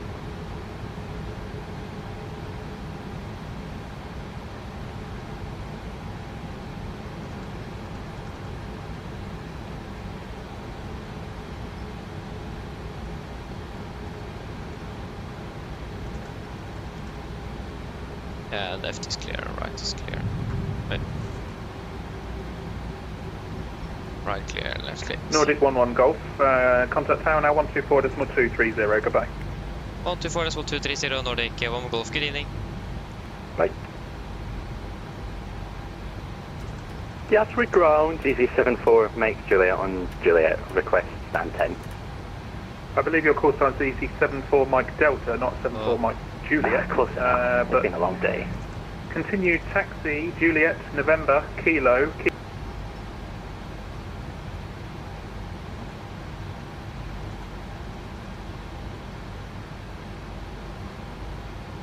Tower, good evening, Nordic 1 more Golf, holding at Mike 1. Nordic 1 Golf, tower, hello, behind the departing 2EA330, via Mike line up and Mike 26 back behind. Ground departing after 30, 11 plane behind the Nordic 1 more Golf.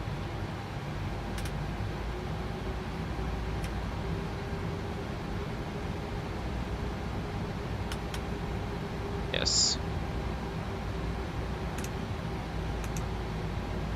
And the city cabin before take checklist. Before take checklist, flaps, 5 land, 5 green, stabilizer trim, 5.2 units, cap call, given before take checklist complete. Yes, are we all ready for departure?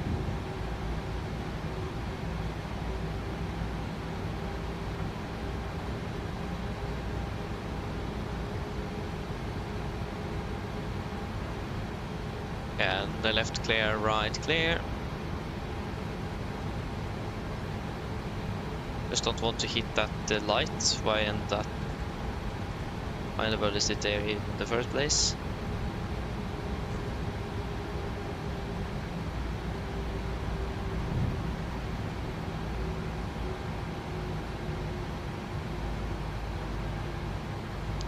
Okay, are we ready? I'm ready when you guys are. Or when we get to the 042, nothing further, Unicom 122 day flight, bye bye. 122 to 5, Tom, Jack 42, thank you very good, bye. Bye bye.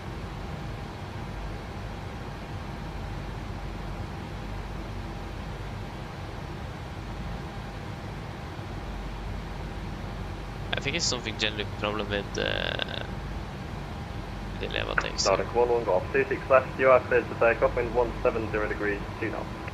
Clear for takeoff, 26F Nordic, 1 more Golf. Yes, ready. Take off.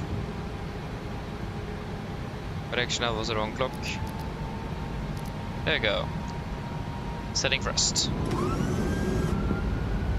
All stations going tower, we're closing in 2 minutes.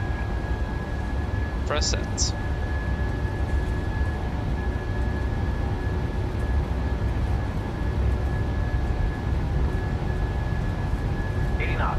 Checked.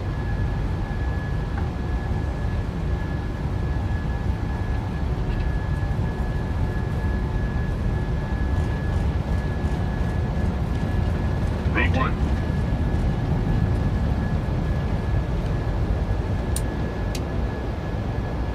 Positive rate of climb. Gear up.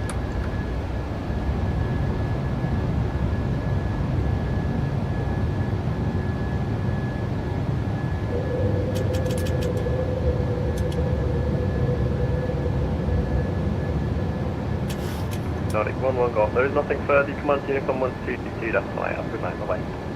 Over to Unicom, Nordic, 1 more Golf. Thank you very much, have a good night, bye.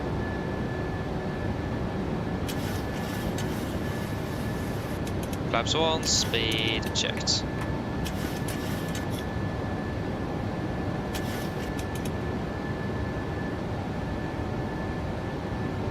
Flaps up, speed checked. Autopilot engage. 1, 2, 2, 8. Red Hill traffic, helicopter dog here, X-ray Lima Charlie. Landing on 18. Still don't have a DME reading for India Whiskey Whiskey.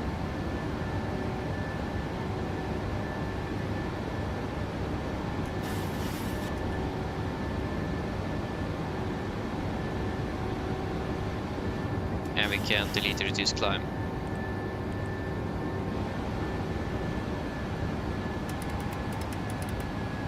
And flaps up no lines.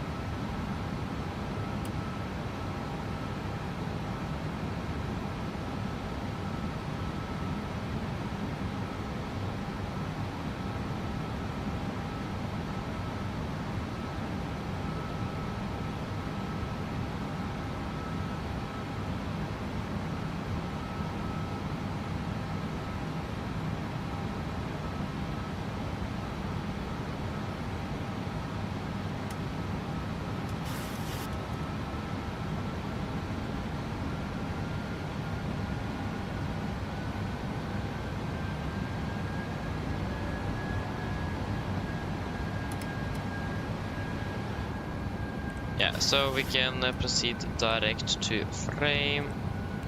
Traffic looks all clear, so frame, confirm, execute. Actually, we can proceed to spear.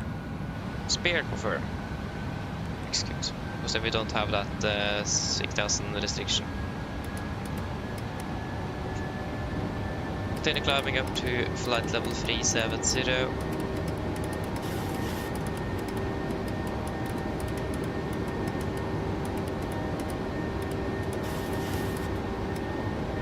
Sets.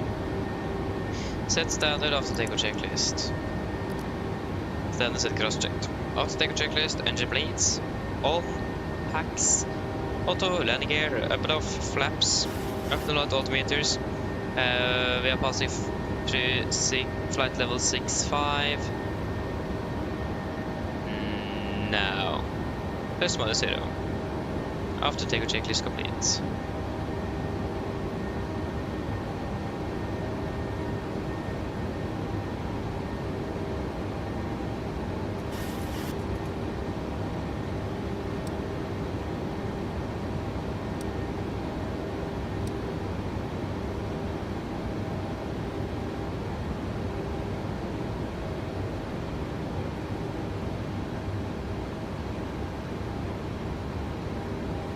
I say that my performance at Gatwick now have been much smoother than I have seen it before. I think this is the first time I've flown to Gatwick in 2024, that's a good sign at least.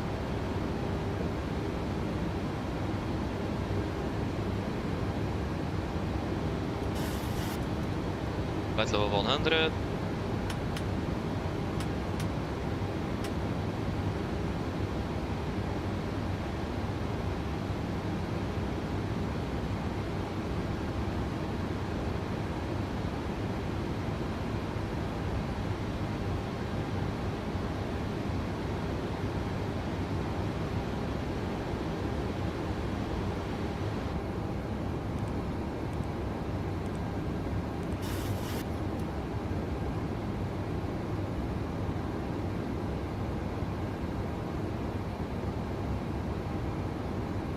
Yeah, we should be landing before midnight as well.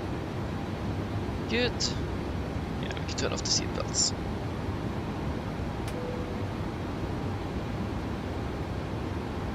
Amazing. Hey Norwegian, hello, welcome. Hope you're doing well. Welcome.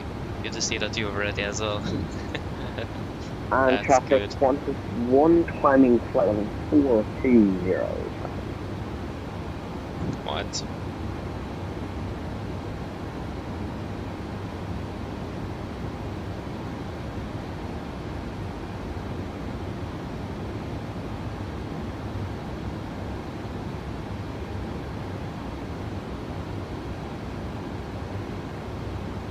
Okay, so when did we take off from Gatwick? Lift off was at 21:02. 21:02. Good.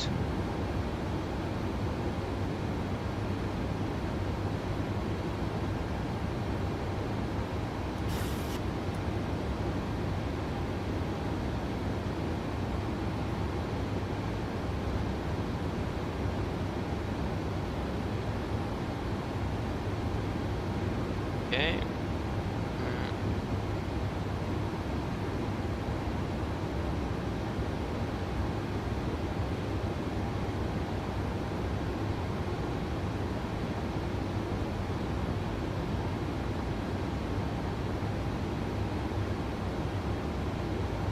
Heathrow traffic, Singapore 317, continuing climb up to flight level 330.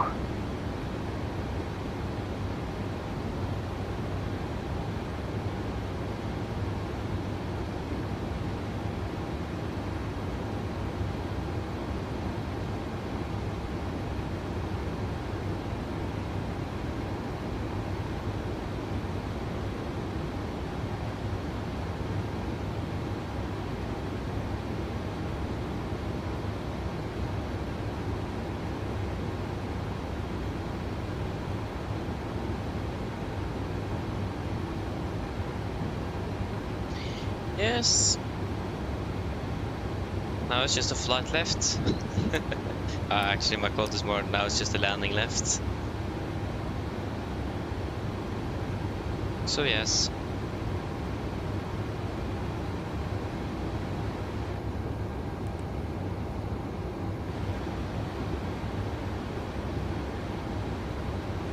Should be landing ahead of schedule as well, so that's just amazing. You know what, we can take a 40 cost exit this one. Get home a little bit earlier. 40, confirm, and execute.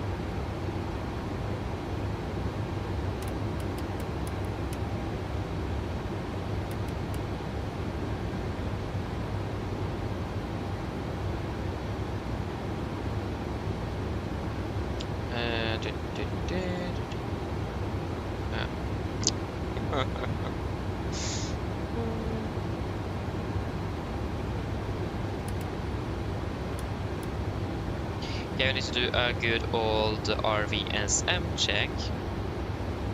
We'll do that now at flight level 245.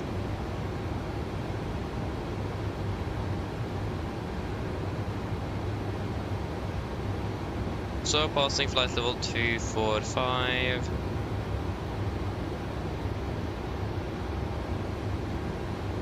No. Yeah, that's about a 0. 245, 0, 0, and 0. Beautiful. Then we've done that RVSM check.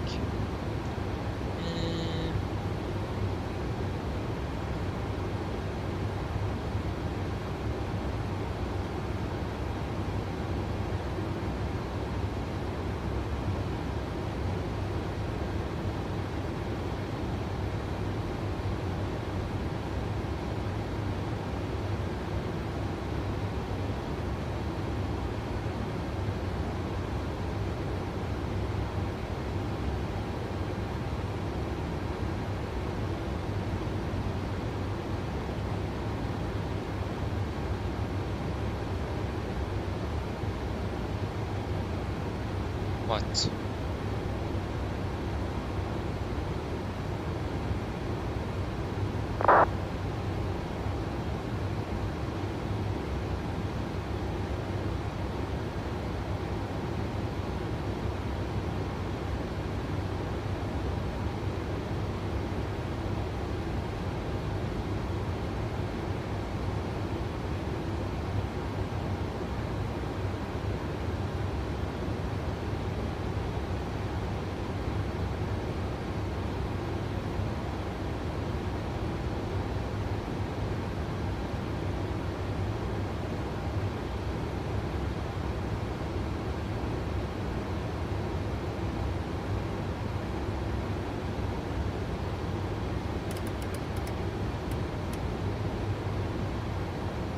Good.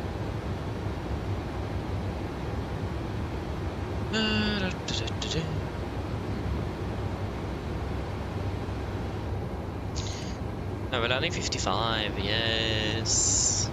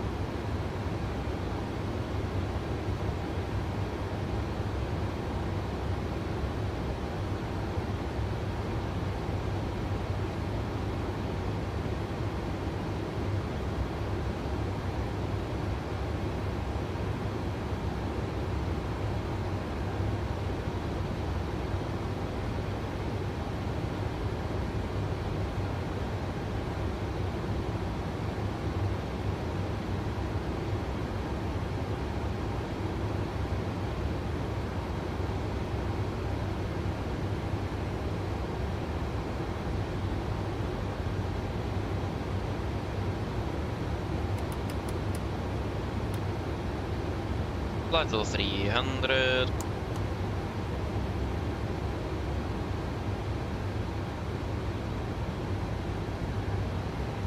What city is that? That's definitely not London, something else. Ah, yeah. I must say, there's beautiful weather here. It's much better than in Norway, especially in Oslo. I have to just request the latest METAR from Gardermoen.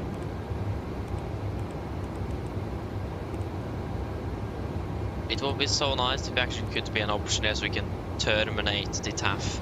Because it's so annoying getting the TAF all the time but you don't need it. And you just want the METAR and you also like get the TAF and it's just small detail, but I don't think this, I'm not sure what the real aircraft have. Yeah, so yeah, now it's 800 meters, it's improved by a complete 50 meters. Yeah, so it's still fairly bad. And it's expected to go down to 600 again, so it's definitely LVP. So there's some extra procedures we need to be aware of.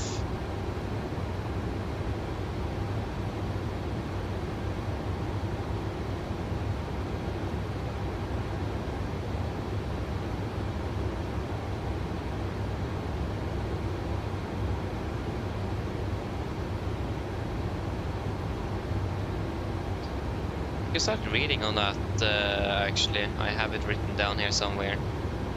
Gardermoen. There we go. Low visibility.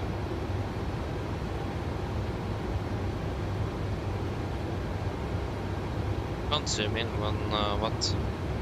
Yeah, so pilots will be informed and be enforced by ATIS or RTF, and RTF that is cancelled. LVP will be in use with the RX is 550 meters or less and sailing less than 200 feet, or takeoff operations take place in or less than 400 meters.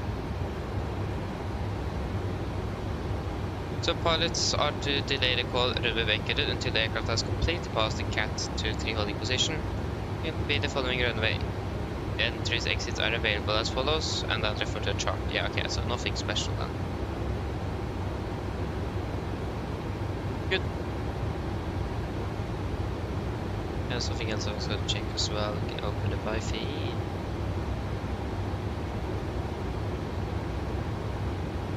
Yeah, and you reset again.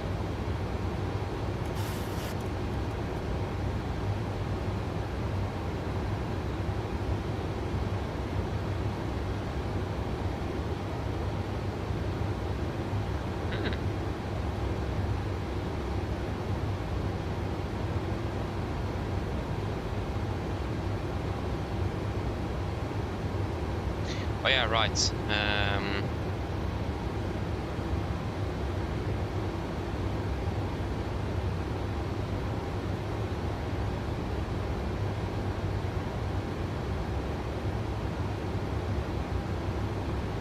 Do I have... There we go.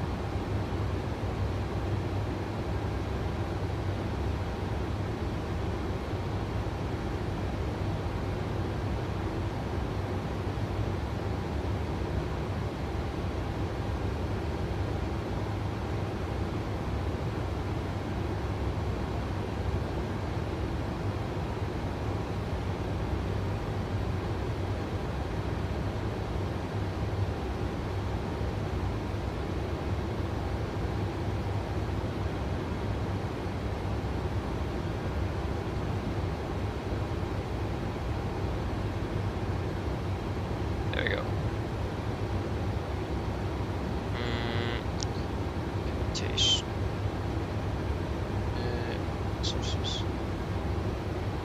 No, wait. Because I did see on the website of vNorwegian about some airport information.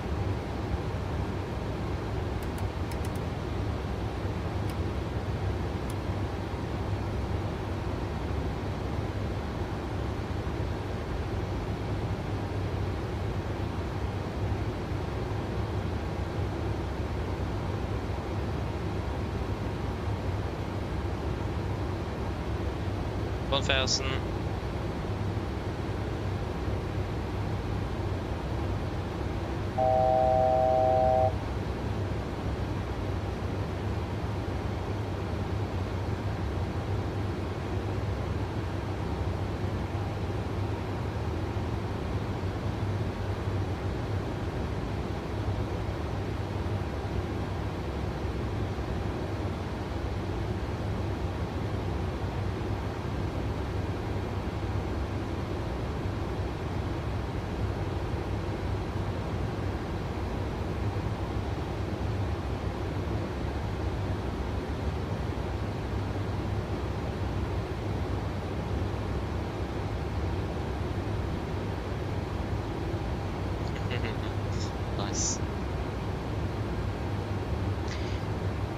Yes, there we go, we are leveling off. Wonderful.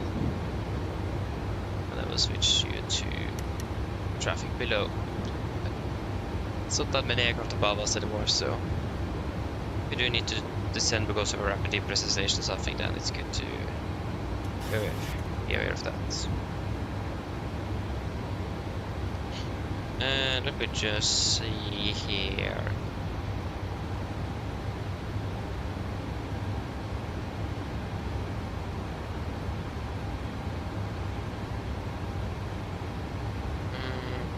Count settings.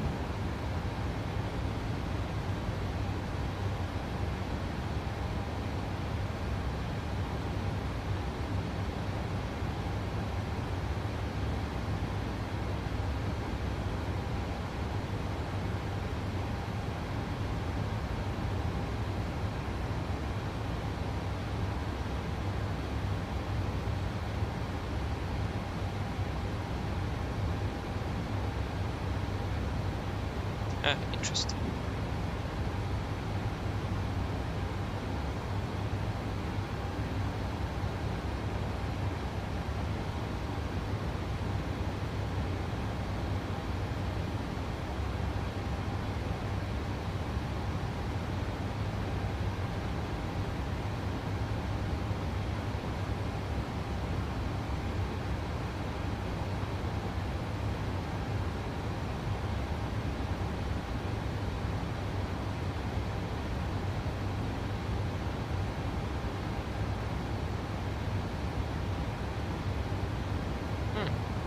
Looks like LVP is actually not in force. It's o'clock 21:24. Oh yeah, wait, this is from 1st of March. Yeah, it's not updated.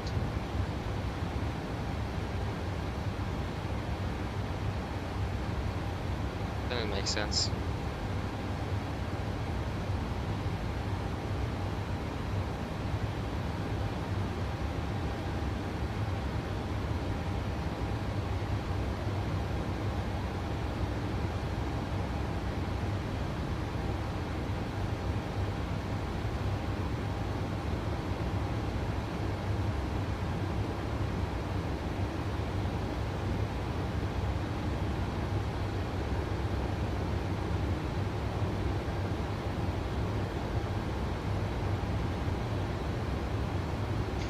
So we'll do a fuel check at Bekmo.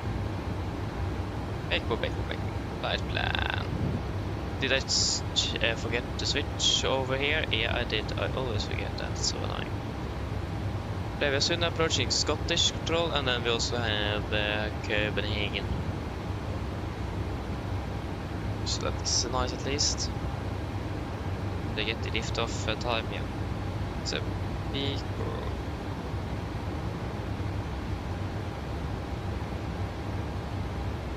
Så det är Bekmo. Yeah, 7 miles.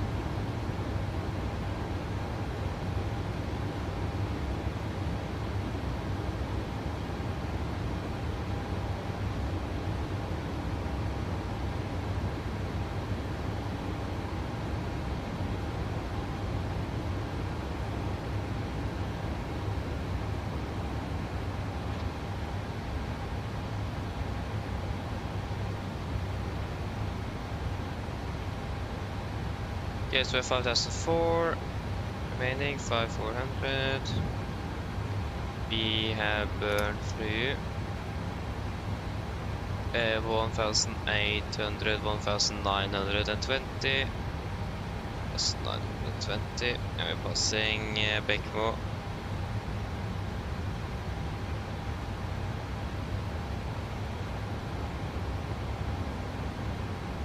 Now. Wonderful. We're actually almost 10 minutes ahead.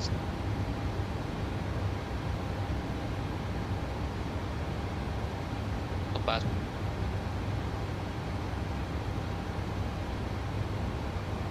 Almost have 300 kilograms of fuel as well. Even better. And now it's Scottish control, so that's even Better there again.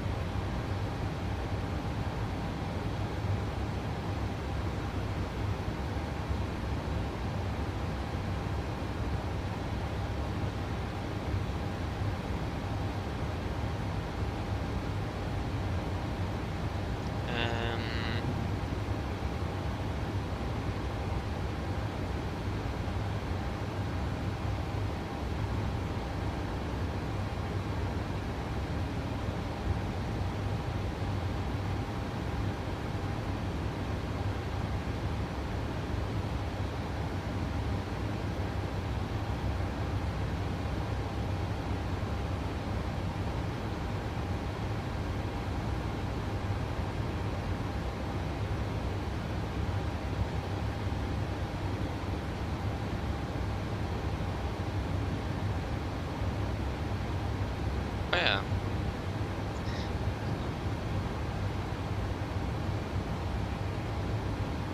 Hey, Scorpius, welcome back again, welcome back.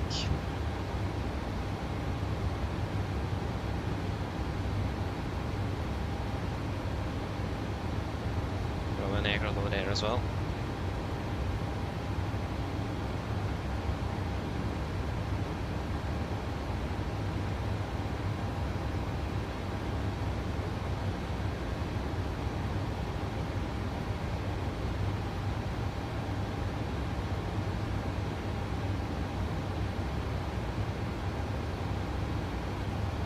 Yeah, nice though. Be aware of a lot of work changing over, especially with keybinds. Keybind system is much worse in 2024 to 2020. Not in its functionality, but in more how you set it up. They generally work better, but it's just a bit more complex finding around. So just be aware of that.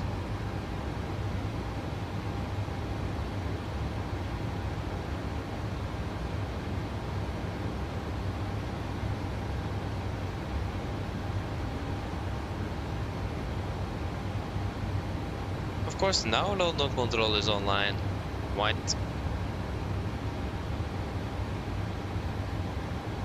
Just scam. Oh, that's so annoying.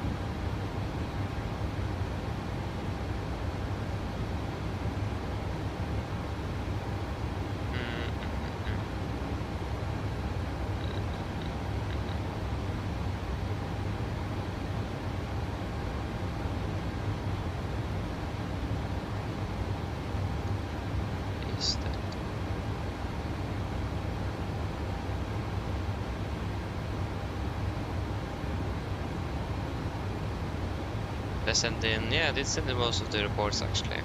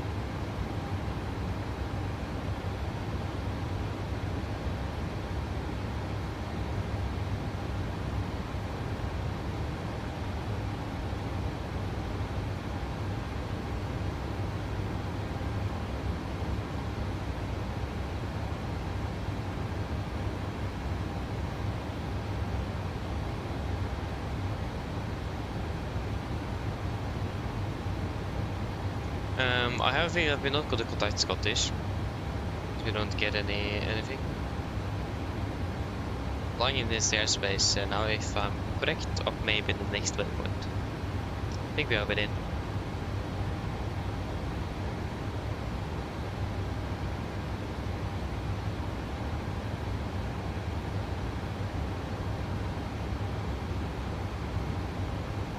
Polaris control up in northern Norway of all things.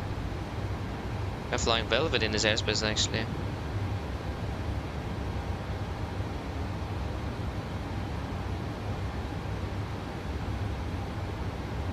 He may also be closing shortly, I don't know. Or just not seen us. We're pretty much flying on the border.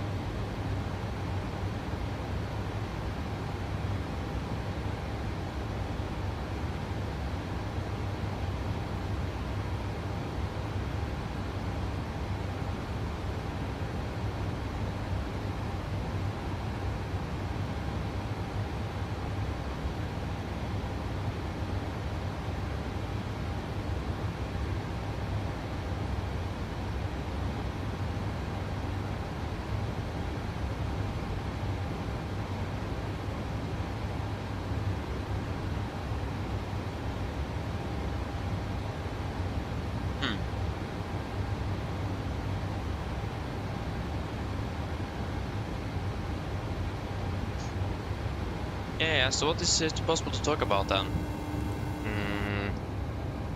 I don't know. Hello. Hi, Captain. Just checking to see if everything is okay. Yes, everything is good here, thank you. If you need anything more, just give me a call. Of course.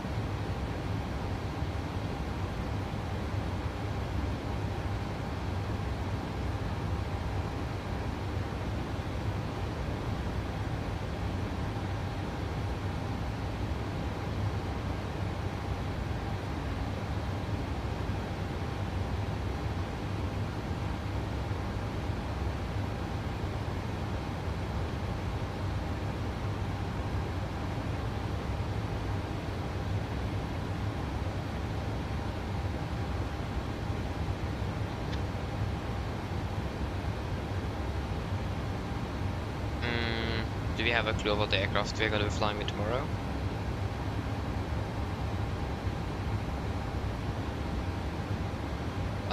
We are going to be flying, I think, 550. And was the 23rd of February, a week ago. The 24th for tomorrow.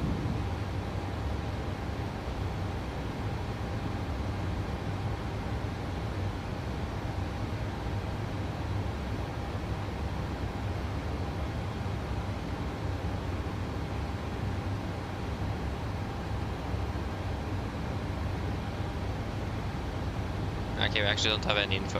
Okay. Fine.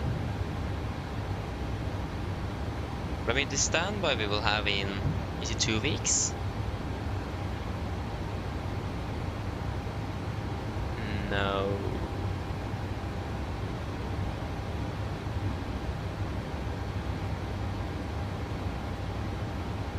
Yeah, it is after 3 weeks, I think.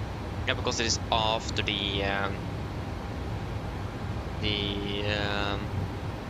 after the exam, after flown to Nice and Salzburg and all of those countries, or destinations, I mean. Yeah, then we have a day standby. That will be interesting. It is on a Tuesday. Tuesday it is. Again, corpse day. So yeah, the standby is fairly short. That's mainly because of that. But, yeah, see if we find anything. If we get called out. So we need to be prepared for that. I'm going to do doom scrolling on flight 1124 to just check the status and see if we're going to be called out or not. So yeah.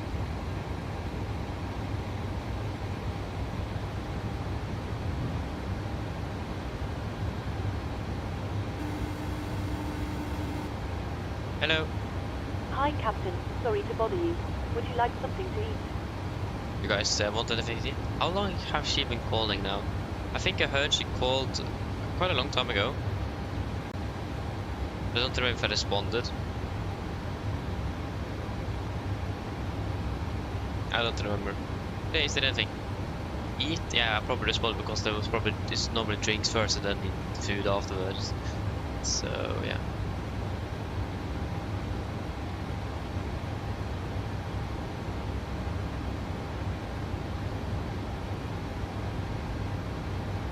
Yeah, you guys don't want anything? You're all good back there? Hope so. No, thank you. No problem. Do give me a call if you change your mind, though. Yeah, of course. Okay, let us check Salzburg, because that's an airport I haven't been to for a long time, and I must say, I am so looking forward to flying there. I mean,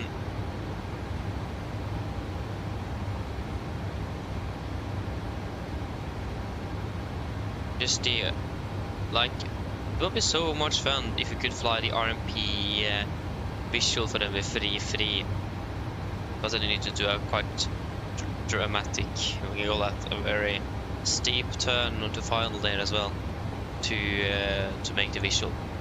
So that would be fun. Otherwise, we do actually have 2 AR approaches available as well, and I will be flying in between the mountains, and that also looks like a lot of fun.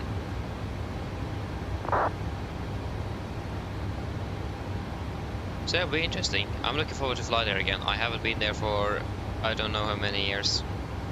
Okay, maybe not that long, but it's an airport I haven't been flying too much to and from, so yeah, I think we've been there once before, maybe twice, so that's definitely one of the airports I'm looking forward to fly into.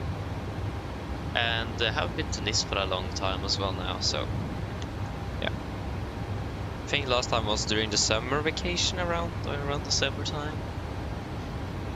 So yeah, and the sub route as well is starting up in late March now, so hopefully we'll have a better selection of flights on these normal weekdays coming forward once Norwegian start ramping up its schedule. Because that's the problem, during the winter they normally scale down because the demand is lower, and the demand is higher. Oof. Yeah, then it's a lot. Now Burgas landing 2 in the morning. That will be an interesting one.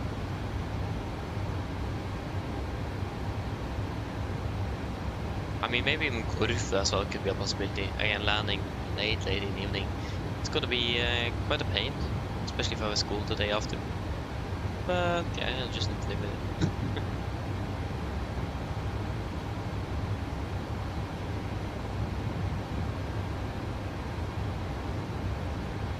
It's part of work, isn't it?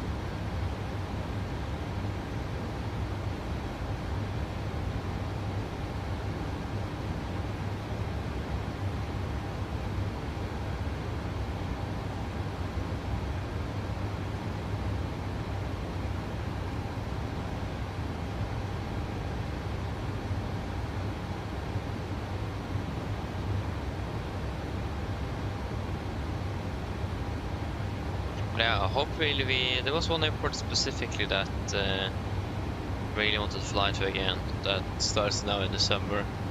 Yeah, what was the Corfu? One airport I have not been able to fly to yet is Samos. So I really hope that we'll get it, and I will, that's at least one of the few airports I will add as a summer or a request to that airport. I'm not sure when Norwegian is flying there yet. I'm not sure if they're flying the scheduled neither. I think they may just fly there as a charter. That's pretty much what I did last year. But on my days they were doing a lot of charters though, I must say. Intense charter ups down to Samos. If we just take Gardermoen, and we can take to Samos. Okay, they don't fly to Samos, unfortunately. But like all will be able to be full to Santorini have we not flying there neither. I mean, also they're flying to Zurich. That's a new route they are launched this summer.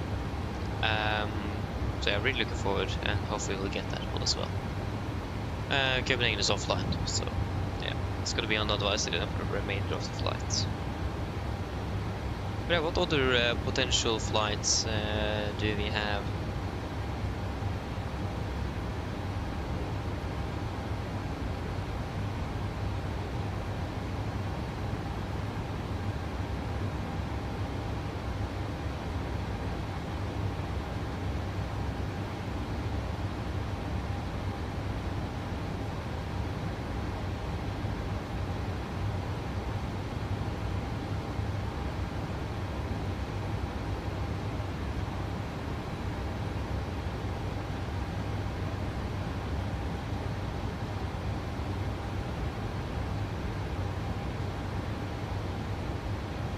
So yeah, it's going to be an interesting summer.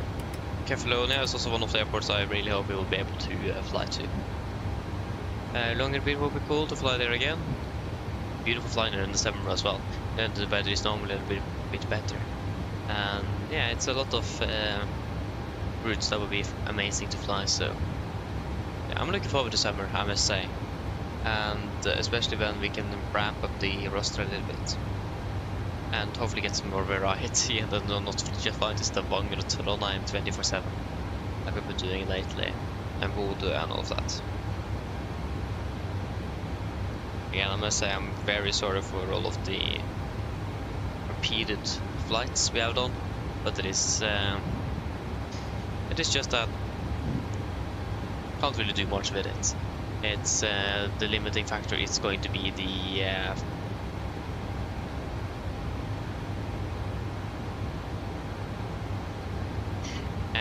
school. If I would have been able to get to my sim much faster, quite a bit more options. Could probably start like half an hour earlier, and that is quite significant, really. But yeah, I mean, they don't really fly anything special neither, and the fact that we don't even have a short day doesn't really help. I remember at I started channel in 9th or 10th grade. I don't remember, but at least it was yeah, at least we have all Wednesday, but it's like 12:05, just amazing, because I could pretty much catch all of the afternoon to evening flights available. Just amazing. So I really miss that. And then when I saw we were going to be starting earlier this year, I just, yes, going to be finished a bit earlier as well. Oh no, I'm going to be finished even later than I've been through my entire school career. Got to have the longest days. And I just, oh, yeah, that's quite a bit annoying.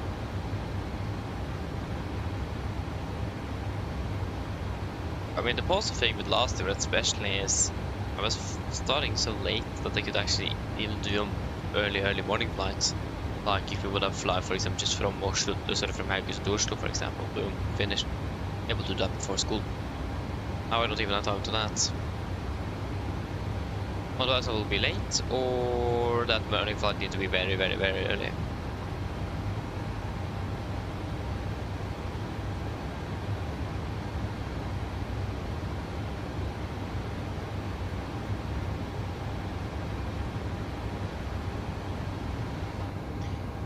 Yeah, so 250 miles. I think after 50 I will take a new request and see what the weather is like. It looks like I'm improving a little bit here where I live, but I also live a bit southeast of Gardermoen though, so yeah.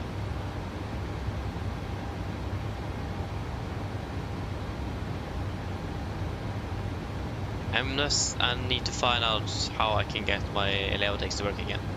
So I will probably try to reinstall the plugin. And I need to see how in the world I'm going to be able to get my... I also missed 2 other flights in here because of a problem with... that was down to...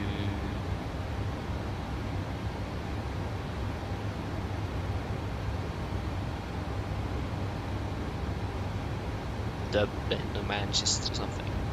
Can't have been Dublin, we haven't been there for a long time now.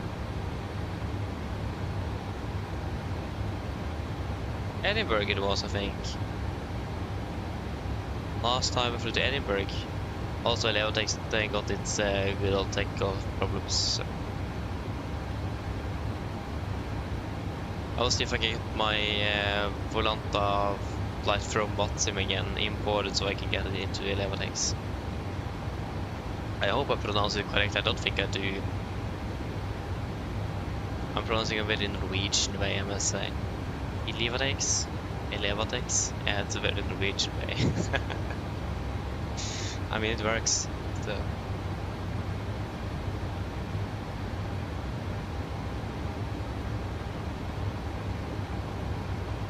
I must say though, I really like this tracker. But I had so many issues now with the plug-in lately that it's getting a bit annoying. So I really hope that I'll be able to fix it. Let me just write that down as a thing to do. Start to do that now as well. Write down everything I need to do, otherwise I'll forget it. And then when we're flying and then it's too late already.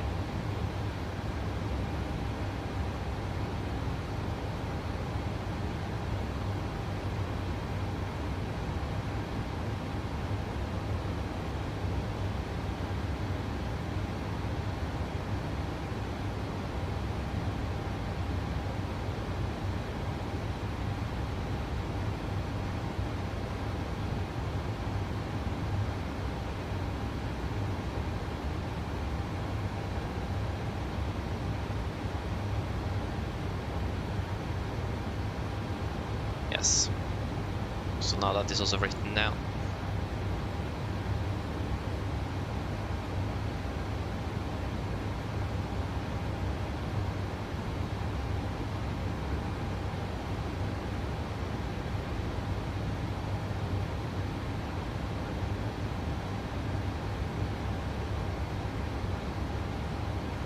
Still no ATC in Oslo? No, it doesn't look like it. Yeah, så vi er currently inbound Busum, så vi do a fuel check at Busum. Busum.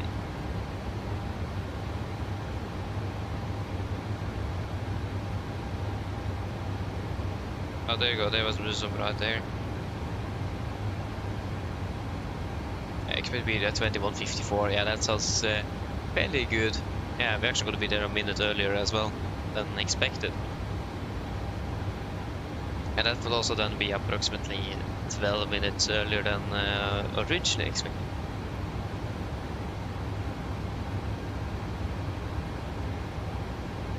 Skydiff, no, I've actually never heard of him, so no. I normally don't really watch many flight simulators actually, especially after I started flying myself on YouTube. So yeah. It's mainly that I don't really have time to do it as well, so it's a factor of a little bit of, yeah, different things, but no, I have not watched him at least. I at least rarely watch live streams when they are flying, that's even rarer.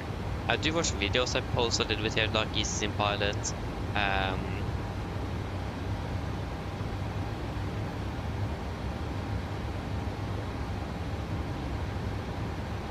Flight to Sim, is that or is it the other way around? I think it is Flight to Sim and E330 driver as well. Well, who else? Yeah, pretty much those who I watch actually. And of course Mentor Pilot and all of that, but that's not really flight simulation either. So yeah. I generally watch those who have a bit experience within aviation and with like real rated pilots and so on. You learn quite a lot, I must say. Okay, we can do 4004.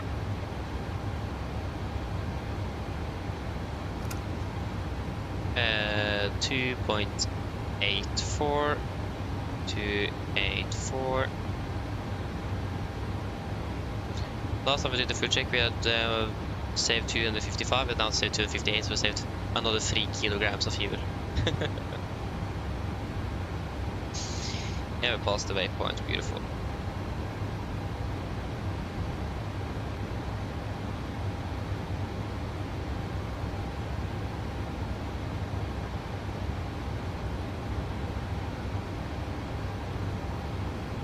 Yeah.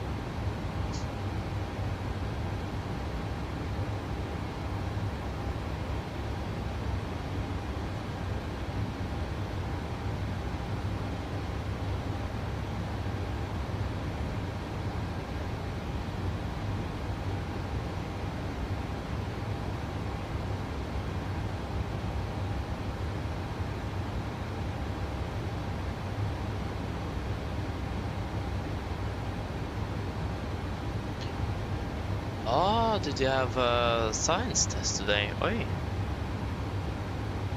What was it about?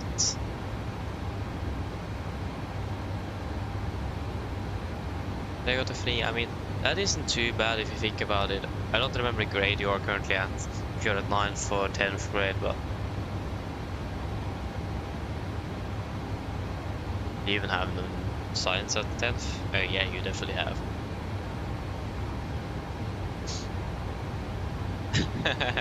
Yeah, it's right here. We can take some lights. And I'm so used to just have the flight deck get dark when flying. So yeah. And of course have something. Oh yeah. Ah, you had about that. Okay, yeah, that one can be a bit difficult. I remember that test. Isn't that 10th grade? I think it is. But yeah, I can understand that could be a little bit difficult. I do struggle a little bit with that as well, but did some practicing and it went quite well, if I remember correctly though, but I may be way off. So yeah.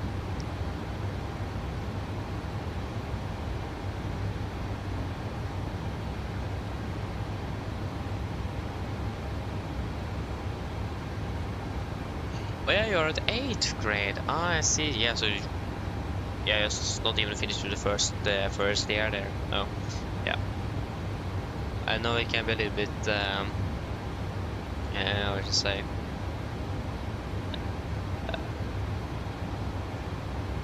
It can be a bit unusual with all of the grades and so on you will get. Yeah, I remember that for the first year quite well.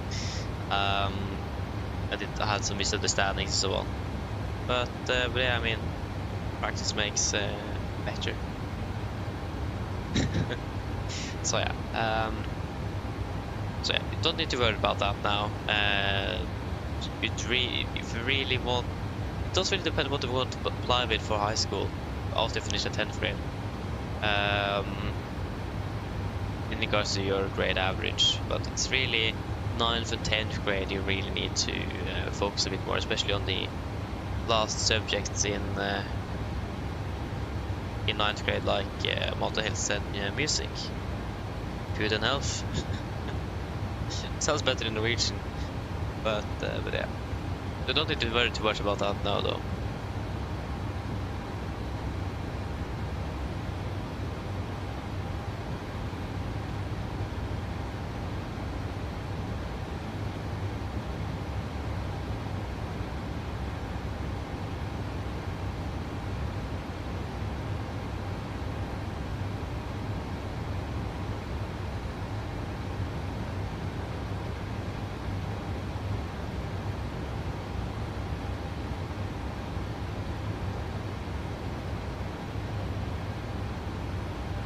Oh yeah, okay, I see, yeah. It is like religion and history mainly is quite easy to get on high grade in.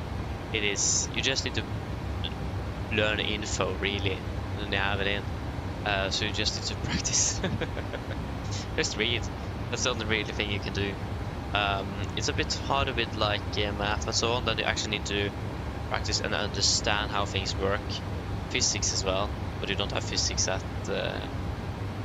those grades, so that's more like free fire and study or normal general studies and so on, if you take that as an extra lecture. So yeah.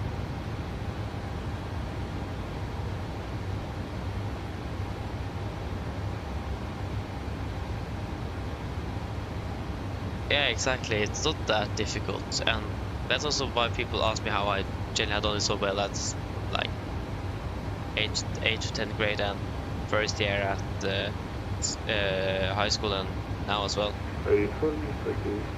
Have a nice day.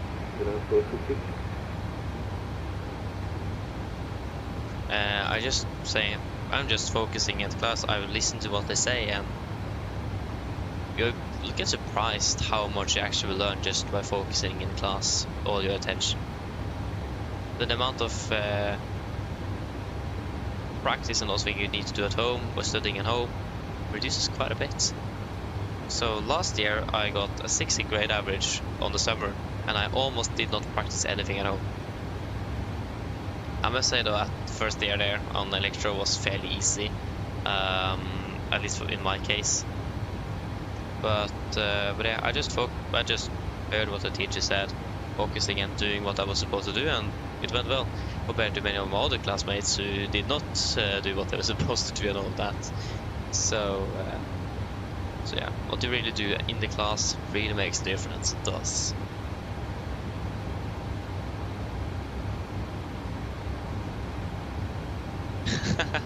Yeah, exactly. Also use oversimplified, especially when we had about the Cold War in 10th grade. Really, it's a really good source, but it is just that you need to be able to differentiate facts and the humor in the videos as well, because sometimes it can be, the humor is so well written into the history that sometimes it can be a little bit difficult, at least for some of it, to actually filter it out with the facts. So, but that's a good credit to him. He's really, really good at writing. So yeah, that is just very good. That's something to just have in mind. It can be a little bit difficult. At least some things I was a little bit unsure of what was facts and what was just plain humor. But still, he's very, very good though.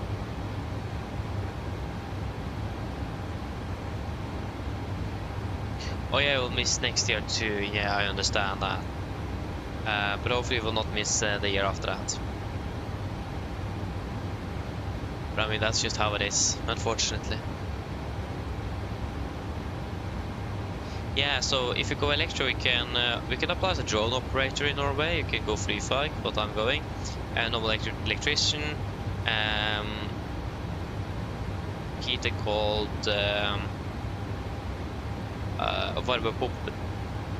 varmepumpeteknikk. No. Yeah, many different lines. You can study to repair old watches. That's something you can go. Else I don't remember, but you have so many options. It is just insane to think about. So electro is one of those ways you can go where you have the most options available when you finish with the first year that you can apply for. So yeah, it's not a bad thing to go if you don't know what to do. If you don't want to go like general studies or something like that.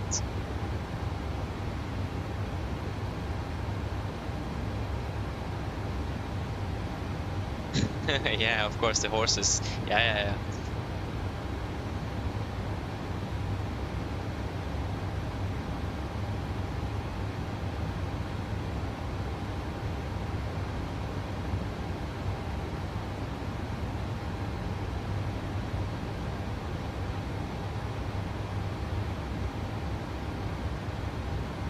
Oh yeah, that's funny though, making some sort of jokes inside the test. Yeah, I mean, that also is probably going to give a laugh to the teacher as well.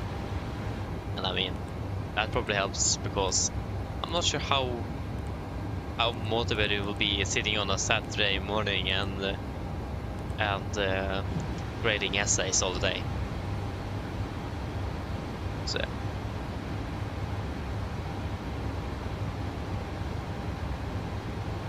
Yeah, we hope so. But again, it takes its time, unfortunately.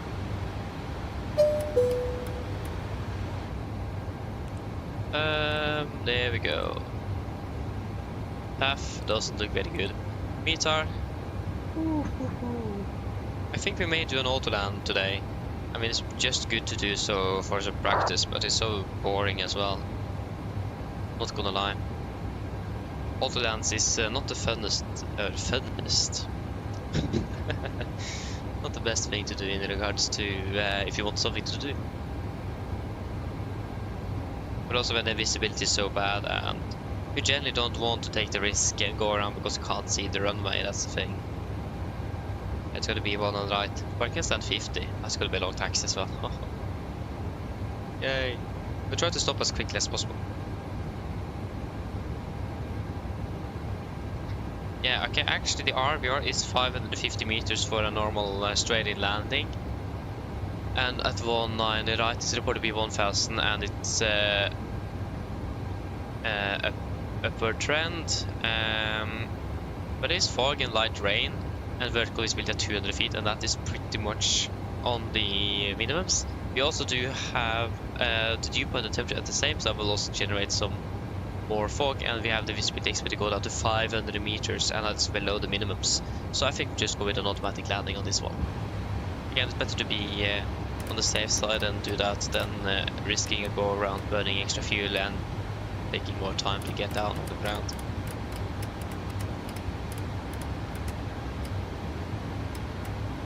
But again, we don't have any way to confirm if they're actually doing that in real life, unfortunately. Because you can't do an auto land if Cat 3, 2-3 operations are available, because it is something to do with clearance with in regards to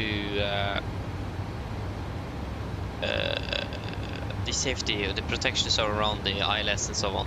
So you can't just simply do an automatic landing, especially bad visibility. I mean, you can do it on a normal summer day for practice, but other than that, you can't just do it on a bad day because, yeah, especially when you don't see the runway at all. Without the big confirmed by ATC. Otherwise, you may suddenly end up on the way off the runway, and that's not something you really particularly want, do you? At least I won't like that. I would rather stay on the runway than in the grass.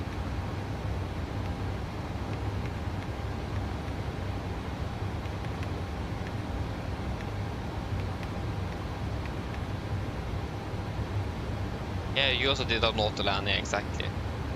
Go with the Cat 3 Alpha approach then. It was 50 on the radio. And 3.2% of the climb gradient, so just apply that straight away.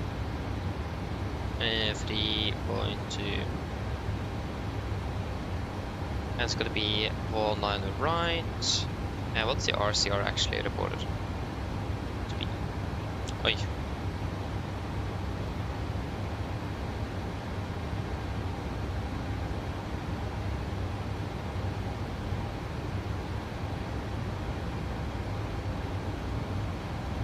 I managed to hit Ingesmoen in Hønefoss. Wrong airport. Okay, so 100 is part of 3.5 good. Yeah, but that's nice though. The only thing that is not very good is the visibility.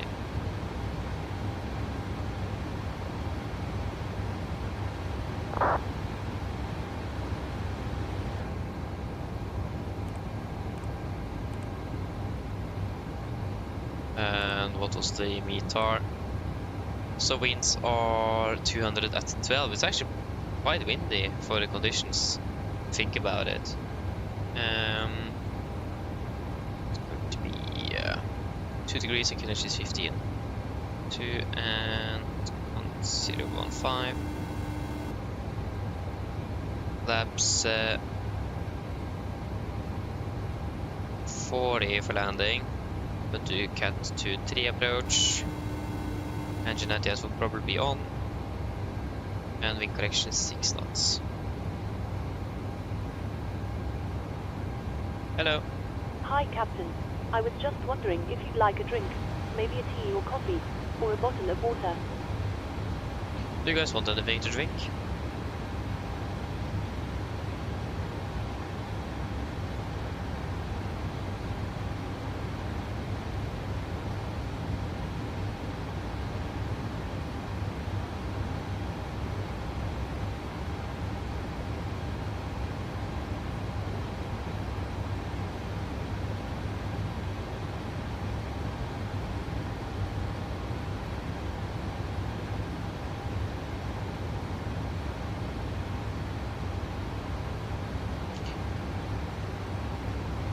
Yeah, so VDF 135.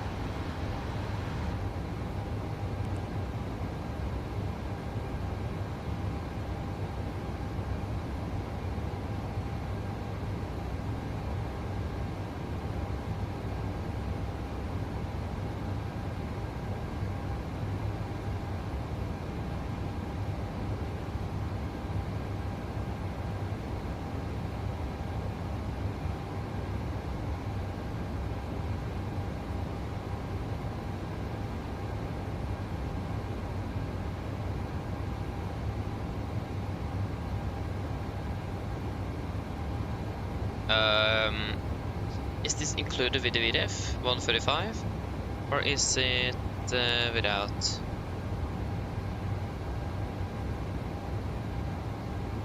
Let's go 0 then. If this is still then 135.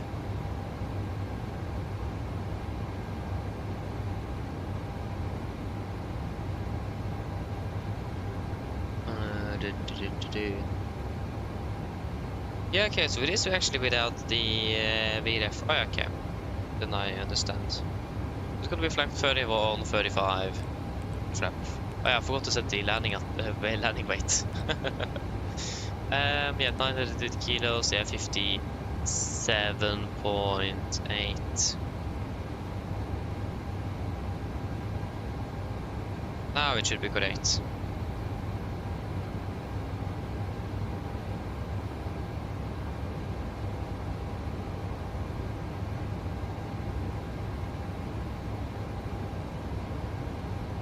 Flap 40.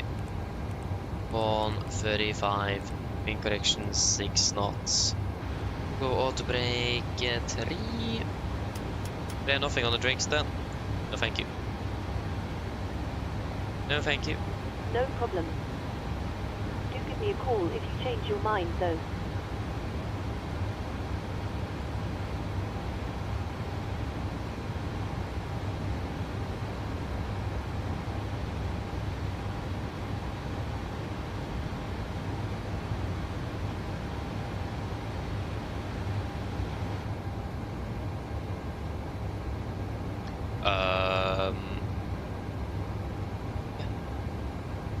I think that should pretty much be everything for that. QNH is 1015, so just set that as well. Oh, that's the wrong way. 1015.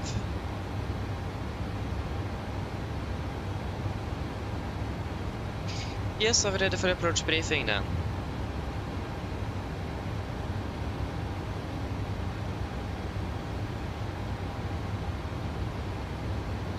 So, approach briefing, start with a star.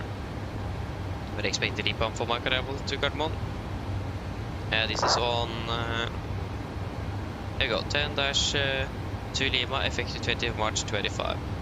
Then off at Ripa, maximum 250, Ingar, maximum 250, Bitexo, maximum 250, look like 450 ball, maximum 250 below 1 to 0, look my 427, maximum 250 at 9 to 0.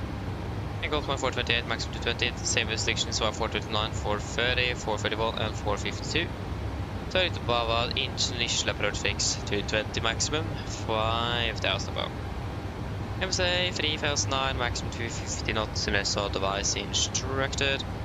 and we are expecting a direct at some point towards Bavad, so we will probably save some extra time, so be aware of that, and we may be then a little bit high on profile. Approach, we are currently planning for the Cat 3 Alpha upper landing in towards Gardermoen. Chart 11-4 Bravo, effective 20 March 25. Coming in the Bavad, initial approach fix, monthly 225,000. We do the intermediate fix, maximum 204,000. Reverting 192 degrees, ILST means 113 Golf Sierra Whiskey.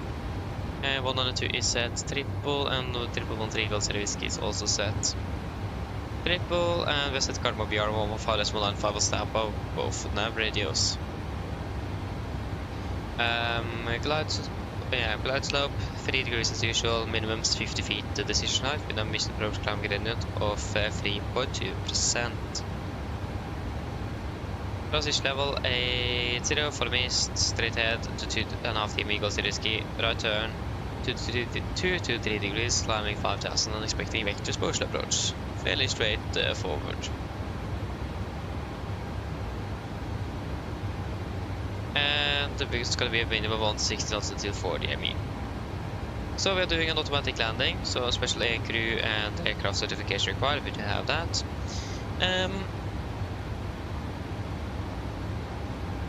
When it comes to the approach itself, once we have fully established on both the glide and localizer, we will then hit the command B. So then we will then use a dual channel approach today. One thing to be aware of is that if we do go around, the autopilot will then do the entire go around for us in dual channel. And but be prepared though, if it disconnects, then we need to flight manually by ourselves.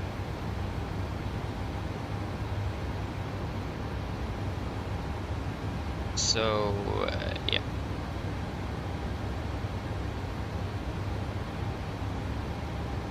Other than that, it is nothing very significant. We should be established before like 1500 feet on the with both command A and B active, and at least it's 3,500 feet at Exinlo on both the localizer and glide slope. Should be a fairly straightforward approach. We have done this before, but we need to monitor the performance of the aircraft to see if everything is okay. If we do encounter any problems below 1,000 feet, we will immediately go around, no question asked, and then try attempt again. And if not possible, then we will try to divert. We do have Torp fairly close by as well. That should be working quite fine. Other than that, again, like I said, nothing really specific. But we're using flaps 40 for landing with a VLF of 135, final 141 with a wing correction of 6. And decision altitude is decision height is 50 feet as well. Using automatic 3 for landing, and we're going to be using second detent reverse first. For the taxi in, airport charge 10-9 from 23rd of January 26, landing 1 on the right. Hopefully we are able, most likely, Alpha 6, that would be absolutely amazing. If not, Alpha 5. Expecting then, if Alpha 5, just going to be taxiing then via November, and right on Papa, and right on Zulu to stand 50. Or if it's going to be Alpha 6, just Victor and Zulu, Juliet stand 50. No applicable hotspots, taxi restrictions, or any no tabs. Threat today will be first of all the disability is getting quite bad, especially around when we are taxiing. Be careful so we don't hit anyone or anything during the taxi. We also limit our speed to maximum 20 knots, maybe even 15 knots, just so we are sure that we are all cleared in regards to, again, all the traffic and obstacles on the ground. I'm not sure if we still have that Sigmet. No, we don't. Yeah, so severe icing is not a problem then. Good. Also doing an automatic landing, something I perceive we don't often do. So again, we need to make sure that the aircraft is doing what it's supposed to do, monitor instruments and looking outside for visual clues. And if you see them early, we will not disconnect, we'll just continue with the approach, and the aircraft will land itself. Beware, we are a failed operational aircraft, so we won't have direction control on the center line after touchdown, so we need to do that ourselves. Oh, so it's actually failed passive, I think. Yeah. Just that moment, got to start descending down to flight level 210. 210 set.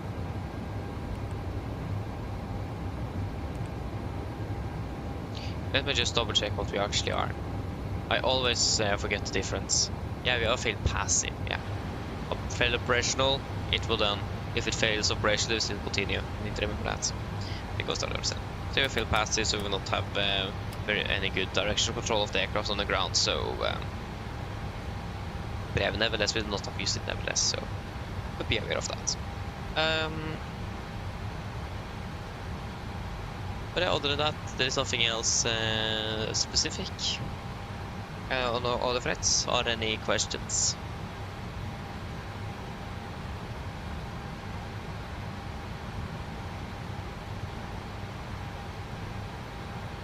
No.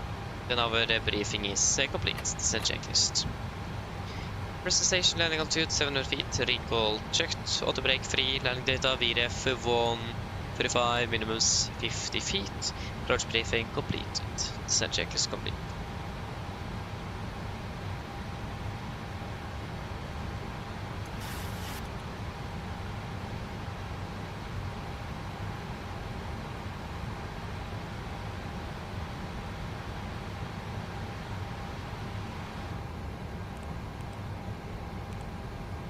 Where is good old Bavad? There we go.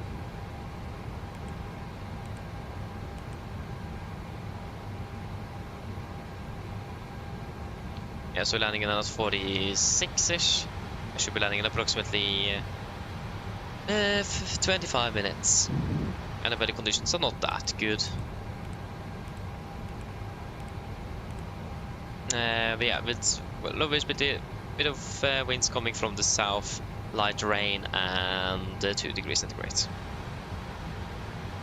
Mine damer og herrer, dette kaptein snakker. En liten oppdatering fremme fra cockpit.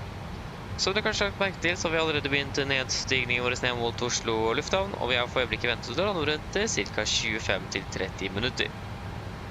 Forholdene i Oslo for øyeblikket har egentlig ikke forbedret seg noe særlig siden vi tok av fra London. Det er fortsatt en del vind kommende fra sør med lavere sikt. Noe lett regnbyger og rundt 2 grader. Som sagt, vi forventer fortsatt ikke at dette skal ha en alt for stor innvirkning på innflyvningen vår, men vær forberedt på at det kan hende at det kan skje noe hvis værforholdene blir enda verre. Ellers, vi håper veldig fin flytur med Norwegian. Vi takker for at du flyr med oss. Vi håper vi ser dere for neste flytur, og så ønsker dere en fin kveld videre. Ladies and gentlemen, this is Captain speaking. Quick update there from the flight deck. As we noticed, we have started our descent down towards Oslo Airport, and we are currently expected to be landing in approximately 25 to 30 minutes. The weather conditions in Oslo was looking very good, with just with a bit of wind coming from the south. It is a bit low visibility with some light rain and 2 degrees centigrade. So we haven't really improved since we departed out of London. We currently are not expecting any significant delays coming in due to the weather, but be aware that it may happen, and if that's the case, we will have you updated accordingly. Otherwise, we hope to enjoy this flight with Norwegian. We do thank you for choosing us this evening. We hope to see you again on your next flight, and we do wish you a pleasant evening. Thank you. Yeah, we'll be landing in about 25 minutes-ish. And Fabian, hello, welcome, opening well, good evening.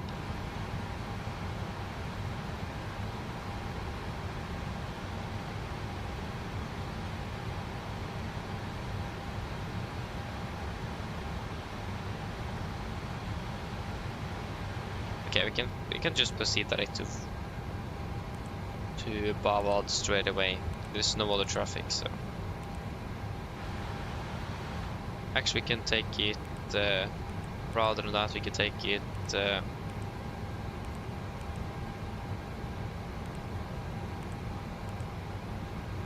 replace it with the depot for execute.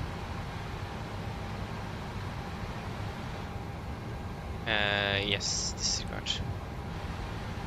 We're landing at 44 then. Engine fell off. I imagine if that would happen. Like, sorry for the voice crack.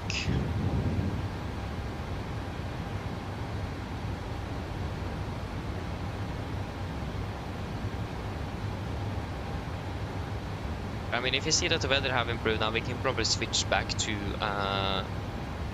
manual landing. But if you do see that the runway is good enough on the final approach, then we will not turn off the autopilot. We'll just continue. But if we see that the weather improves and we can actually do a manual landing, then we'll do that instead.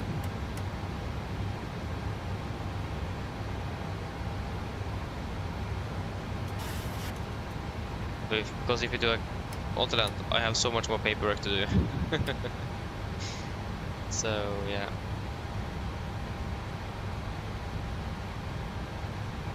It's gonna be yeah, I don't know that though. Category is gonna be a Cat 3. Are we even certified for a Cat 3 Bravo? Since it is even an alternative.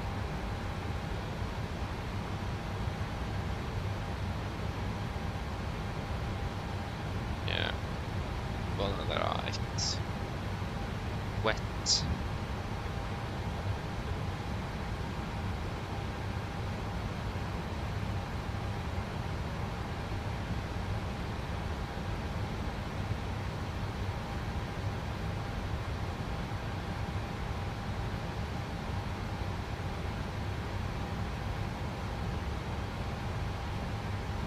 What is our... Yeah, because I can't go back here and it's saved. How did I miss that bad? It was not saved at all. Ah yeah.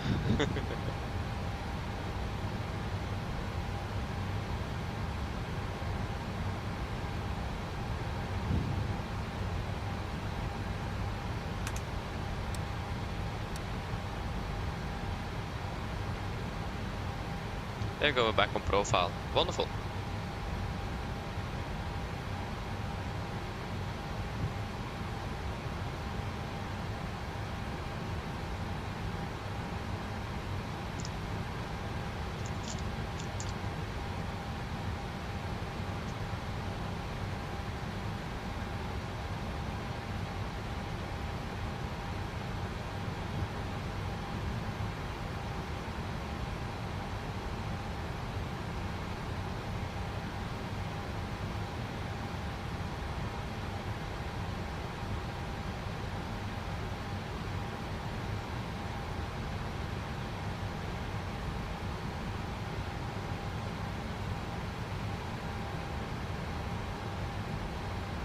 I mean, we're landing almost 20 minutes early, so that's very nice.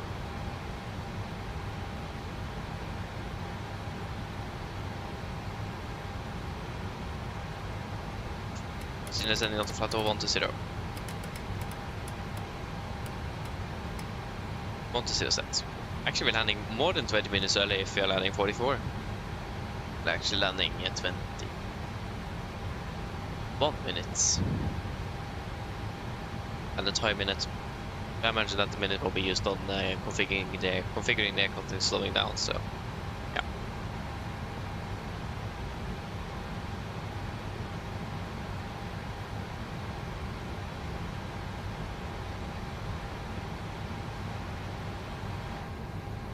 Can request a TWIP and see how the weather is.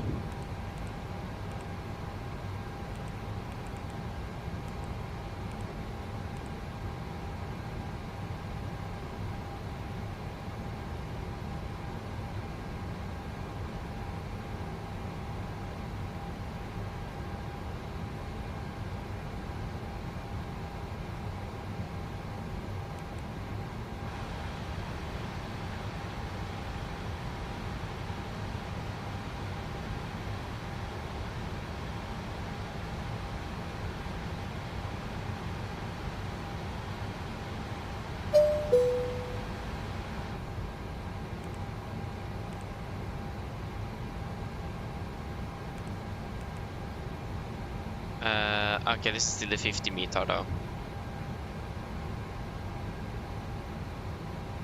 800 meters, yeah.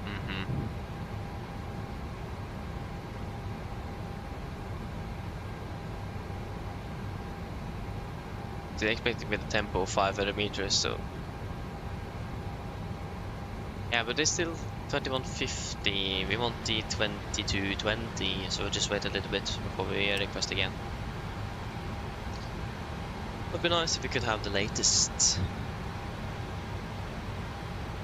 So yeah.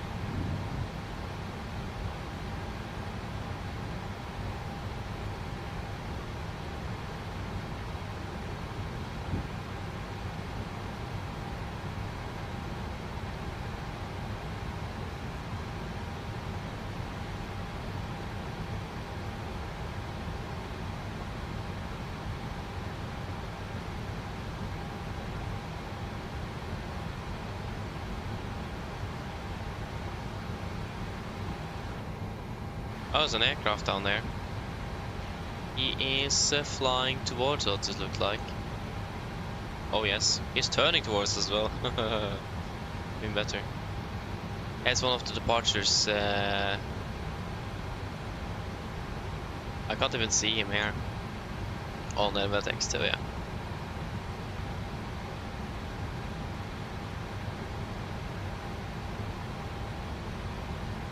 So you have another 4 days of flying terrain. Nice though. Not bad. Why is he flying inbound? No, he's not. It's green right, red left, so you can just look outside here. There you go, red left, so easy to find.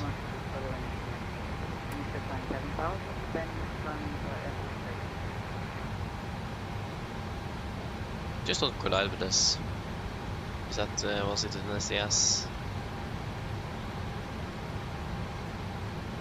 This doesn't really look good, I'm not gonna lie.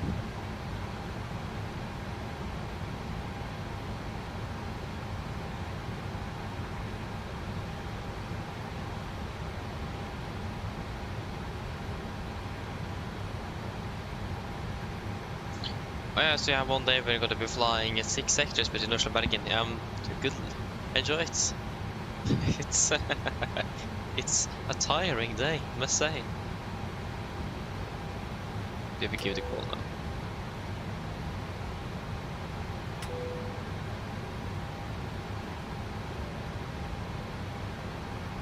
So yeah, enjoy it. But yeah, I understand that's how it is.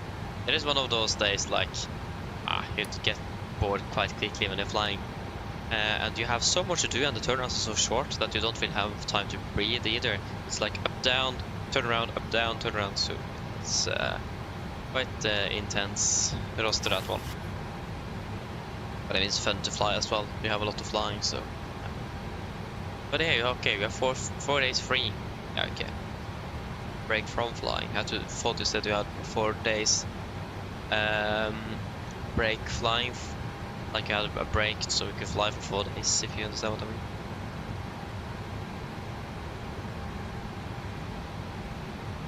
Yeah, I mean, I would also really like to use. Yeah, he passed 10,000 feet there. That's for sure. So he's there. Yeah, we are actually pretty much at the same level soon, and he's still not on my T-class.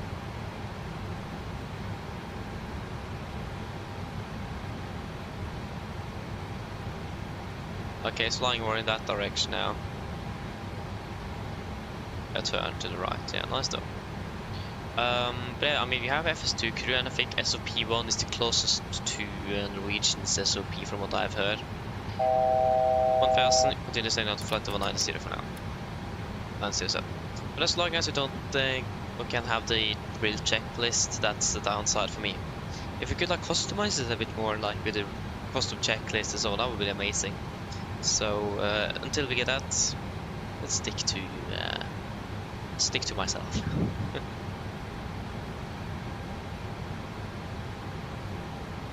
Yeah, now we can try to request the latest weather.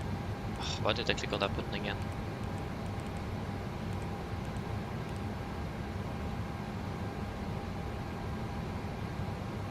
FS2 could have like 3 different SOPs for 737, SOP 1, 2 and 3.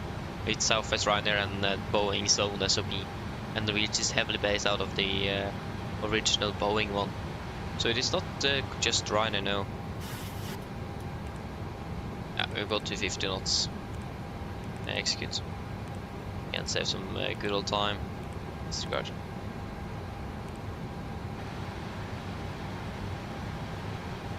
Yes, fina path. We got the message. Hey, yes. Why is we still have the 50 meter? What? Yeah, pass by to 100.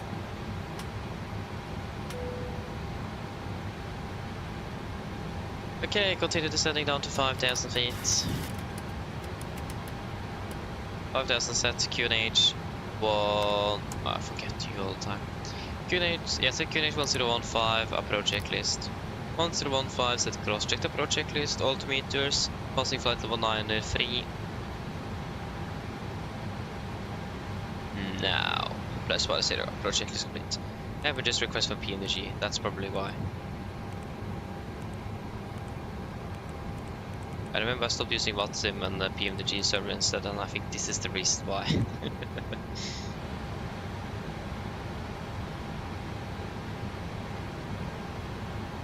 Okay, then we're just waiting for the cabin call, and then we are all good. Maybe we just stick to the old land. Don't want to overcomplicate things now. Get tired. Just want to get home, so just let it do the job for us. But it will still be nice with the latest weather though. I guess that the DME readings work in the aircraft, it was the Gatwick that was the problem. If you remember the file report on that. Or it could be something wrong with our receiver with that specific frequency as well, that could be a possibility.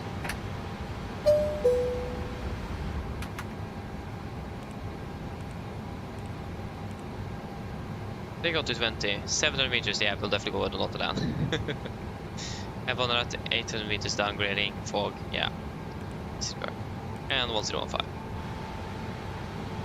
Autoland is the best option here. Hello. Hi, Captain. All passengers are seated and secured for landing. Thank you. No problem. Yes, cabin secure. Beautiful.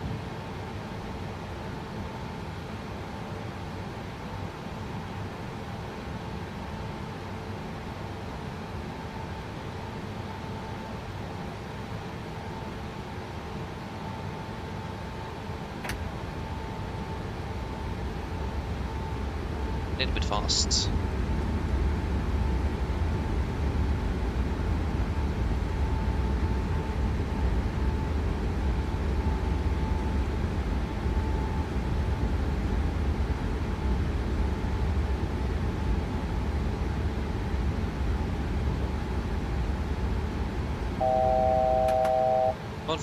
Continue setting down to 4,000 feet. 4,000 set. Speed into vent, 220 knots. 220 set.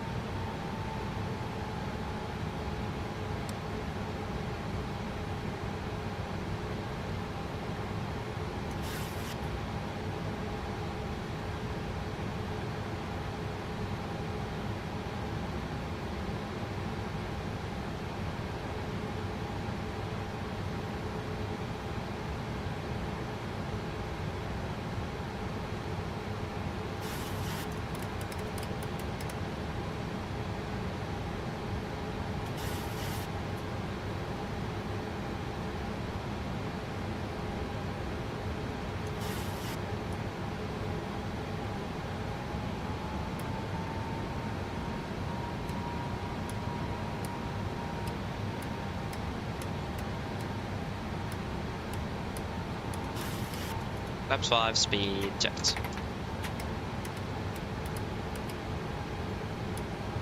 Speed 200. 200 sets.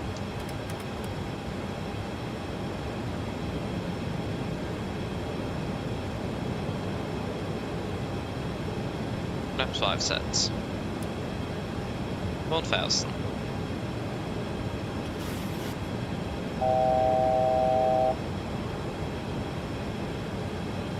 Okay, approach arm.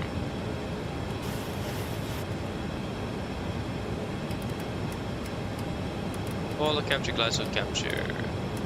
Missed approach altitude 5,000 feet. Set.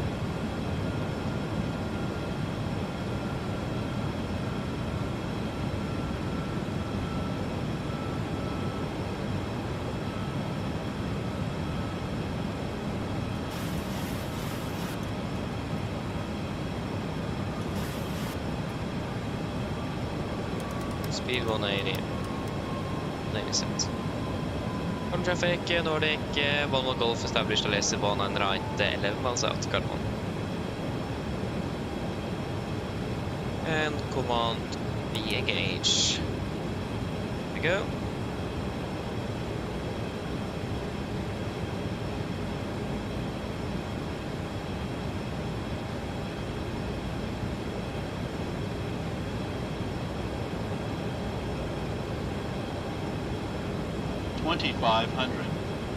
Engine anti-ice on, please.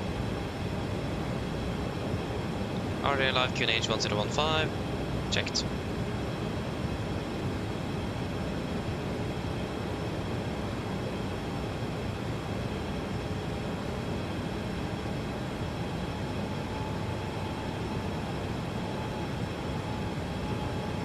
Uh, 50.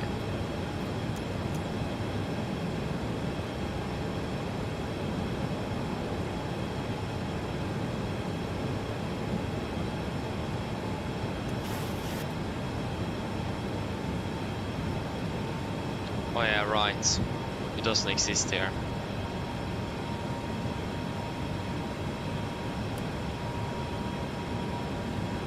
Take it after landing.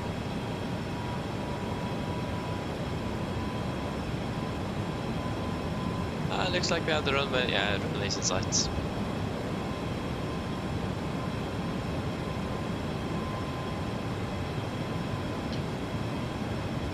Get out, flap 15, speed checked. Speed 160, landing checklist 2 flaps. Camera crew, sit for landing please. Flap 15 set, landing checklist 2 flaps. Cam call, given, engine start switches.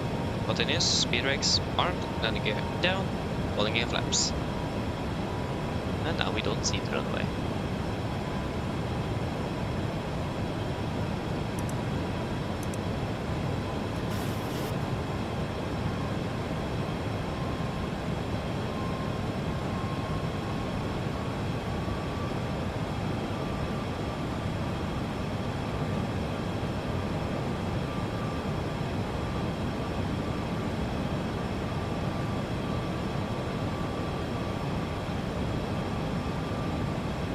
Flaps 25, speed checked.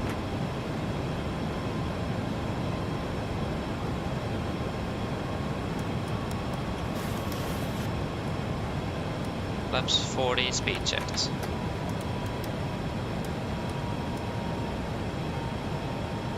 Complete landing checklist, flaps 40 planned, 40 green light, landing checklist complete.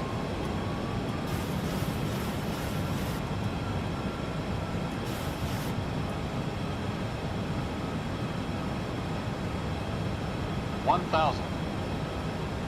thousand, we are stable, all looks good, clear to land. Auto traffic, Nordic, Volvo Golf, short final, 1 right, carbon. And we have ground contact, and the runway is not in sight.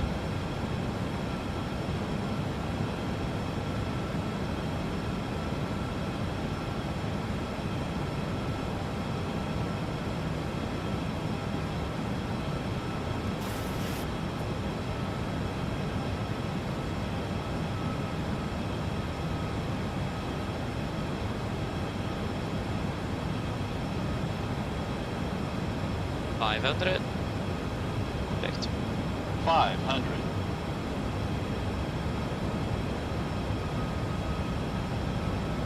400. And approach lights to sights.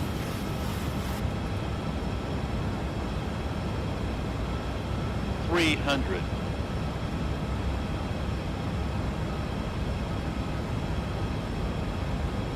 $200. Approaching minimums. Yes, contact. 100. Minimums. 50. 40. 30. 20. 10.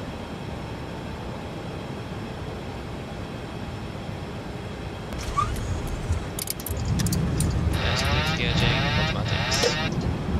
To reversers. 79%, 100 knots. Auto brake disarm. And there we go, past 60 knots. We just missed Alpha 6. Ah, that was so close as well. I can't even see the terminal.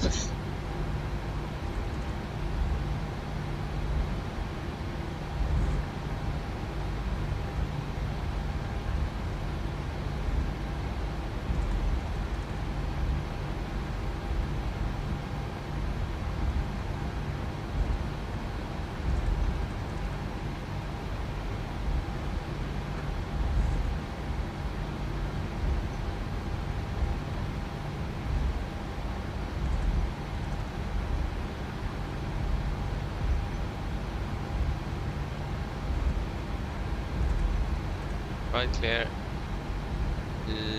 left clear.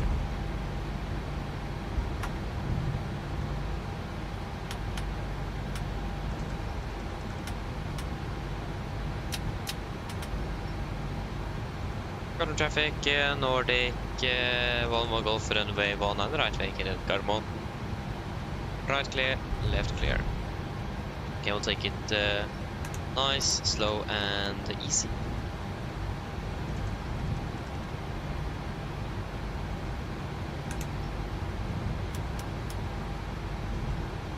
Oh, pushed it a little bit, sorry.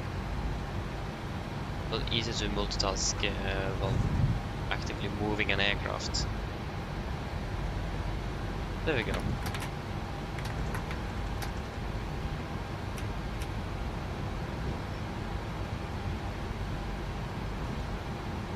Let me see what the GSX profile do I have for this airport. Maybe the Aerosoft one doesn't exist.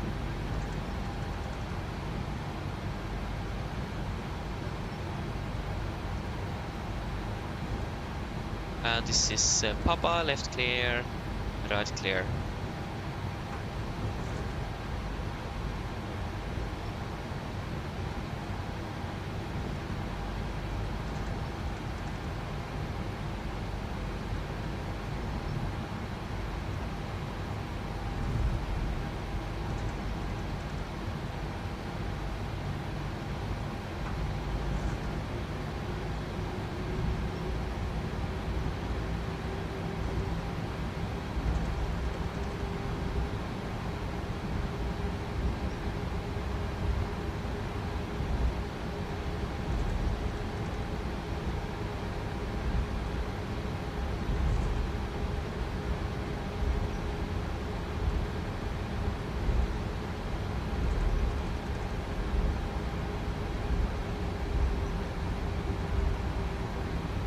Yeah, we'll just disregard it. I don't have. I can't find stand 50 anywhere. What's the neighboring? Is it 40 something? Let me just find out. Salzburg is not the correct airport. Right clear, left clear. Taxi. Working. Stand 50. Yeah, so stand 52 then. Right clear, left clear.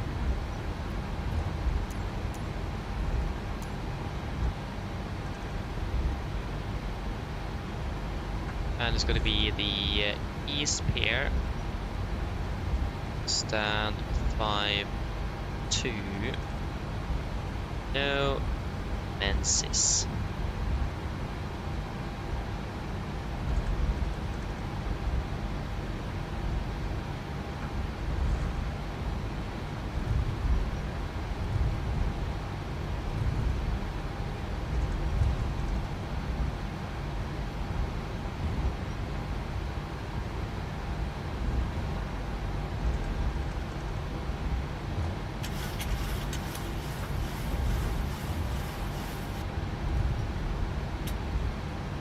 Left clear, right clear, so we'll take a right turn here onto Romeo. Actually, correction, we're taking onto Zulu, that's what we got. Right clear, left clear.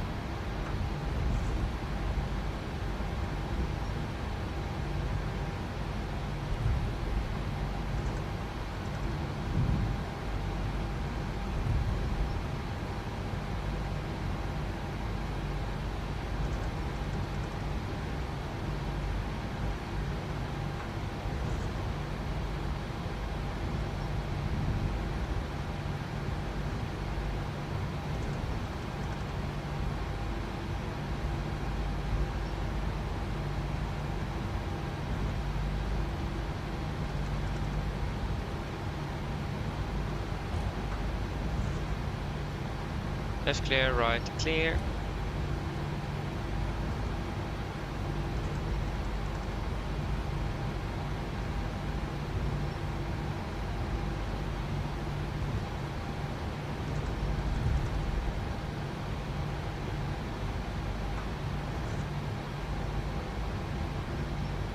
Left clear, right clear.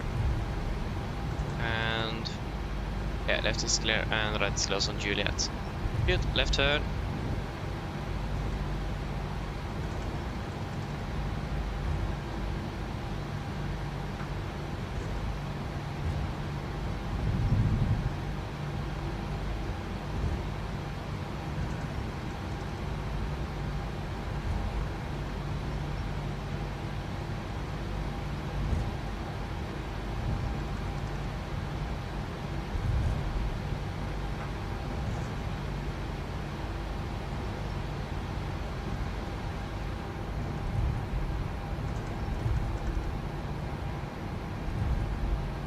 Exiting to stand 5-2. That is this one. We are a right turn here.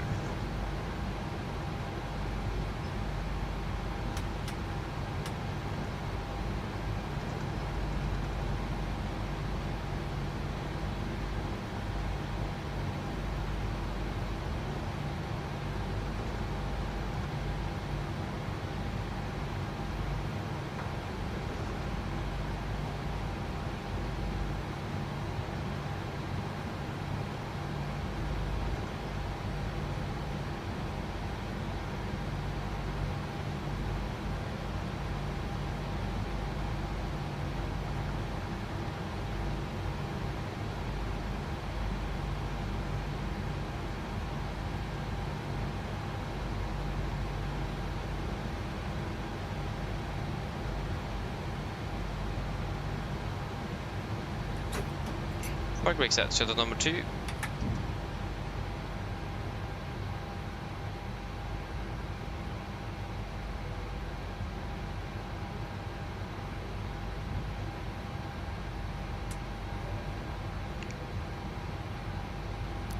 So I forgot to pause you.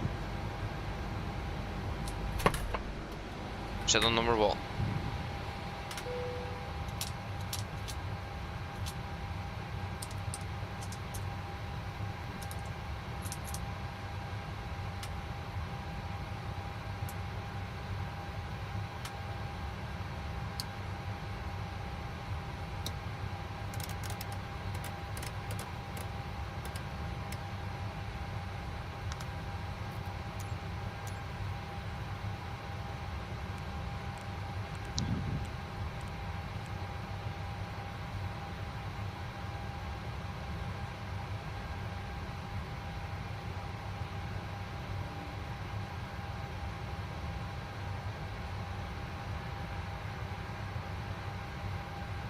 Yes, shutdown checklist to the line. Fuel pumps off, row heat off, hydraulic panel set, flaps up and light, parking and brake set, engine start levers cut off, weather radar off. Shutdown checklist to the line.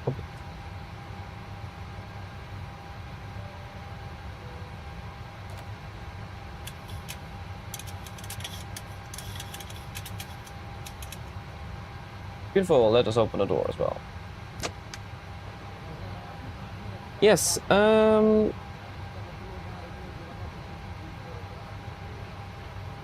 hour and 59 minutes.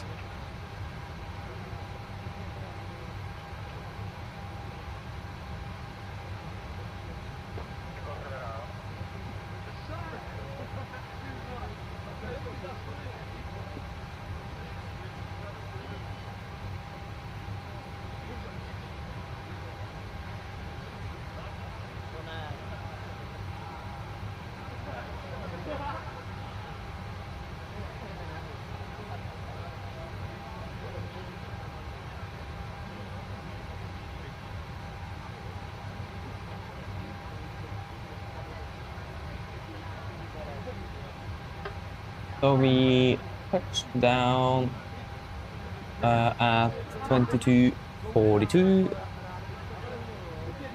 22:42, and we parked at the gate.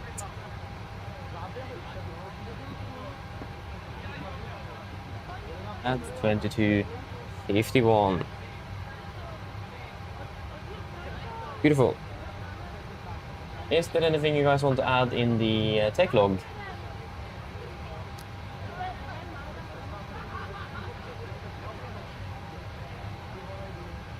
We currently have 3 tons on board, 3,000. How much have we burned? 4.2.3. 4.340. 83 and 91. It was good, and it was good.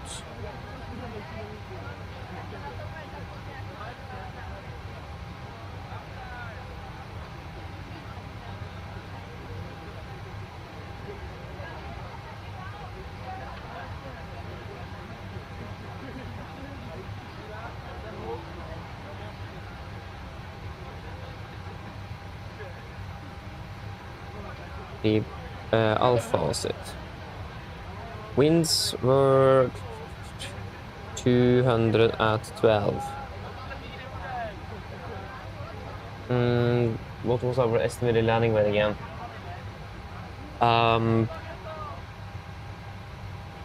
Sorry, current gross weight. Of course, we don't have that anymore.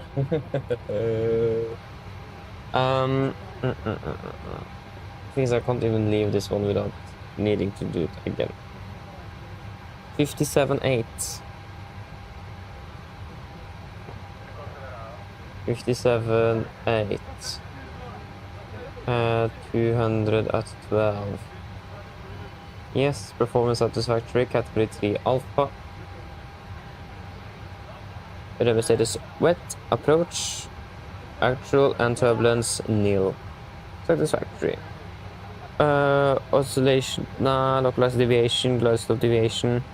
More than 1 knot, no. At 100 knot within the runway with. No. Unacceptable, no. Auto throttle used. No, disconnect.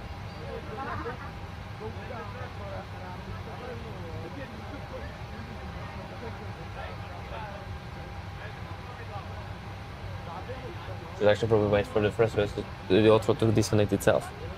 Auto land, automatic, plug intervention, hard touchdown, no. Off center land, no. Long touchdown, yes. Too much bank on landing, no.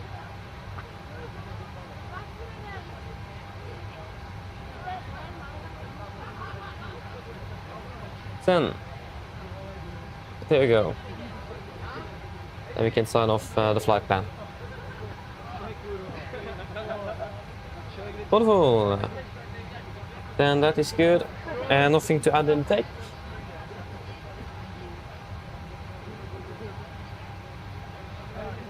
No, then shuttle checklist blood blind, technical complete, ESP complete. Shuttle checklist complete. Good. Seacon, hello, welcome, opening well. Thank you very much. Hope you have enjoyed it, and have a great night you as well. See you. Bye bye. Yeah, the difference between baro and radio minimums.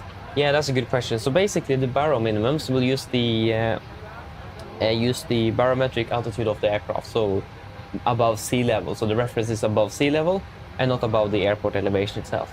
But the radio altitude goes through the radio altitude on the aircraft. So it will go if you set it to 50 feet like we did, it will then stay 50 minimums when you pass 50 feet above the ground itself and not above sea level. So baro is above sea level reference and radio is above ground level. And no, you just can't use it as you want. Normally you will use the radio when you're doing a Cat 2-3 approach or landing, and for the rest you will be using baro. The radio is just used for automatic landings basically. It will say in the on the charts, I think. Yeah, because if we can just pull up the charts. Yeah, so for example, here's this decision height 50.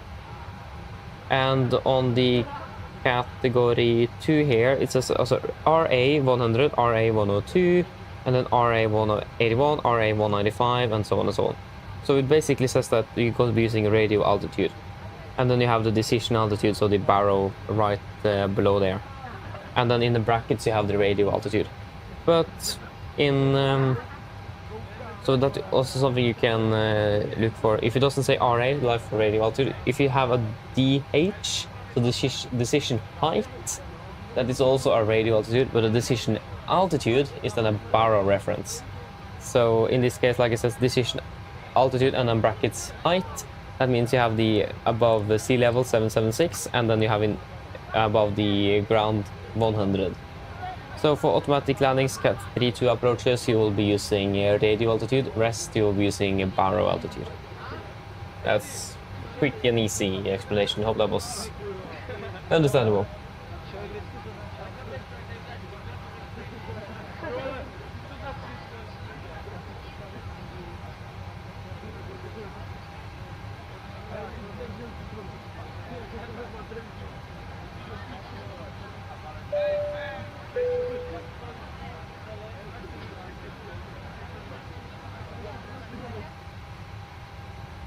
Much finished now, so I think the passengers maybe are pretty much finished before we even were supposed to land, so I mean that is very good. Hello! Hello, Captain. All passengers have left the aircraft. Fantastic landing, by the way. Much appreciated. Thank you. If you need anything more, just give me a call. Of course. I must say, I don't really have much with that landing to do. But okay. I don't complain about credit for something I didn't do. Yeah, let me just install that plugin again. Because the Elevatex is just completely broken. Like, we're just completely flying.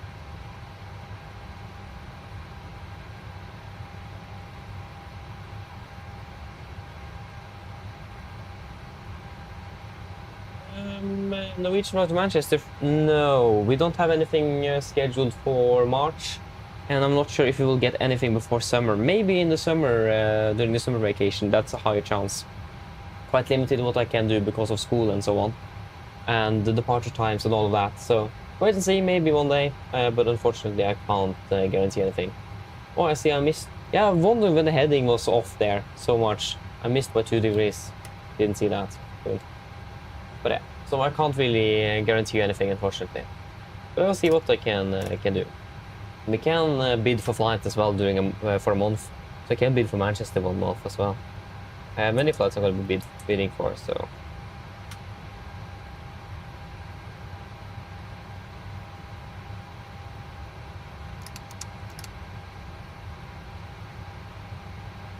Yeah, exactly. We are not finished here at all. I totally forgot this.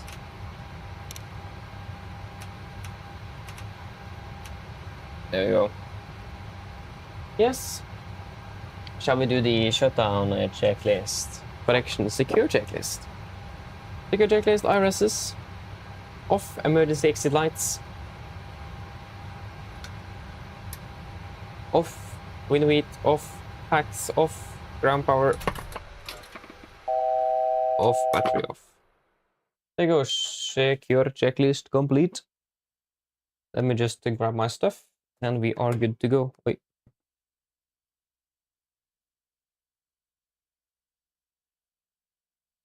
Yeah, you're welcome. You're welcome. Again, if you have any other questions, feel free to ask. And yeah, no, I have not flown that flight, unfortunately. It would be fun to do the Tromsø-Granca flight. I've seen that you generally do need to do a fuel stop because it's such a long flight. But no, I'm not on it. Would be fun to do. And but yeah, I don't think that this a flight I do during the summer. I think it's more a winter season. I think it is more a charter flight as well, perhaps, not really a schedule. And I actually don't know. But at least we are, no, I have not on it. Hopefully one day.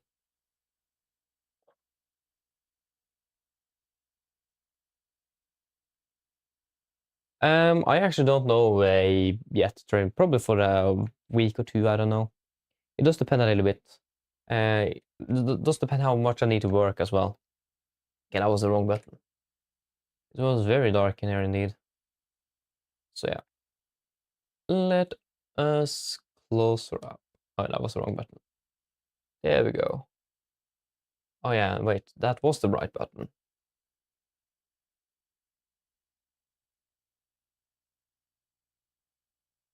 Beautiful. Oh, why were you so quick?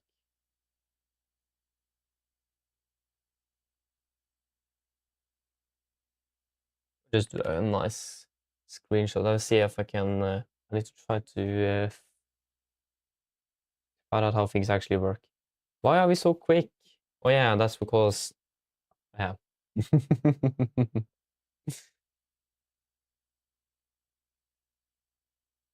Oh, it's the Blood Moon.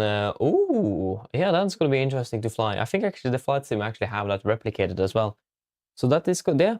If you are here tomorrow as well, remind me.